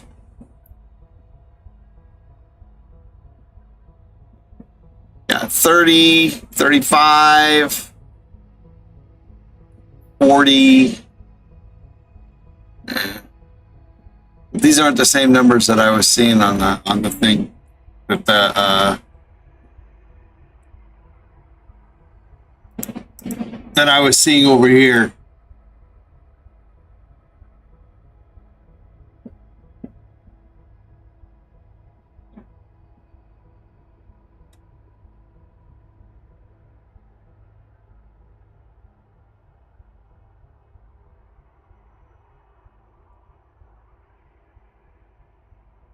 Yeah, for this one, it shows basically about 30,000 tons.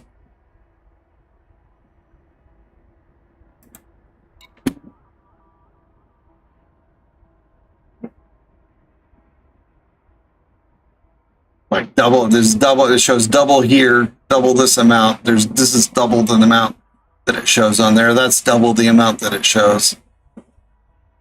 That's double. These are about the same.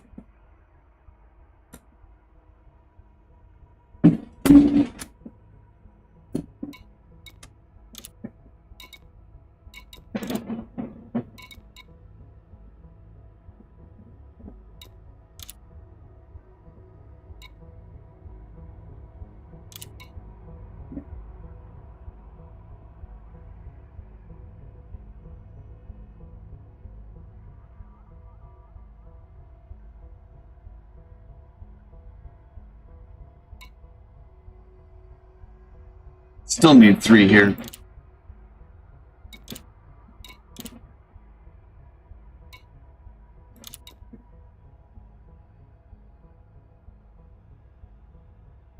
This one requires a god-awful amount of aluminum.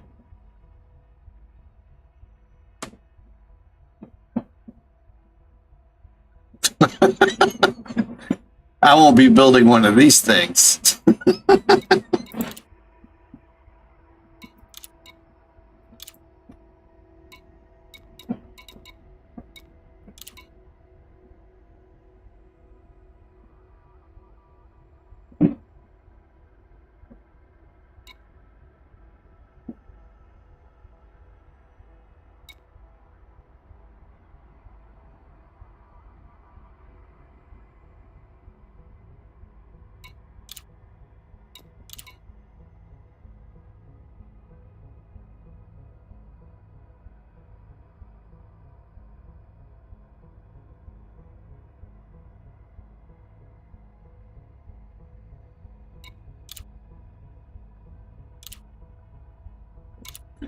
All right, well,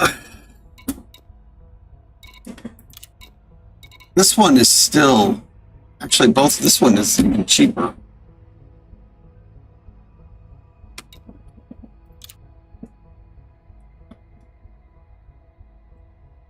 It's 25, 30, 42, 50. This is about 50.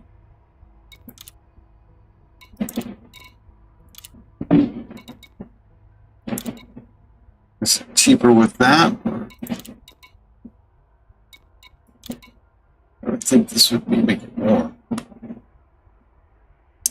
9, 10, 20, 21, 22, 3, 26, 27, 8, 38, 39, 49, 53.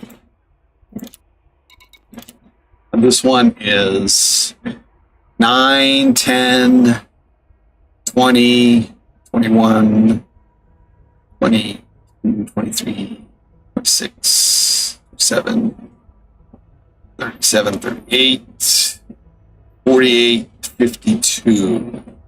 This one's about 52.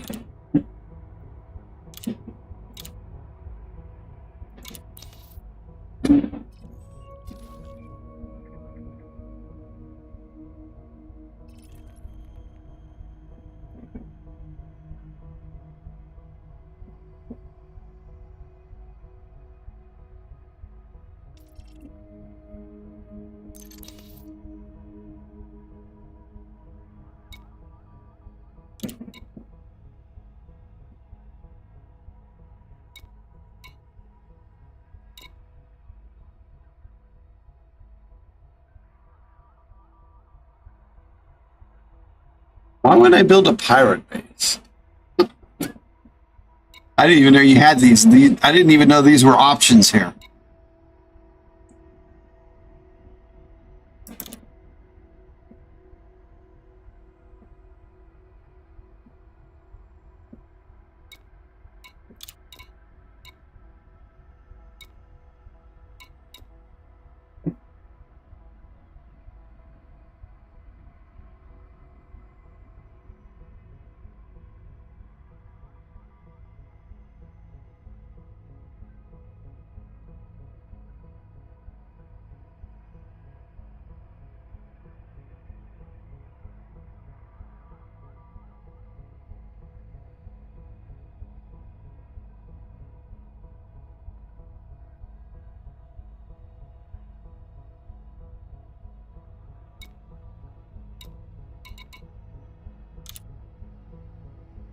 I haven't even seen any of these things, but I've been out in the black, so. So can you land on these things?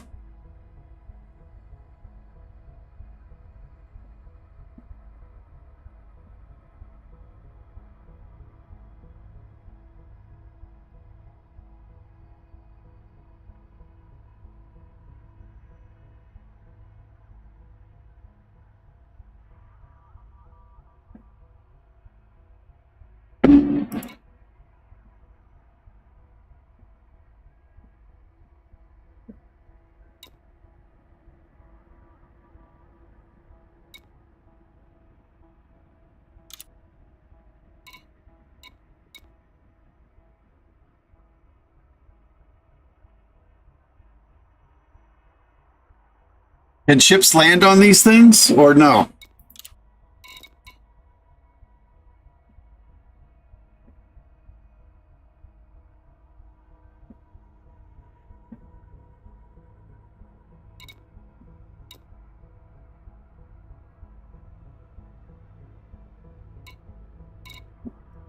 What about that? Let's look at this.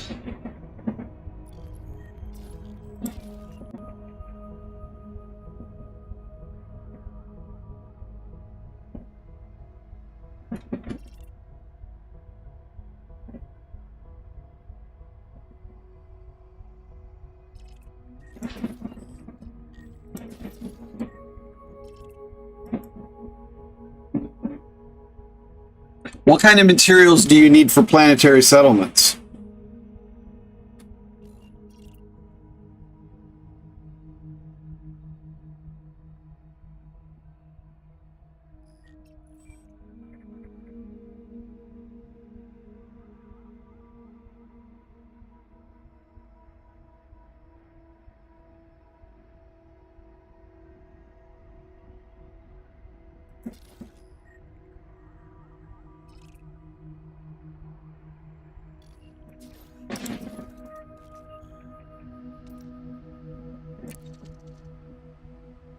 Certain.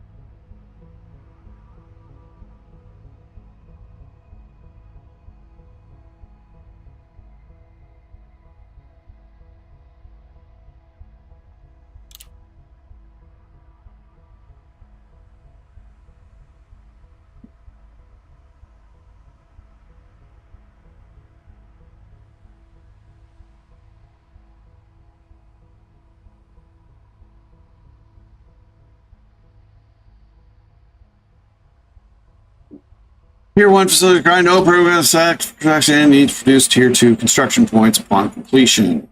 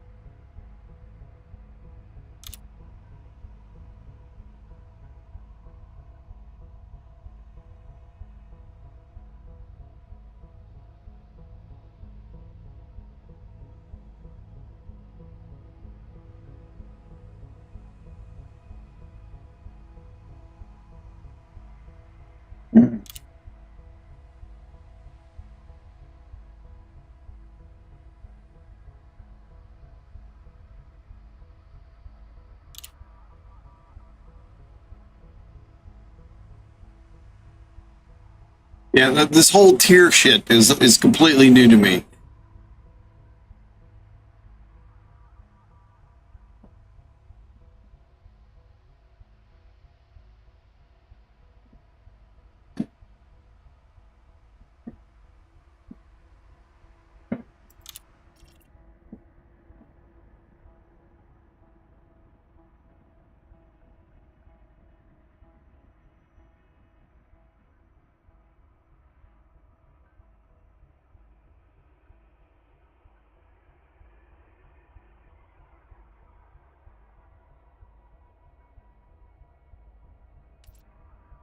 So basically, I should be creating, if I want to do another thing in here, I want to do a planet or one of these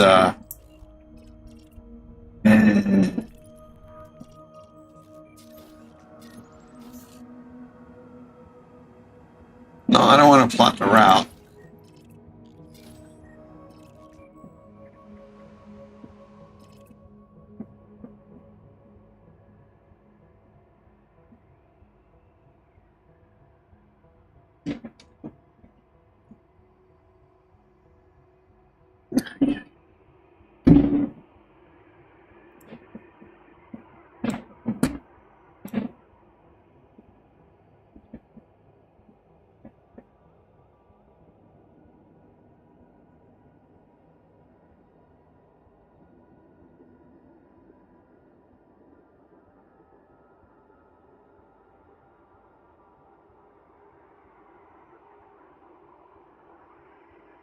Ay, ay, ay.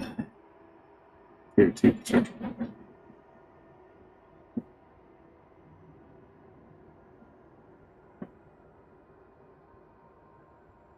This is a tier 1 settlement grants. Tier 2 point.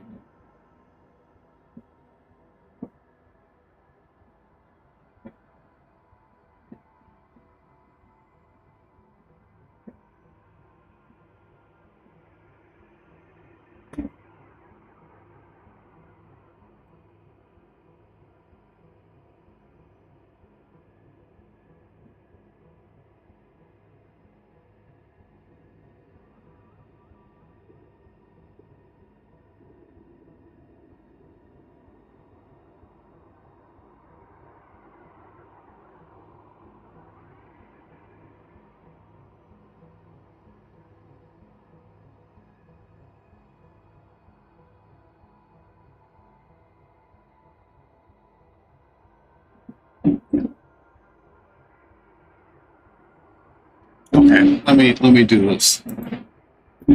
How do I collect?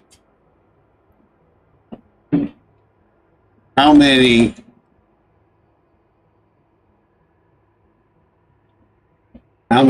buildings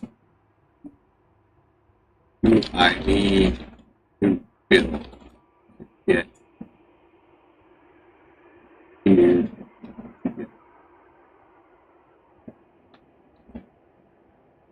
Buildings total I need to get, or I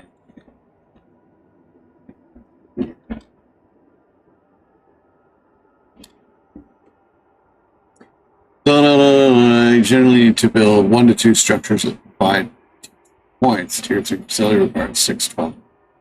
Yeah, but I'm going to expend it. See, this is my issue here right now. I'm trying to get around. I've got one.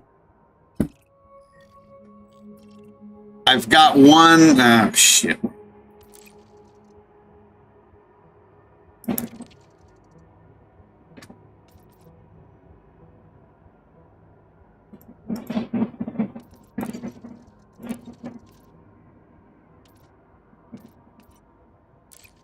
Why is this not coming up?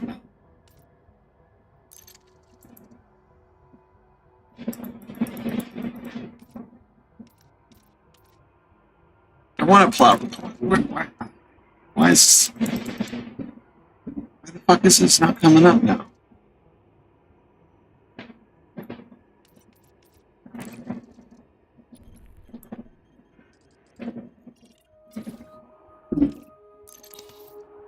Okay, I have one tier point, okay?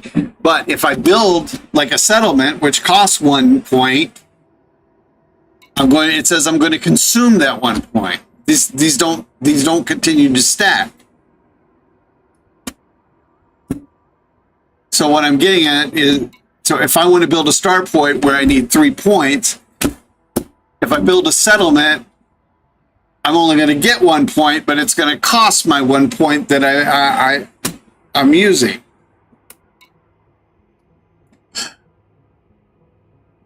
Let me make sure that's correct.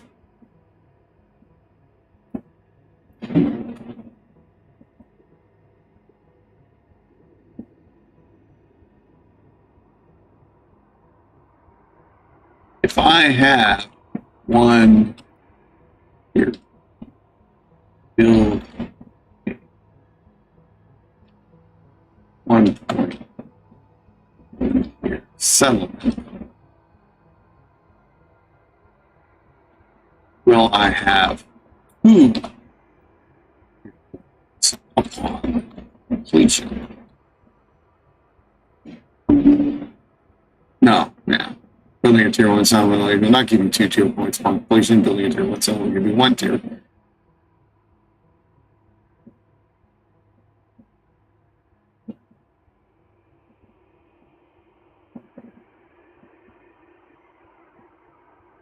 Yeah, see, I'm just not understanding this fucking system.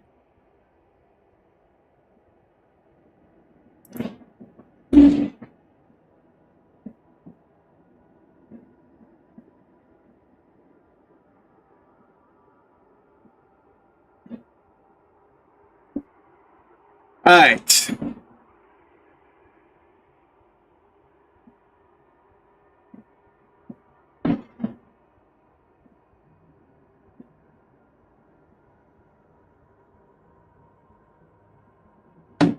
Now, I'm not wrapping my head around this tier point system. Okay, I need 3 points to build a starport. Okay, I have 1 from building my outpost.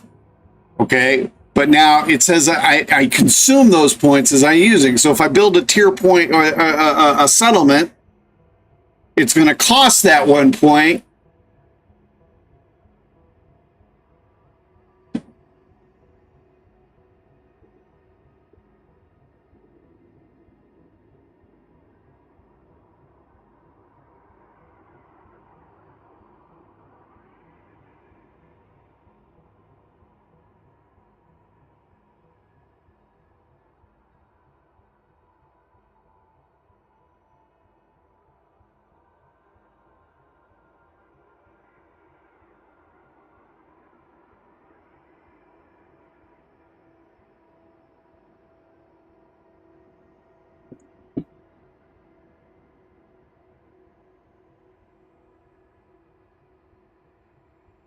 All right, so it says that to make a starport, I need 3 tier points. Okay, I have 1. If I build a settlement, I'm going to get 1 point, but it's going to use up the 1 point that I already have, so I'm not gaining anything.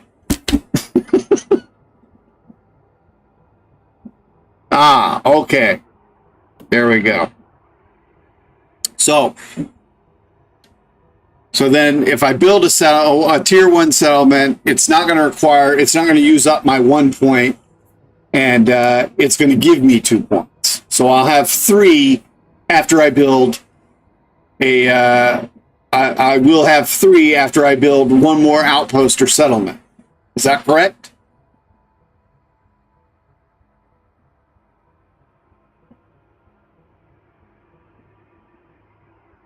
I have 2 point. I thought I only have 1 point.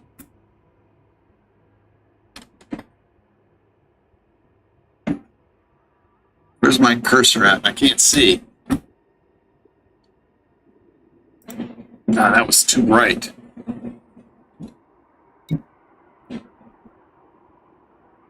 Where does it show that I have a tier 2 point? All I see is this 1 right here.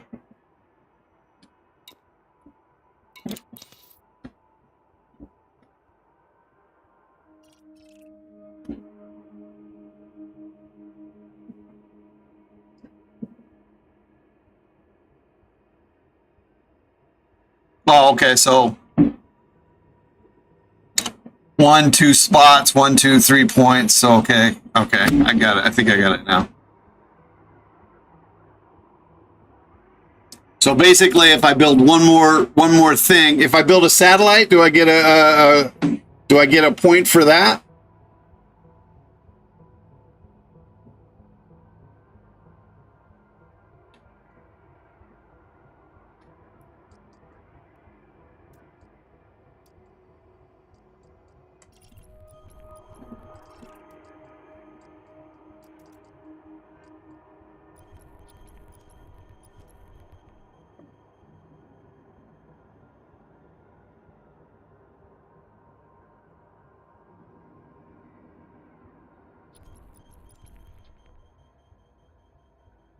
Okay, I think I got it now. But then if I build, so then when I have those 3 points, if I build like a starport next, which will use those 3, so then I'd have 0, and then I'd have to build 3 more tier 1 structures, or I'd have to build two more tier 1 structures before I can build another one. All right, so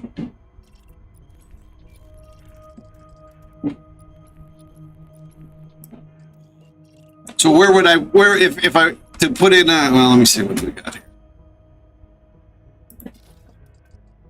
Would I want to put my satellite close to this, or would I want to put it somewhere else, like over here? Like over here, or could I build like a mining station over here?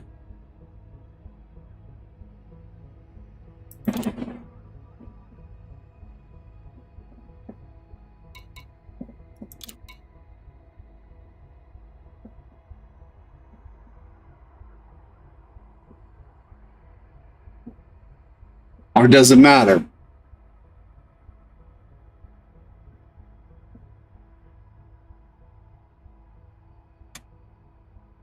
Does it? In other words, should I build?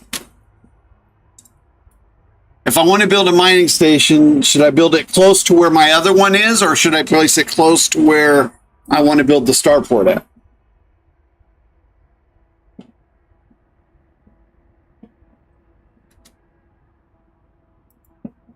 Well, I'm thinking, since I've got so much shit in this system, that I want to have a mixed economy.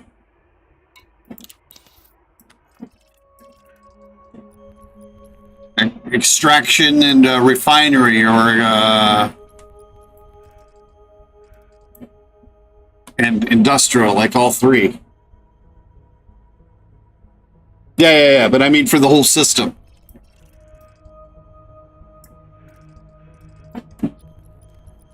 So what do we got here?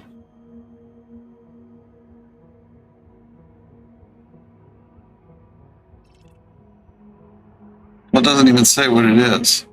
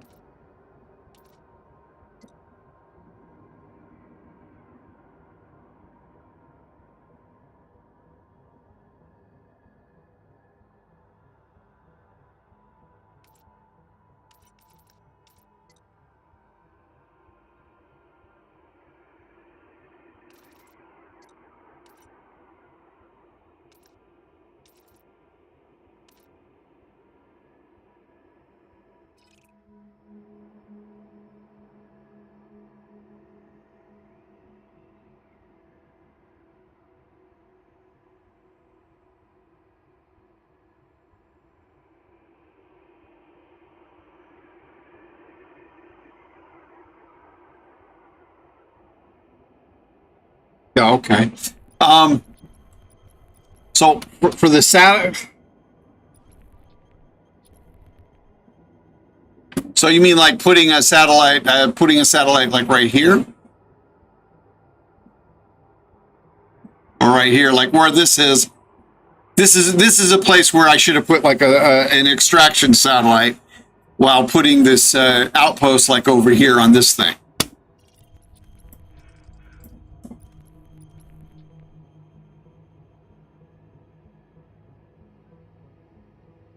All right.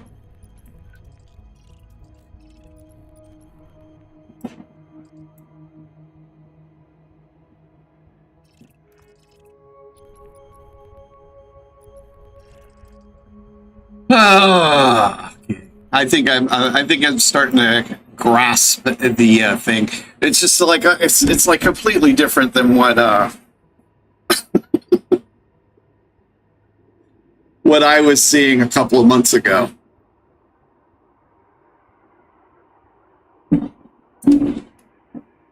When I was actually following stuff, like, and I'm talking like when it was first coming out. All right.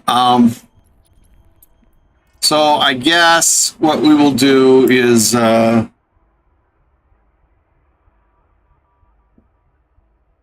okay.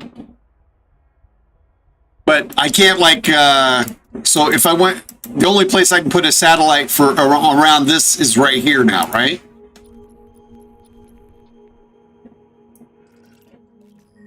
Or can I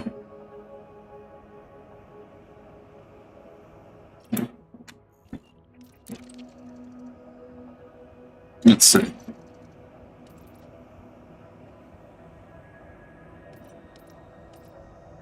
No.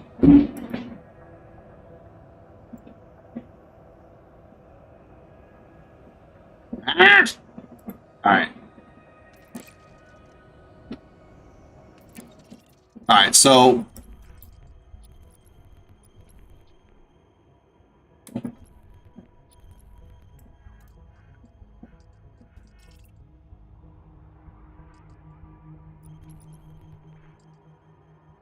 I could put like a mining station right here and then put a starport right here that would be like extraction oriented, and then put a settlement right here.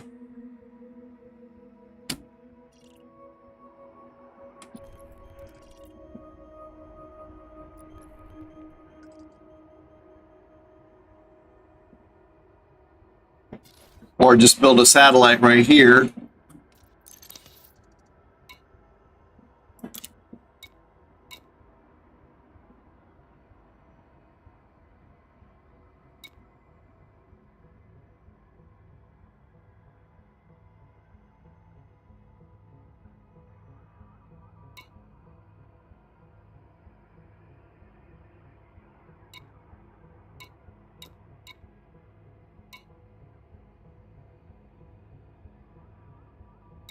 All right, I'm gonna have to research some of this to figure out what we're gonna do next.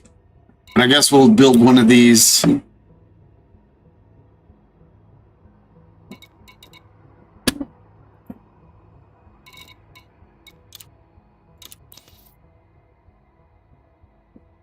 Oh, so I put the starport here and then the satellite here.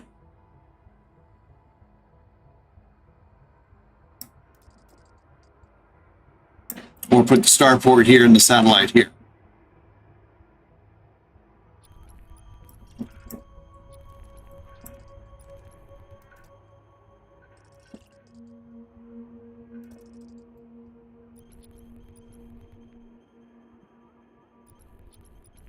Or you mean put the starport here.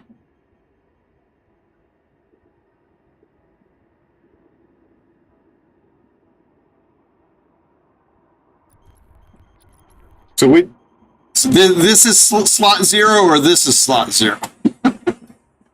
This one or this one? A or B? A or B?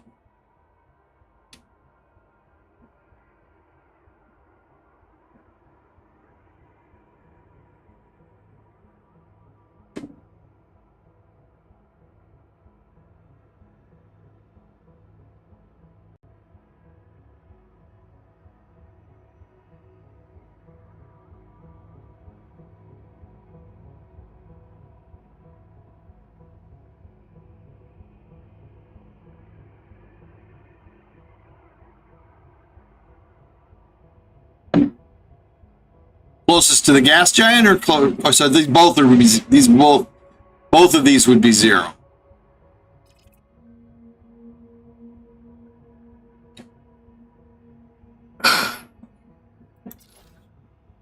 Oh, okay. Never mind. I see it. I see it. Okay.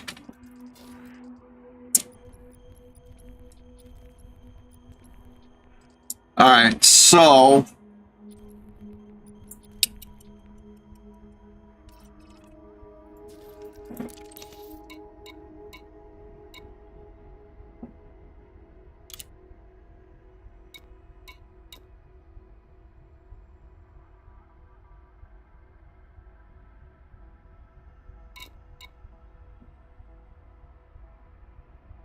Well, this is a tier 1 thing too, so it's just that these are going to cost a whole lot more.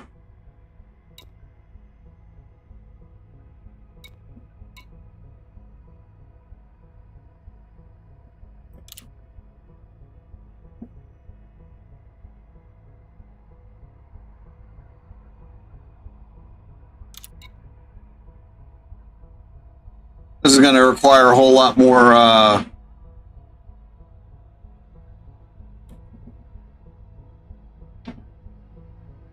construction things than these satellites will.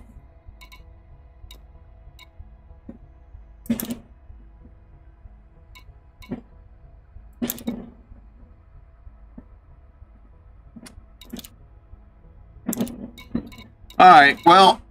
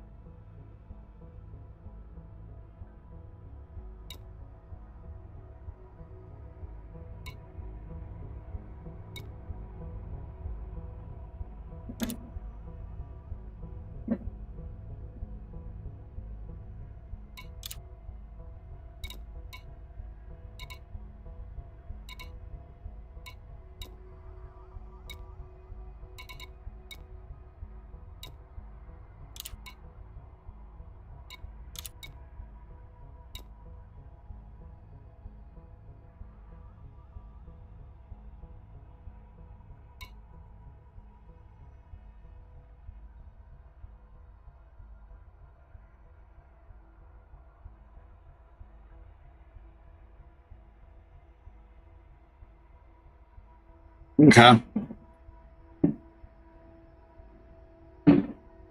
So, well, I guess we're going to build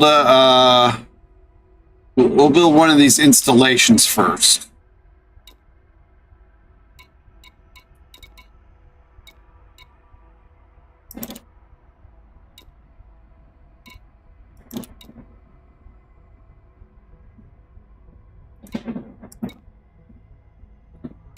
Probably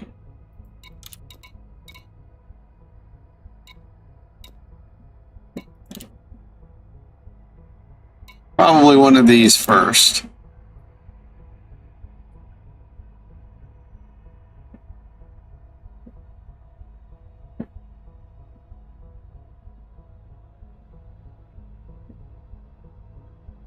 Okay.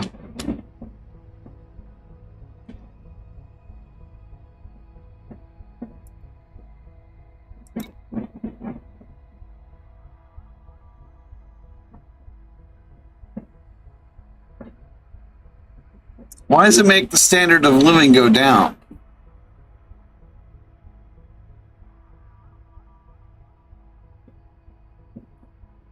I would think it would make it go up.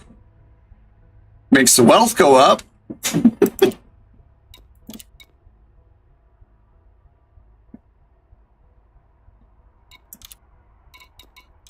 All right. This one does nothing.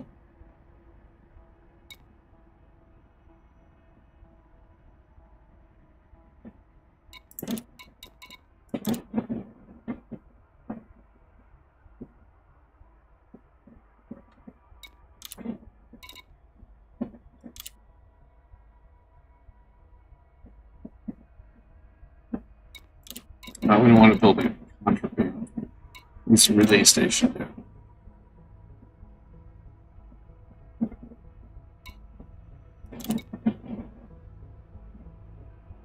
Well, that's not something I would want to do right away. So it's either going to be, what does this do?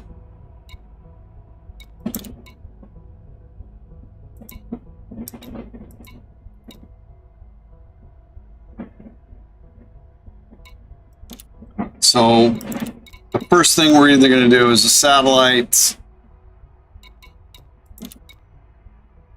or probably a mine. I think maybe the mining is probably the best.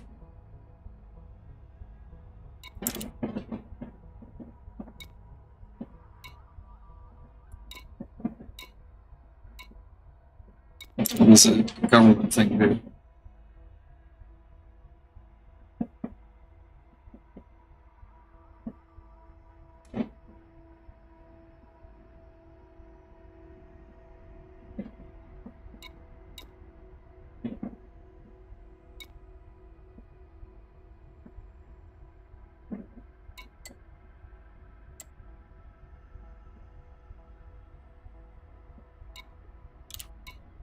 Well, this is a tier 2 facility. Well, I have 2 tier points. I should be able to build it.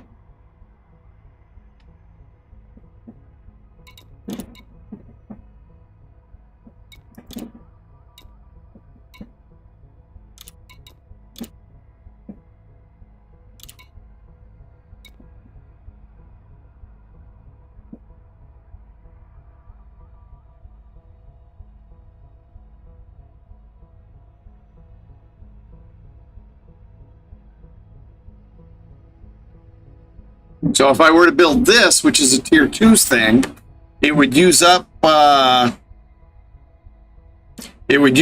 2 points that I have, but it would give me a three points. But if I build one of these, which only takes 1, or it costs me nothing, I'm going to wind up with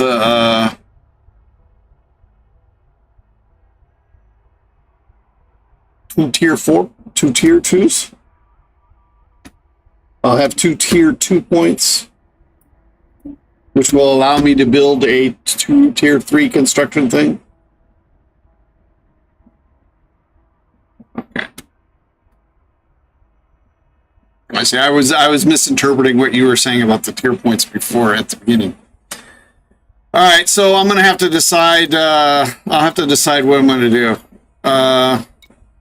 The government thing doesn't look too bad either. We don't need high tech yet.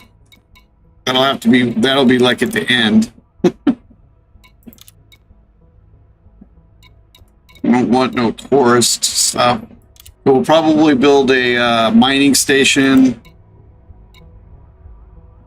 or a satellite.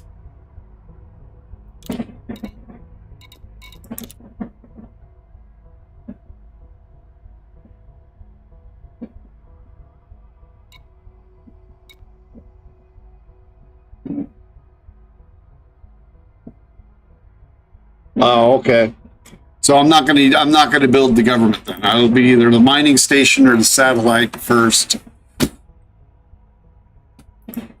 and then maybe well. All right, so we'll check that out once we move everything over there.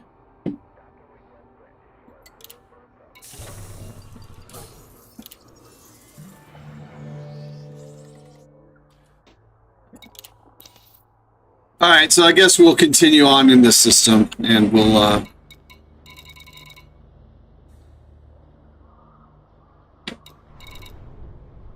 guess it really doesn't matter what we get here. Let's get some steel. Fill up that carrier. Cargo hold at maximum capacity.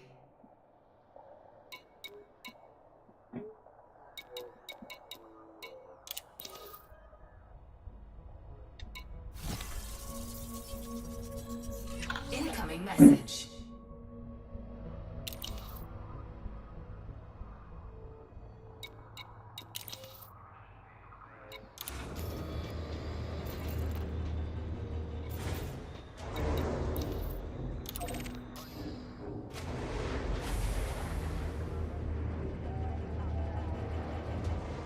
Landing gear retracted.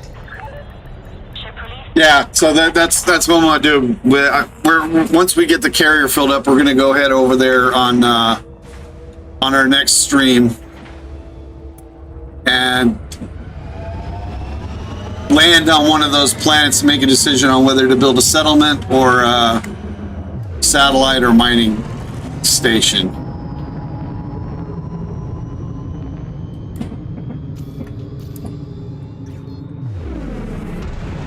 Frameshift drive charging.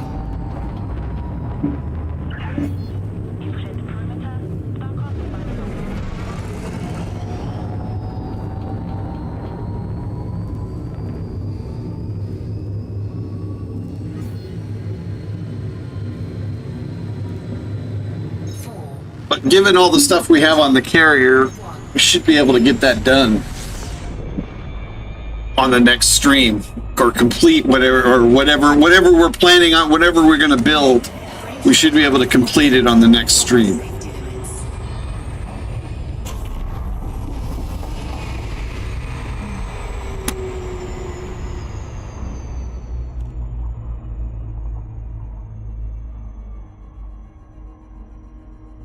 Which will, by the way, be on Sunday.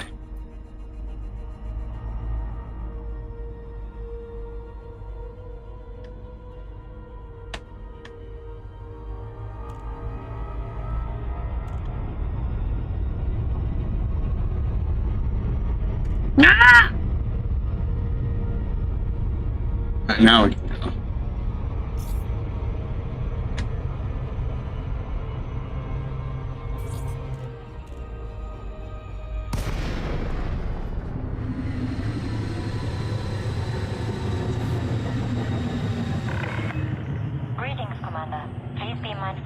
I've got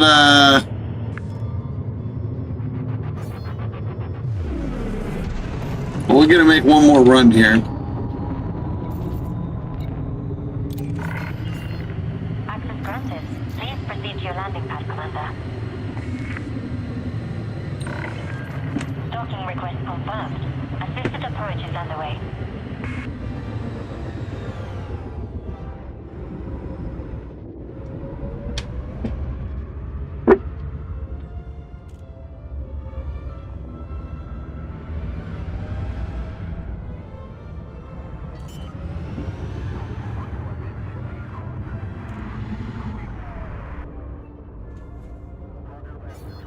Landing gear deployed.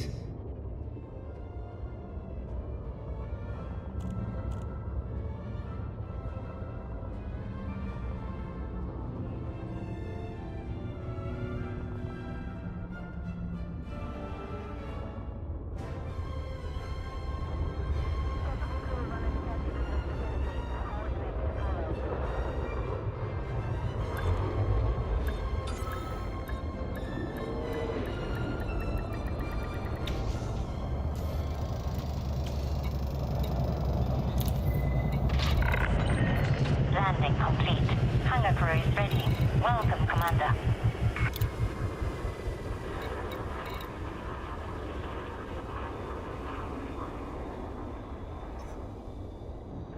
Actually, I might be able to do two more.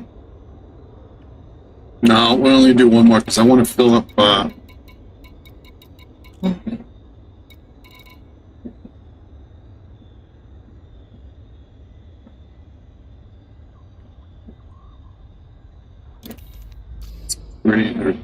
Titanium. Landing gear retracted. Landing plan disengaged. Restrict speed until clear of our carrier.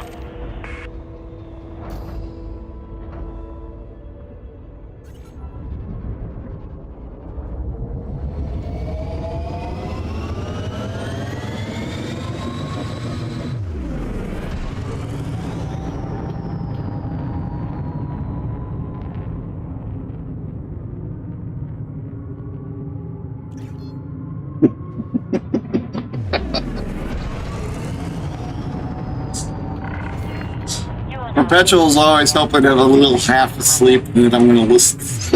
Don't do that.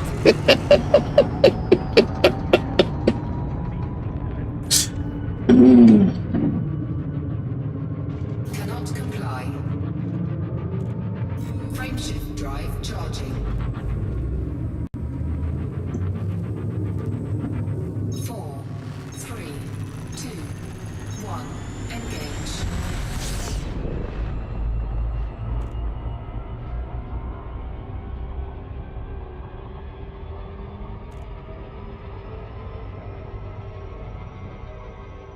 Orbital flight engaged. Yeah, I'm getting tired. I can't see anything anymore.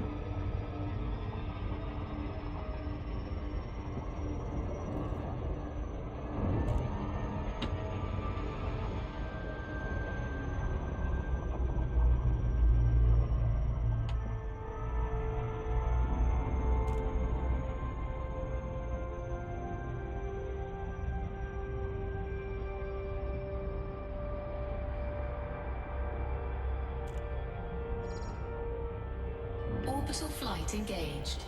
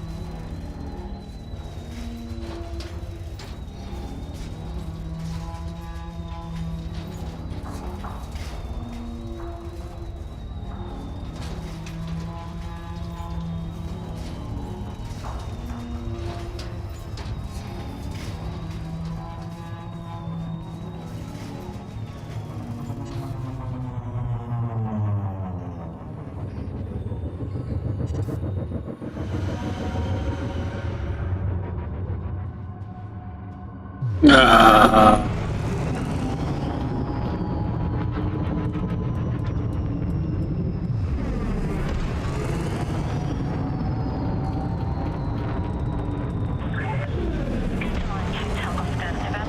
Restrict your speed when approaching the surface port, Commander.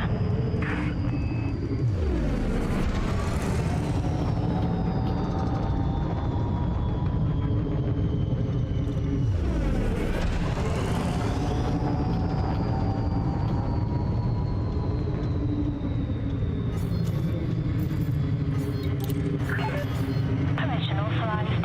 Adjust heading for approach to pad 10. Preparing for precision approach. Use of docking computer has been approved.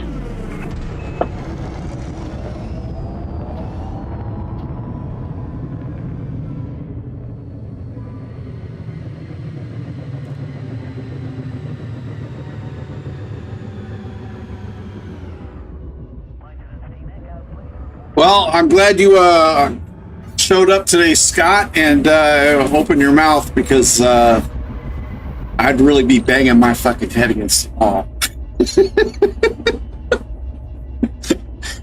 when I got back on the next stream. What the?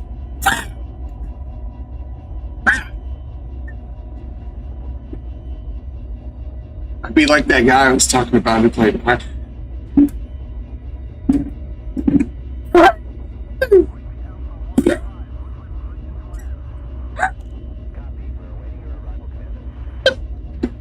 Hey, what happened to my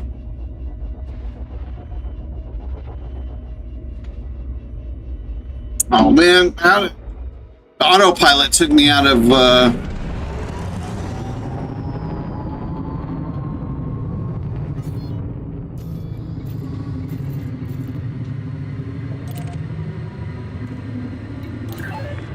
Clearance denied. Reduce range to 7.5 K. the damn the auto docking thing took me out of range of the station.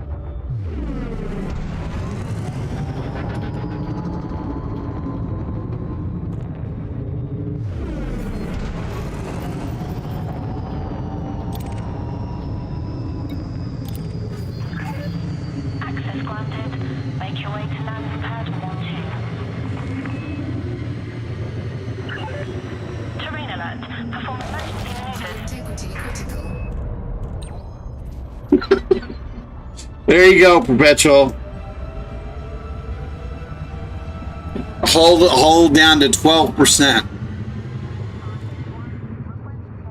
Just for you.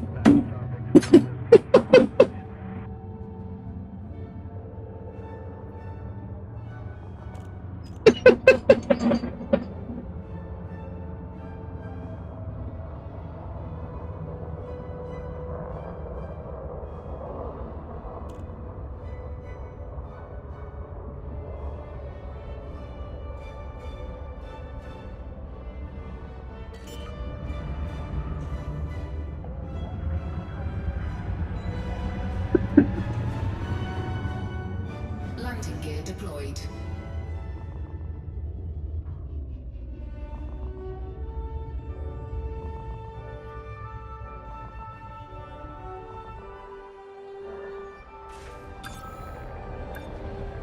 But is it going to look as cool as the cutter? And the cutter flies pretty damn good, too. I actually do my mining in the cutter, too. Ship is on the deck. I do everything in the cutter. I used to, because I don't play in open, I used to do, like, the community goals, where, you know, you had to trade things. And sometimes they would have dual community goals where you trade when you bring in stuff, and you have to fight people. So I would do them both. I would go pick up a load of goods, and then I'd stop off at the nav beacon or whatever, and take out a few guys, and then I get like two different kinds of rewards at the same time.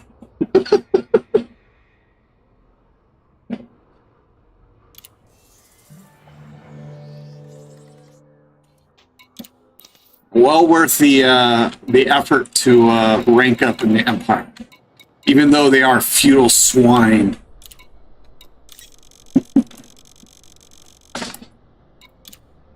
Cargo hold at maximum capacity.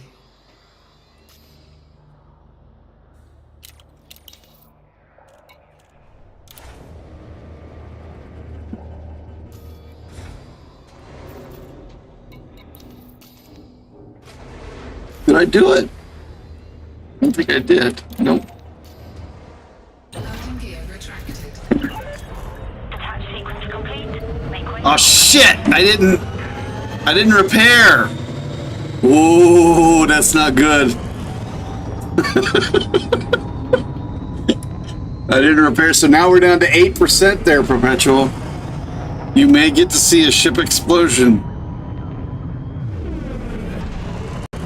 Frameshift drive charging. Speed restrictions lifted. Safe journey, Commander. 4, 3, 2, 1. Can't believe I didn't repair my shit. Warning. Frameshift drive operating beyond safety limits.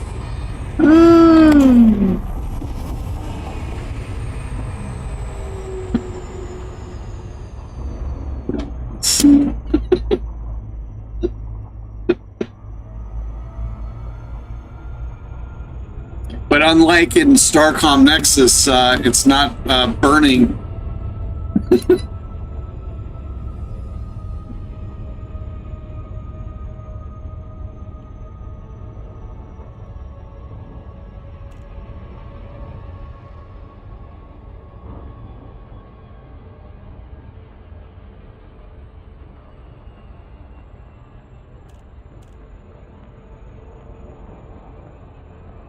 Orbital flight engaged.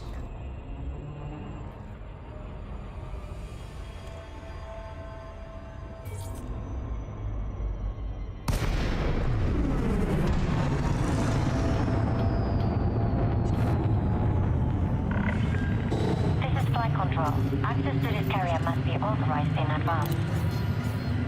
Clearance granted. Move directly to your allocated path. Well, hopefully the auto dock doesn't take me out. By the way.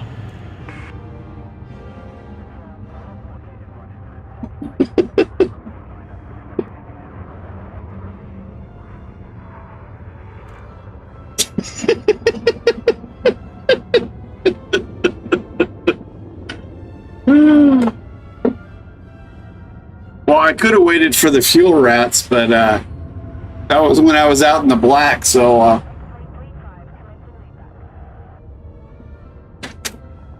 it would have taken quite a while.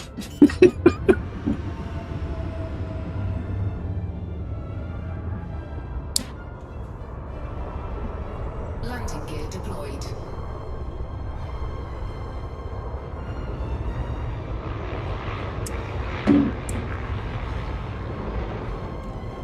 I've landed from a mining mission with like 0 hull.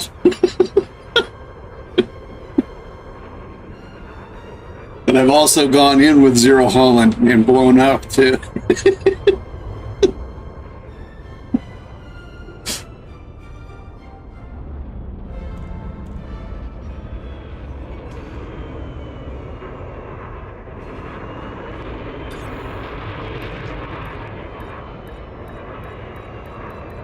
All the action here at my carrier.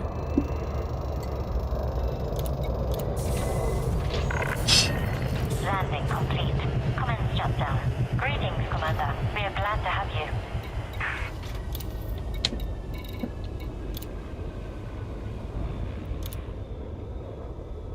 All right, so we have 414 units.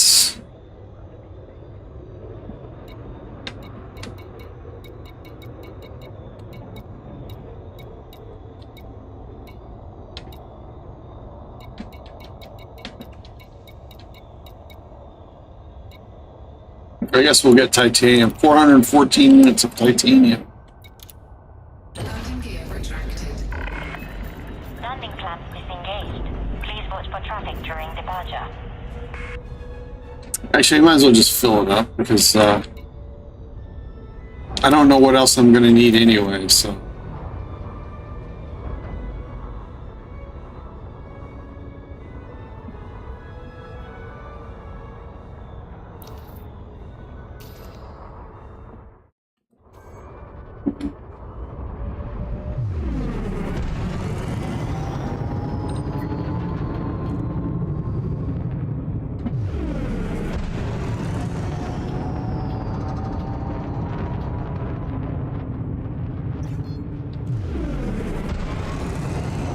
No, I got it this time.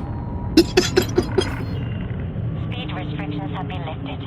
This is flight control. Signing off. Frameshift drive charging.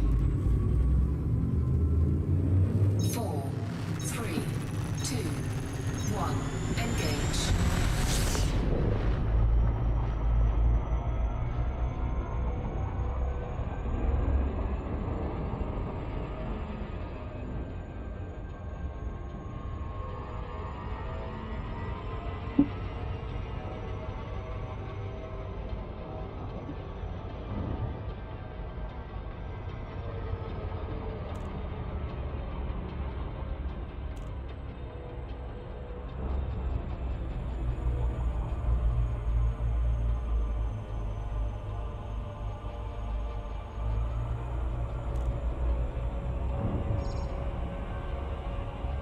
Orbital flight engaged.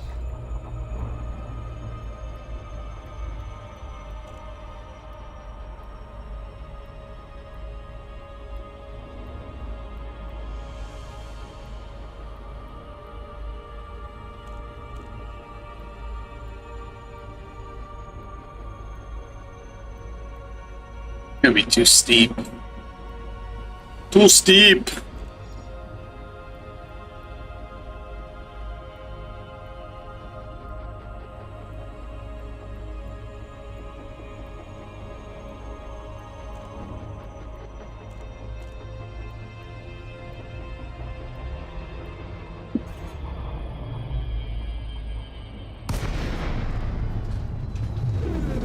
Saw that coming.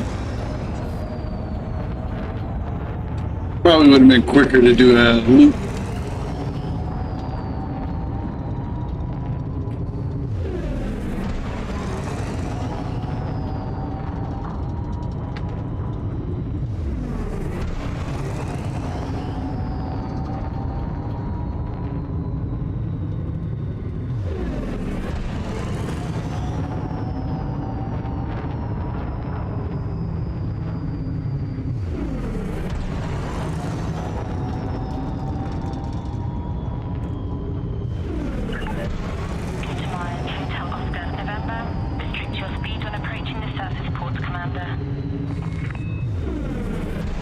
Where are you guys at?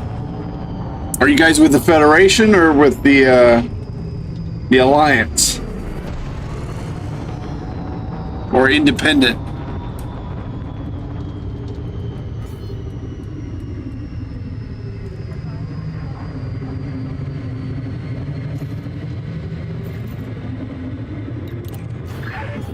Landing committed.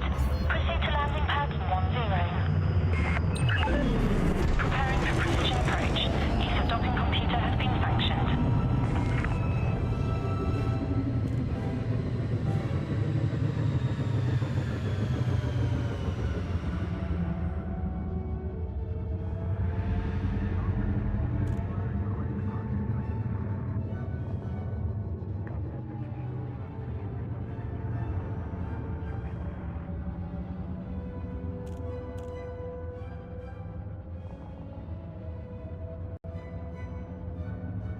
Right now I am too. Supposed to be Alliance, but at least it didn't pop me into the Empire.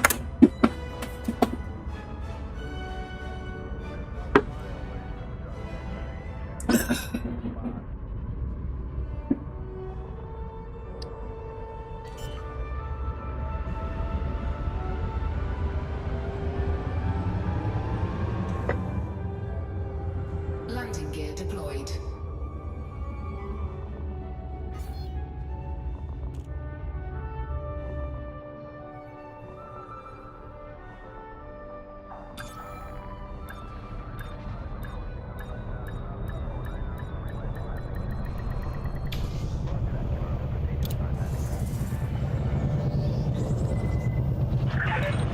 Landing successful. Commence system shutdown.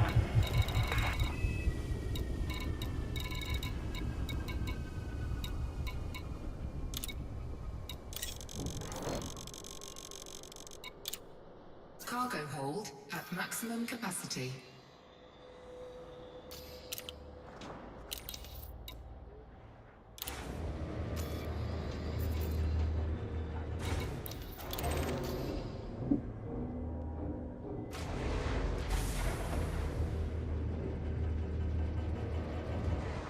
Landing gear retracted. Ship released. Begin climb sequence.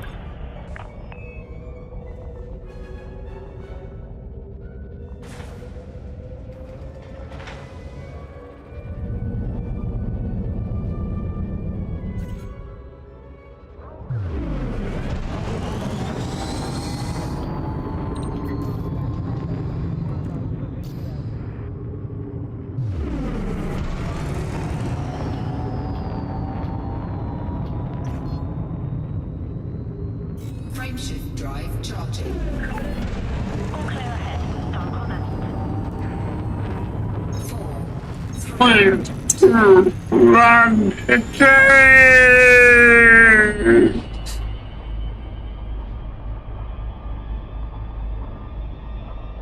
warning. Frameshift drive operating beyond safety limits.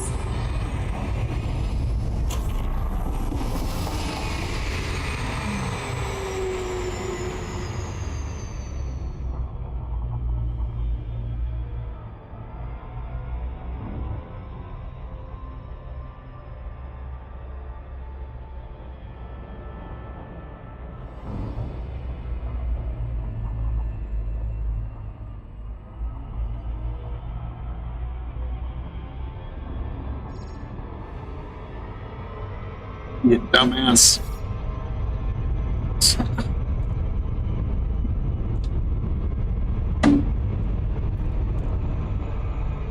Ah, too late. Too slow.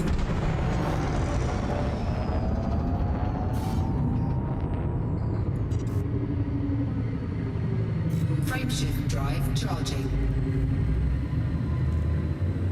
4, 3, 2, 1. Engage.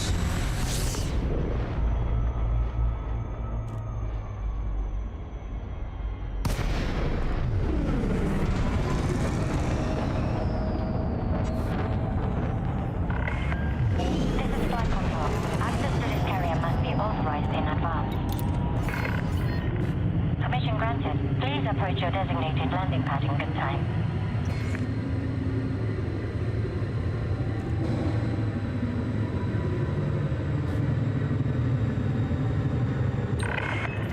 You're clear for automated approach.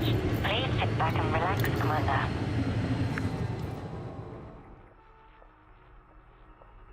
Landing gear deployed. Way out there. Ah.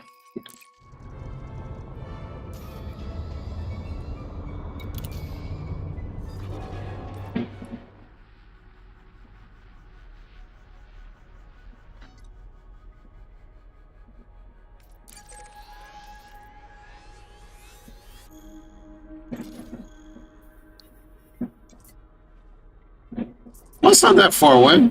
Like 5 jumps away.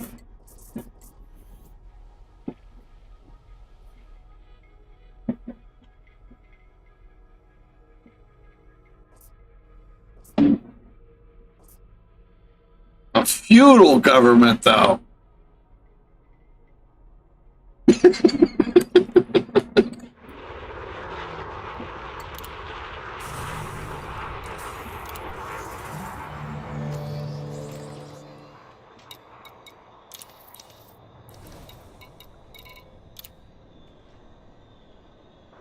See, why does it move so slow on the carrier thing, but it moves super fast on the in the commodity markets?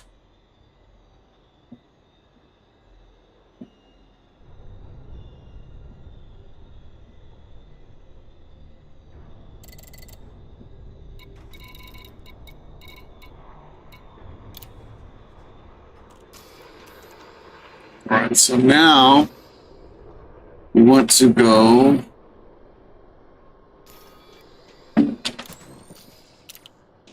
here.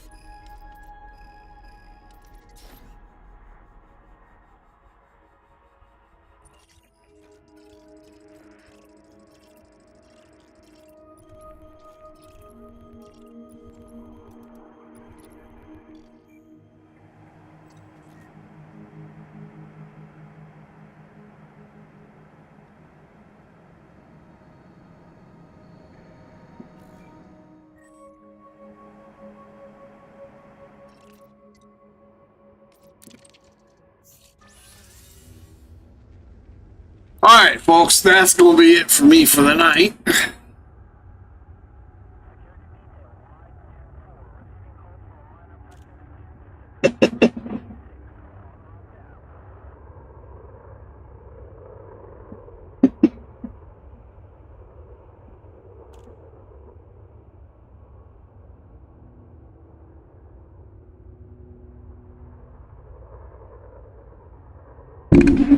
All right, folks, that's it for me tonight. I hope you enjoyed the stream.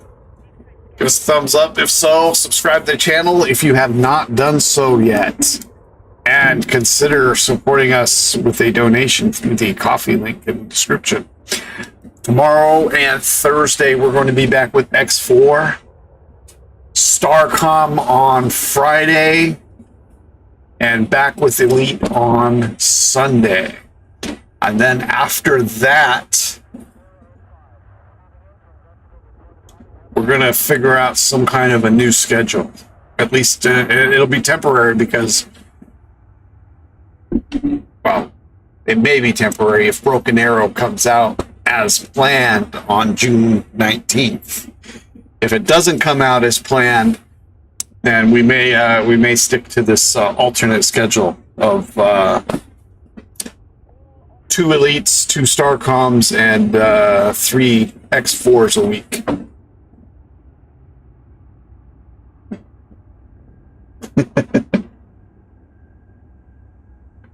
All right, have a good night, everybody, and thanks for joining me. Thanks especially to you and Scott and Perpetual for joining me. Really appreciate it, as I do everybody else who stopped by, spending their time with me. That is your most important commodity. So that means a lot to me. And I hope you enjoyed seeing me get frustrated as hell, because everything that I was understood about colonization was wrong.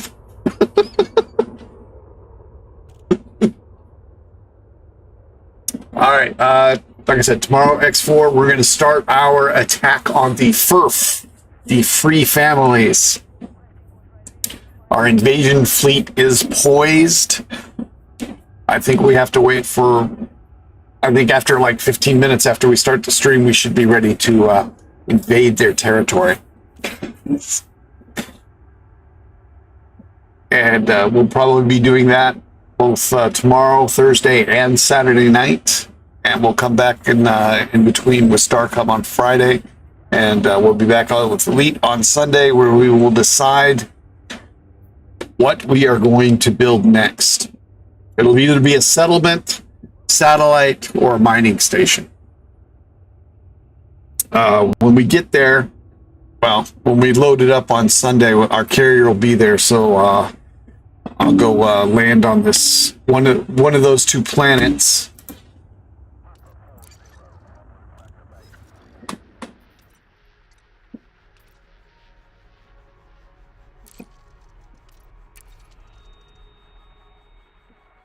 So we can probably check out and see what they are right now, huh? We'll go land on one of these two planets, find out what we can build. What is this?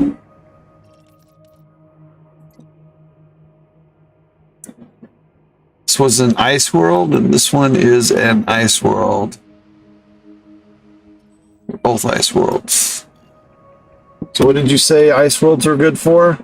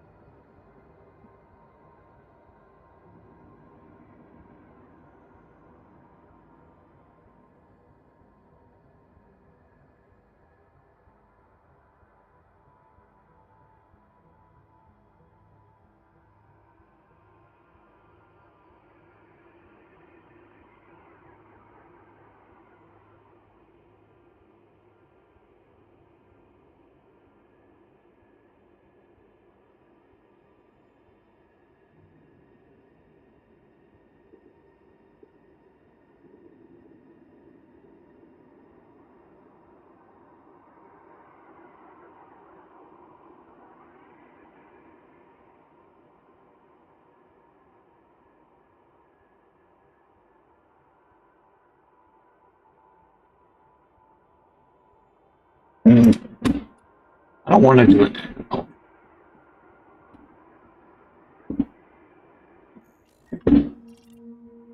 Well, we got to see what this is too.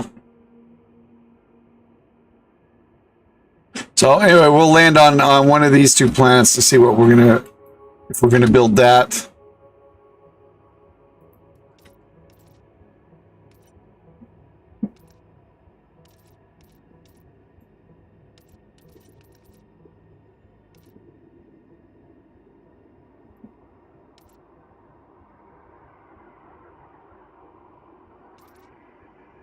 Why doesn't it,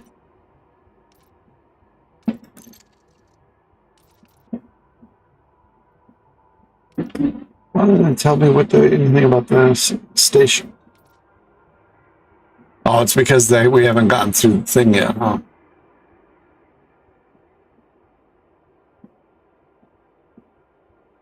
All right. Well, anyway, we'll check those out. We'll decide what we're going to do on Sunday when we get there after we check out the two planets. And we should have enough stuff in the carrier to at least complete a satellite or a mining station. I'm not sure about the settlement because it's not showing what kind of goods they need. And they're not going to show me until I decide whether I'm going to build one or not.